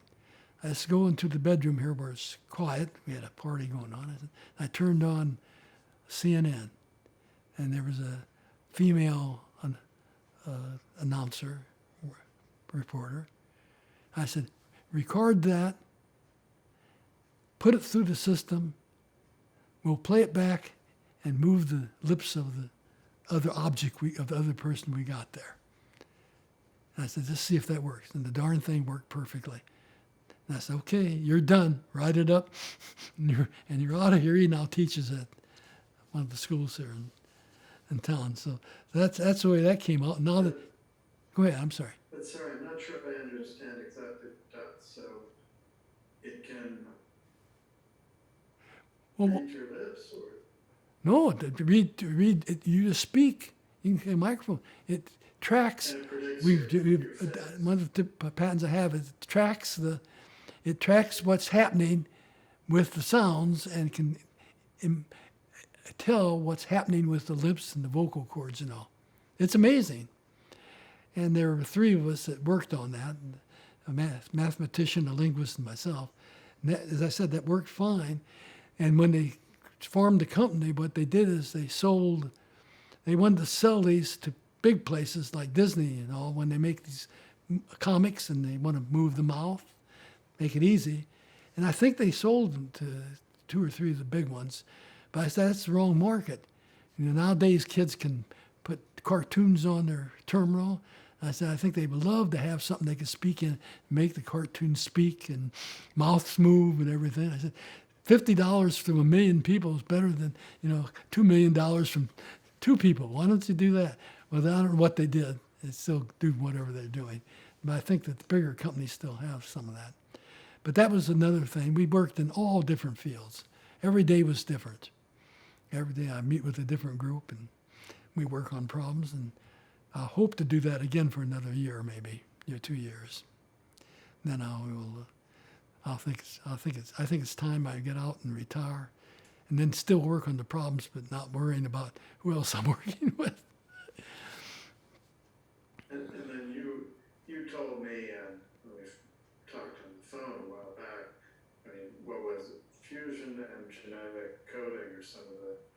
Well, I want the Problems you're interested yes, there's some very interesting ones that ought to be solved. One is we know how to make messenger RNA from one species to another. It's all coded beautifully by nature. We cracked the code, and what we can do is take some protein from another plant or another gene and run it in another plant that would normally reject it completely, and it will work because we know how to change the code to make it run into new stuff. And this is one way nature protects itself from random things moving over. That's why you get the flu only after the birds get it and take it to China, live with the hogs, and the hogs get it. Now they're close enough to give it to humans. But we had a way of just doing it in the program. Well, some of these things are longer now, and I want to work on make sure everything folds right, because that's what makes proteins active. And there's a protein that stops blood vessel growth, which is very important for tumors. And so we want to develop that, get it so they can make it cheaply. They've tested it from the original stuff, which is like $1 million a dram, but it works. It stops blood growth to the tumors and kills them. They die if there are tumors inside. And I think that's important enough that the first thing I'll do when I get back is get that project finished up and running. And that's in conjunction with the biomedical and the biology departments. So I'll meet with them. I'll tell them plan and ideas, and they'll get it all solved and working and test it out and take it to the laboratory. And there's a lot to do with everything like that. And they'll do it because they're all good at doing those things. And that's the number one thing I'm going to start with. The number two thing I wanted to do was small fusion machines. I think I know how to do those, how to keep fusion going in a small machine by special kind of stability that we use in the plasma panel too for the dots. It's simple in the plasma panel, but make it more complicated. But we know how to do those things. We do most of them with the plasma panel. We have electronic switches in there that switch in fractions of a microsecond and are either on or off. They don't spend any time in between. So the energy loss in switching is small. So you can move energy from a capacitor to an inductor and back and forth without losing much. And we want to do that with the plasma panels because you're charging and discharging a capacitor that's a huge screen, which is a lot of capacitance. So we do it that way, you save 95% of the energy by it. And that's used in all the plasma panels. The other one is, as I told you, I'm concerned about these high-speed supersonic missiles that fly low, and you've probably heard about them. Russia sends some, they're using some hypersonic. hypersonic, yes. And I've got some ideas on that. I worked on some of those ideas years ago when I'm trying to think which president it was that did Star Wars. That was him. Reagan did Star Wars. I worked on a number of things with them, some which worked and some which didn't work. But it's a Star Wars type thing, but I think I know how to do it. I think I know how to. I don't want to say anything more. I think we can make it work, and I think we can make it work at the speed of light. And it's cheap. It uses things that we already have in mass production. So I want to just get it far enough. I want to model it in the computer enough that we know it's going to work. And the same thing's true of the fusion. For instance, I want to model them to make sure they're going to work, and then they can spend a lot of time putting them together. But I think they'll both work, but it takes time, it takes groups of people, it takes people who are willing to work on problems which aren't answers that you can look up. And you have to imply everything you can. I've been working on one of those even as I came over, dealt with mathematics, a 250-year-old problem. And I think we've got it solved. The student thinks so, and I'm going to have him write it up because that's what I do. I love the students to write up, put their name first, because students they need publications, but they don't have many. I don't need any. So why not give the honor to the students and the awards? And same thing's true with the patent. I'll put their name first on it because it's better for them, better all the way around. And there are a lot of good Did students. you say the name of that problem? Which one? The The one, one you just said, the 250-year-old problem. 200, I said 250, what? You said there was a 250-year-old math problem. Oh, that's called Go-Box conjecture. Go-Box, Right. you know Go-Box conjecture? That, No, I don't, but I think you mentioned it the last time. you know, Go-Box conjecture is that if you, any even integer above 4 can be represented by the sum of 2 primes. And it's called a conjecture because they've never found an exception to it, but they can't prove it. And I think we got it proven properly. And it deals a lot with coding, how to handle primes, how to crack codes, things of that type. Rely on things in there. And so I decided to get that done during the pandemic because it's a long problem. I didn't want to waste 200 years. So I thought I'd just take the time of the pandemic and get it solved. And it worked out nicely. So you never know. And I got one more work in that area. But there's so many interesting things that need to be done. And every day, and I don't understand why a student would ever think everything's done. Oh my gosh, there's so much more to do. And then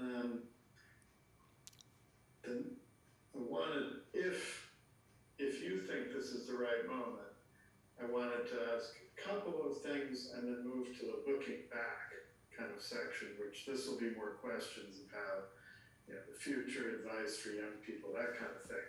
But on the sort of track of your career, is there anything more you want to say about North Carolina that you've been working on? Not much more I can say. So it's fine, and I like it, and I intend on solving all the problems that come up, or at least attacking them and letting someone else finish the solving them. Great. And then I did want to ask one leftover question about, so the end of the CDC Plato, there was the home link, the Plato home link. Plato what? So Plato home link. Oh, the home link. Okay. And, and if you could just talk a little bit about that, and I guess that did not succeed, but sort of what was the thinking there, what happened? I have no idea what happened there. No, not in the home link. I mean, we had our own home link operations, but I have no idea what CDC intended on doing in some of their projects. It was their business model and their operation, and I seldom wanted to intervene in anything that they wanted to do, except if they called up with a problem. When they couldn't put all those terminals on because they were interfering, I went out and solved the problem for them, and it took about 2 hours, and then they were off and running. But I would do that, but I wasn't interested in another business model or another operation in general. Oh, and speaking of, did I ask you with the interference, I mean, did you talk at all with Frank Quo and other Bohan people? Because obviously collisions are a big part of that protocol. Of course, I talked to Frank Quo about it, Sure. most everything, and it was always interesting. Frank was very bright. He had some very good ideas. He worked hard at them, and he was a good friend all the time. And so I don't remember He was with, it was ARPA he was with when he was flying around, or I think it might have been that. For a long time after, I mean, he was University of Hawaii with a loan on that, but then back and forth to Washington Yes. for a while. And then I think he ended up in Washington He did. before coming back to the Bay Area. Yeah. Yes, and back at the Bay Area, He's in the Bay Area now. yeah, no, I know, but back there, he is he was also interested in another type of computer that they were building. I think they put one in Hawaii. He took responsibility for making it work, or that might have been another one of his friends that did that. But he was always. Go ahead. I'm sorry. Oh, no, I was just wondering if there was any cross-fertilization with Oh yes. protocols around collisions. Oh no. Frank and I worked on lots of strange ideas together. We for engineering open house, we once had taken a trip to Chicago with the department, and we went through tube factories and all. At one tube factory, they gave us some tubes, and some of them were tubes that detected light and various things. And we went back and we built a robot that tracked light for the home for engineering open house. They put that in the paper. You could just wherever the light was, we called it the duck because it wobbled. Go over to pick it up. And we worked on a lot of projects because I had a lot of equipment at home, and he enjoyed doing those things. He was very useful for helping me. And I remember a lot about Frank. I've seen him, not real recently, but I've seen him in the past, well, it seems like probably a long time now, but it seemed like just yesterday when we flew back once we stopped at Hawaii to see him. And so, no, Frank is a friend. I have a lot of friends that are probably there that we saw each other all the time, worked together, had the same classes, same programs, sometimes worked on the same project together. But we had our own set of projects, not just what the university projects were, and learned a lot from that. And that's my advice to any young person. What you ought to do right now is if your thermostat fails or your garbage disposal or something, don't just throw it away, get another one. Take it apart, figure out what happened, and see if you can fix it, and put it back. You'll learn a lot. And nowadays, that's not the way it's done. It's replacements cheaper than fixing. So, but it cuts out the learning for these young people. I love the young people, and every time they ask me for advice, I tell them, go to school, go till they throw you out, and enjoy what you're doing. Stick with it. You got to be stubborn. These problems, you can't.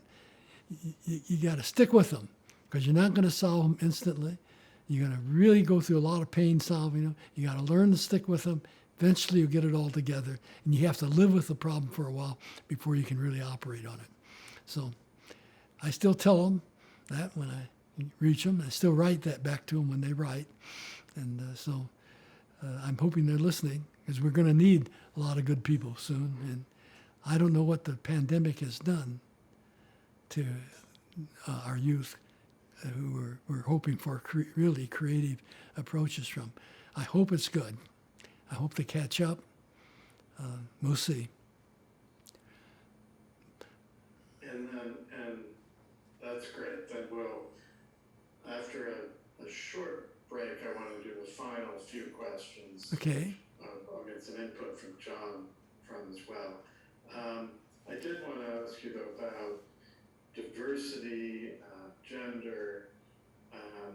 So and most of the time in Illinois, women were certainly part of a lot of projects and classmates, but it sounds like it was tough for them to become full faculty, or there were more limited opportunities. Well, it depended on what field they were competing in. There were fields where they actually were the majority, and rightfully so. In the engineering fields, they're now much more, many more of them. It's much easier now than 10, 15, 20, 30 years ago. It used to be very tough for women. Sort of, first of all, a lot of the people thought, how can these be real women if they're working math all day and working on these projects? And they didn't appreciate that, and I didn't either. But it got to be where that women turned out to appear and were smart and could really give help. Over half my laboratory were women. Only a few actually built equipment, but most of them were headed up software projects and other things like that. But they were a key element in the project, and the growth of the project. I had a doing that anybody who wanted to go to school that worked for me and get more education in anything, I would arrange for them to do it free of charge and not deduct any time, and they could get in school. And a number of them took me up on that. A lot of them who were technicians wanted to become engineers.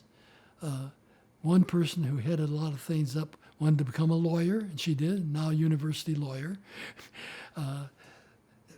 Psychologist, psychiatrist.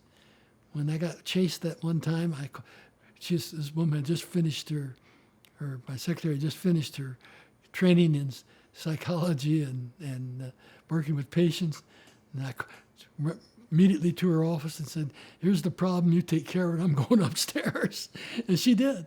So, but they all wanted advancement, almost all of them, and they all did it, and it didn't cost them anything, in fact, helped them. So it's just the people, it's who you work with. I keep telling everybody, it's who you work with that counts. It's people talk about that, but it's really true. And I was so fortunate in every move I made. I ended up with people who were just outstanding at helping and new ideas and stay up. Land Volk from here, when we worked here at first doing the coding stuff, he'd come over to the house. Well, I didn't get home from handball until 8 maybe, but he'd come over to the house then, and we would work on coding stuff and patents and whatever we had till 2 o'clock in the morning. My wife would cook up donuts and things for us and put them out, and so we were working. But he was dedicated to what he was doing, and he did a good job. He's now the vice chancellor for research at the university, and very good. He's a computer man, and when he was trained, and done good work. And it's just having people around you who really know how to talk and make the talk make sense, and don't want to argue or things like that. And just I just never run into people who were mean like that. They were all really nice. I used to be a magician. I guess I still am, but I used to love when I was there. I would like to go visit everybody's office in my lab to say hello, see how things are going, anything you need. And I used to always go in, and the first thing they wanted to see is, you have any new magic tricks? I pull out a trick and show them, get their attention. They loved it. Then I move on after discussing things with them. So even when I was back, it was only having fun more than working. So I can truthfully say that I've probably never worked a day in my life. just had fun. Excellent. The management by magic is great. Yeah. Oh, well, I used to be a member of the union. I'll never forget that. I was home and the phone would ring on weekends. And IBM was one of my clients, patent clients. And they say, we're from IBM, and we'd like to take you out for dinner. It's a Friday night. And I said, no, I'm not interested in going to dinner. And next week they call again, where we're back in town, we'd like to take you to dinner. And finally, the third time I said to him, look, I don't care if you are international business machines and my client, I don't want to go to dinner. They said, oh, we're not international business machines. We're International Brotherhood of Magicians. I said, I'll be right over. You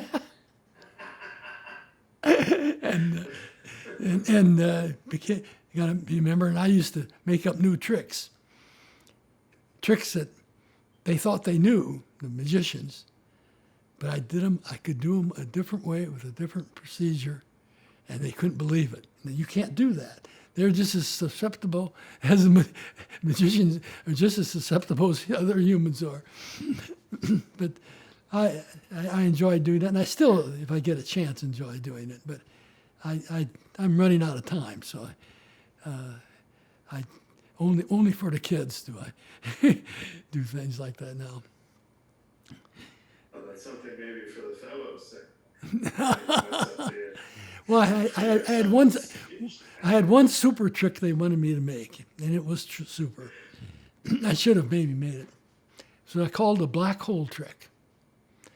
You know, the black holes were discovered, I don't know what, 20 years ago or something like that.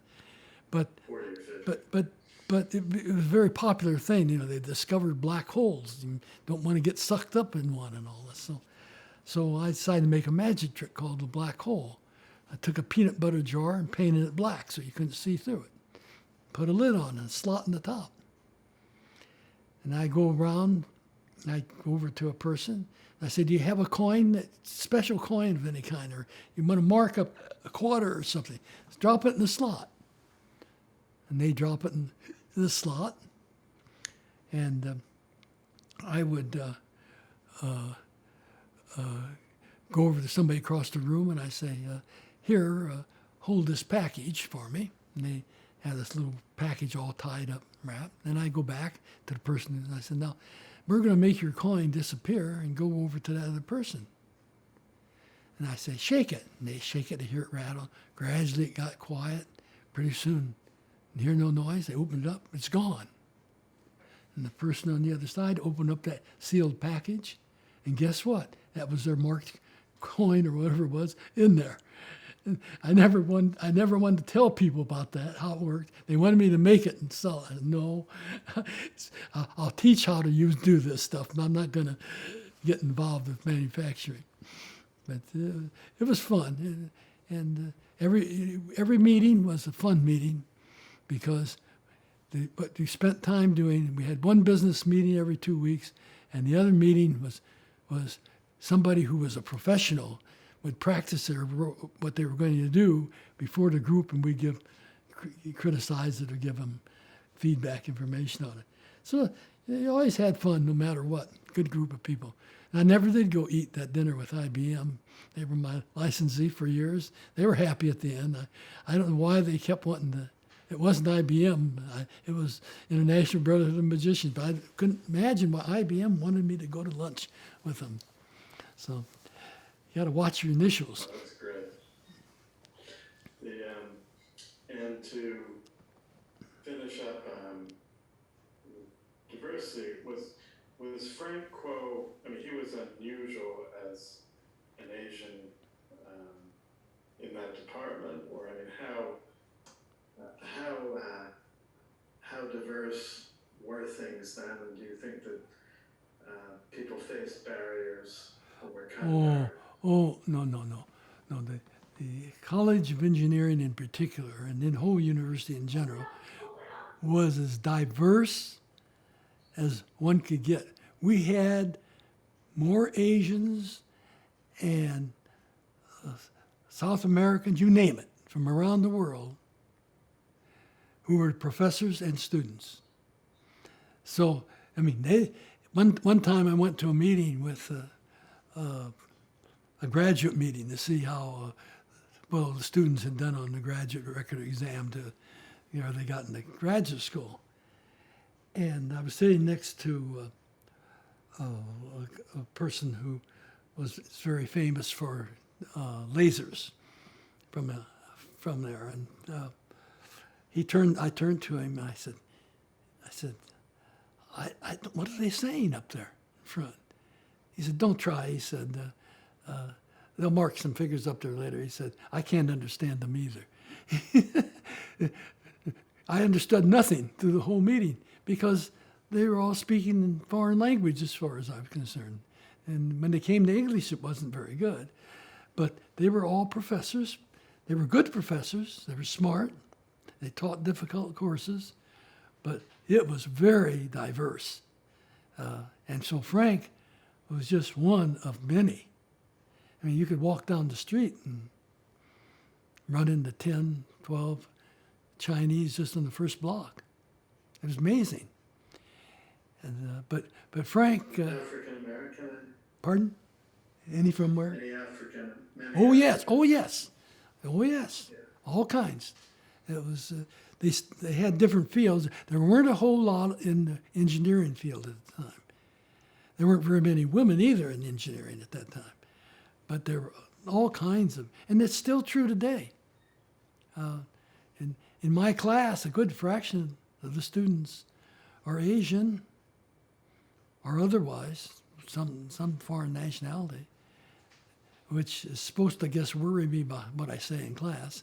But they're all good. Most of them stay, interesting enough. They don't want to go back when they're done. And I understand.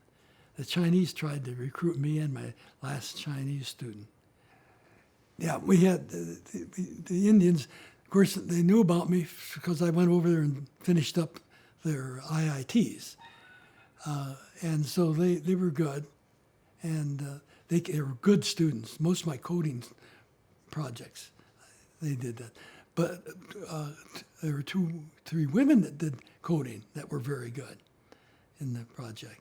So I couldn't really see a difference in the abilities of them, except that there were so many of them that were better than many of the students that we turned out from our schools here. Because there were good ones from our schools, but the percentage was much smaller than you could get from foreign schools. And I imagine that's the same today. I hope we'll have to change some of that around.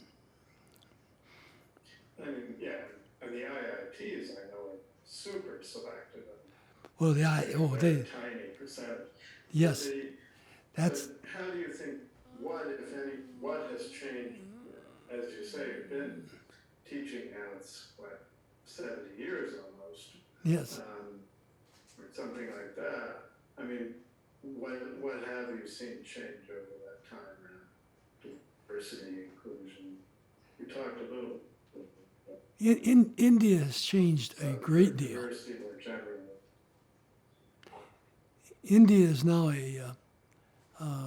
if you went back, you hardly recognize it. We lived in the jungles in Kharagpur, and because that's where they built that IIT, because it used to be an Air Force base during World War II, and that's where they flew planes over Burma out of that area. And so they had a lot of leftover equipment there, so they built an IIT there.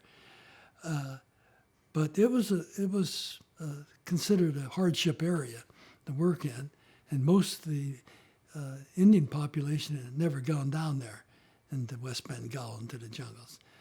So we've kind of felt good about the fact we were able to survive down there without any problem. And but the school was good. They had all had learned to teach in the U.S. before they went back there. They had one problem, is they had trouble keeping equipment up at the school, like oscilloscopes and all in the electrical engineering. And the reason was that it was below the status of the professors to fix things like that. And the people who would fix it were not educated in how to do it.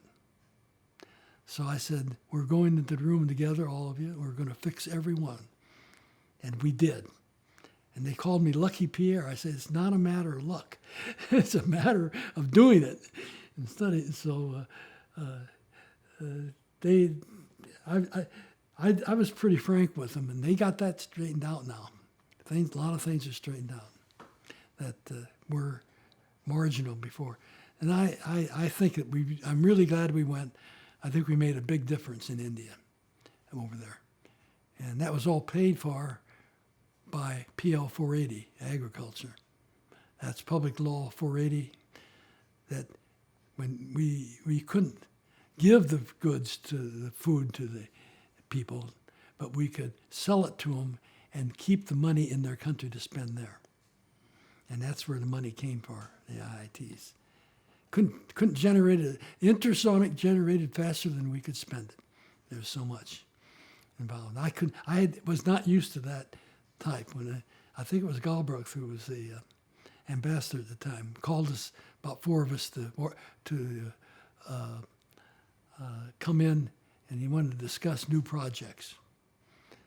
So finally I talked him into flying airplanes with the instructions on how to do things over the area with the 65 or what it is, different languages on it, so they could, and broadcasting all of them, so the city could turn on the video or village and then turn to the dialect that they spoke, and the village could then learn from that. And they went and did a lot of that. And that was not very expensive either, but it's hard to spend money when it was a gathering like it was there. I couldn't think of anything big enough except building more IITs, which they did. They now have probably twice as many as we had when I left. But I loved it. I loved India. They were all good to me. I loved the jungles. I even liked the cobras that lived with us. It was a different life. No entertainment except what you made. And I used to like the contests between the spiders and the geckos. And it's a legitimate fight. The spiders know that the geckos got Doppler vision and can't see if you move. But the geckos know the spiders can't sit forever. And I would put them in different corners of the room and see who got who. The gecko always won. We chased them in the house because that's how they kept the insects down. They were really, it was different, but everything worked well. I got to tell you, there are times when the electricity was more reliable in the jungle than it's been here when there's been storms, less time to repair them and so forth. But that was a lot of fun. They wanted me to stay on for another year or so, and I didn't. I said, I can't do that. I just got to get back. I got the plasma panel burning in the back of my head here. I got to get it done. And it's a good thing I came back the time I did. So it all worked out, though. And IITs were great. The students from IITs are good. I try to get them here. And if they come in, they say they're from an IIT, I make sure that they get into the university quickly because they are very, very good. So that's what I've done my whole life. Fine, good people. Mm-hmm. So let's take a short break and then come back for just the final. Okay. Kind of looking back. So tell me about, what does this award mean to you to join other pioneers as a CHM fellow? I'm sorry. Yeah. So this is the meaning of the award, becoming a Yes. CHM Yes. fellow. Okay. Yes. Thank you. So what does it mean to you to join other pioneers as a CHM fellow? I'm saying this award means, the Fellows Awards means, okay. Oh, let me tell you, the award means an awful lot to me. It's a different kind of award than some that I got, but it's in many ways more important. And the fact is that you have like 30 5 or so members of that award, and it's an honor to be recorded that way in history. I never thought of it. I never tried to be in anything, but it was a very nice surprise when I got the word that you were interested in that, and I can't be more pleased than say that I hope I bring honor to that organization as well with what you got.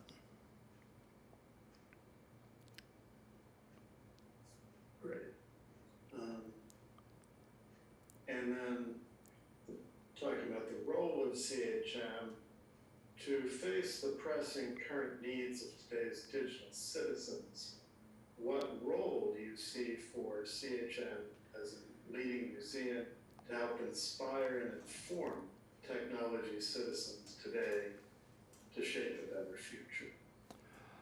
Well, in order to have a better future, we've got to keep innovation going. And the Computer Museum will be a great encouragement for people who are interested in doing things which will move the computer field forward in their lifetime. And that will be important. They see that there's a mission and an end, and other people that think it's important. And we need that to move forward.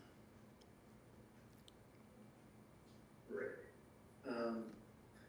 And then, John, I'd like to do the introducing himself, if that makes sense to you. So this would be to Don to kind of say in a short statement kind of how you see yourself. So like, I know you as an inventor, a mentor, a teacher, engineer, entrepreneur, but how would you describe yourself very briefly? Oh, I would describe myself as a person who likes to tinker and discover new things. I'm the happiest person when I'm working on a problem that they tell me can't be solved. I like the challenge, and I like to do things like that. And I've had a number of those. I was told a number of times that what I was doing couldn't be done, and they were wrong, and that's fun to do. Now, there are problems that you can't, and you ought to prove that you can't if you can't do them. But if you can do them, you want to get them done. Now, I've been that way since I've been a child. I probably worked hours on trying to trisect any angle without a ruler or compass. You can't do it. I can prove it. You can't do it. But so that seemed to me like it was possible. But there are things you can't do, and you ought to separate those. But there are things, if aren't proven impossible, if they're important, we ought to get them done. And it certainly helps in the long run to make sure that what we do is get students who know how to think, know how to apply their tools that we've taught them in new ways to solve the problems that are going to continue to come up every day. And it doesn't make a whole lot of difference whether it's trying to estimate, whether we should be wearing masks or not, or any other object. To apply your tools the best you can to get it done, and do it right is important. And I hope we have a large number of students coming along now who will recover from not being in school the first couple of years and be able to do those things in the future. Our future depends on that. And the last question is, drawing on your wealth of life experience, what one word, single word of advice would you give to a young innovator, researcher, entrepreneur? Do you want to sit up just before you answer? What is the word? And can you tell us? The one word that would tell what I would tell young people. Yeah, one word that kind of summarizes your advice and maybe something about you and your ethos. Yes. And if you could tell, you know, just say why you chose them. Mhm. And you can think for a moment. Well, it might be two words like, Could you start out by saying my words of advice? okay, are- my words of advice to new people is keep going, work hard, and don't give up, because everything may be tough, but it's all worthwhile in the long run. Now, those are my words, not just one word, but it's, you know, don't be afraid to do new things. Don't be afraid to think differently. Be yourself. See how much you can get done. And I've written this to a number of children, not children, kids in grade school and high school. Just keep going, work on it, study hard. It's all worthwhile in the long run. And this is obviously putting words in your mouth, but it makes me think of, you know, words like perseverance or Perseverance is a good one. If you don't persevere, you just won't get anything really done worthwhile. Everything you try is hard. You got to persevere through it. But John, do you want to, I mean, your call is to, I mean, if you're comfortable with perseverance, it might be nice just to give that, and we can also have the other stuff too. Just say my one word of advice is perseverance, and this is why. That would be fit into the rest of our one word category. There we go. So start with the question. If I was, my one word of advice for people growing up today is perseverance.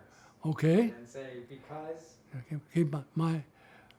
If I had to limit it to one word of my advice to young people today, would be to be able to persevere and solve problems and do everything you can. But persevere is the key word of what you need to do to get through with doing new things that are difficult. And that would be my advice to any young person coming along.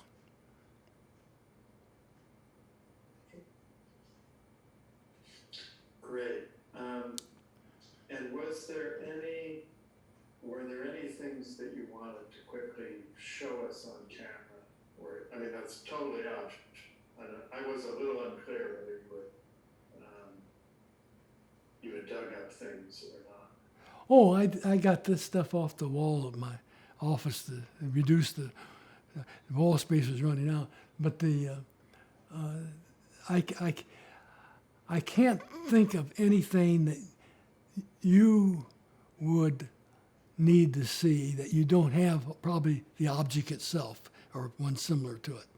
I got a 4-inch by 4-inch panel that we built and placed games with you. It was in a little suitcase I carried around, but you've got real terminals. You don't have to worry about things like that. I've got plaques from companies that manufactured the stuff that we had that were interesting and made a difference to them and to us that we were able to do some of those things. There are a lot of things I got from different countries when I was there that were interesting, but they're not essential to the topic that we're discussing now. There's a large number of things that I've already put on a lot of used up a lot of your recording materials, and there's no need to expand on any of that right now. Perfect. Great. Well, thank you so much. Really wonderful interview.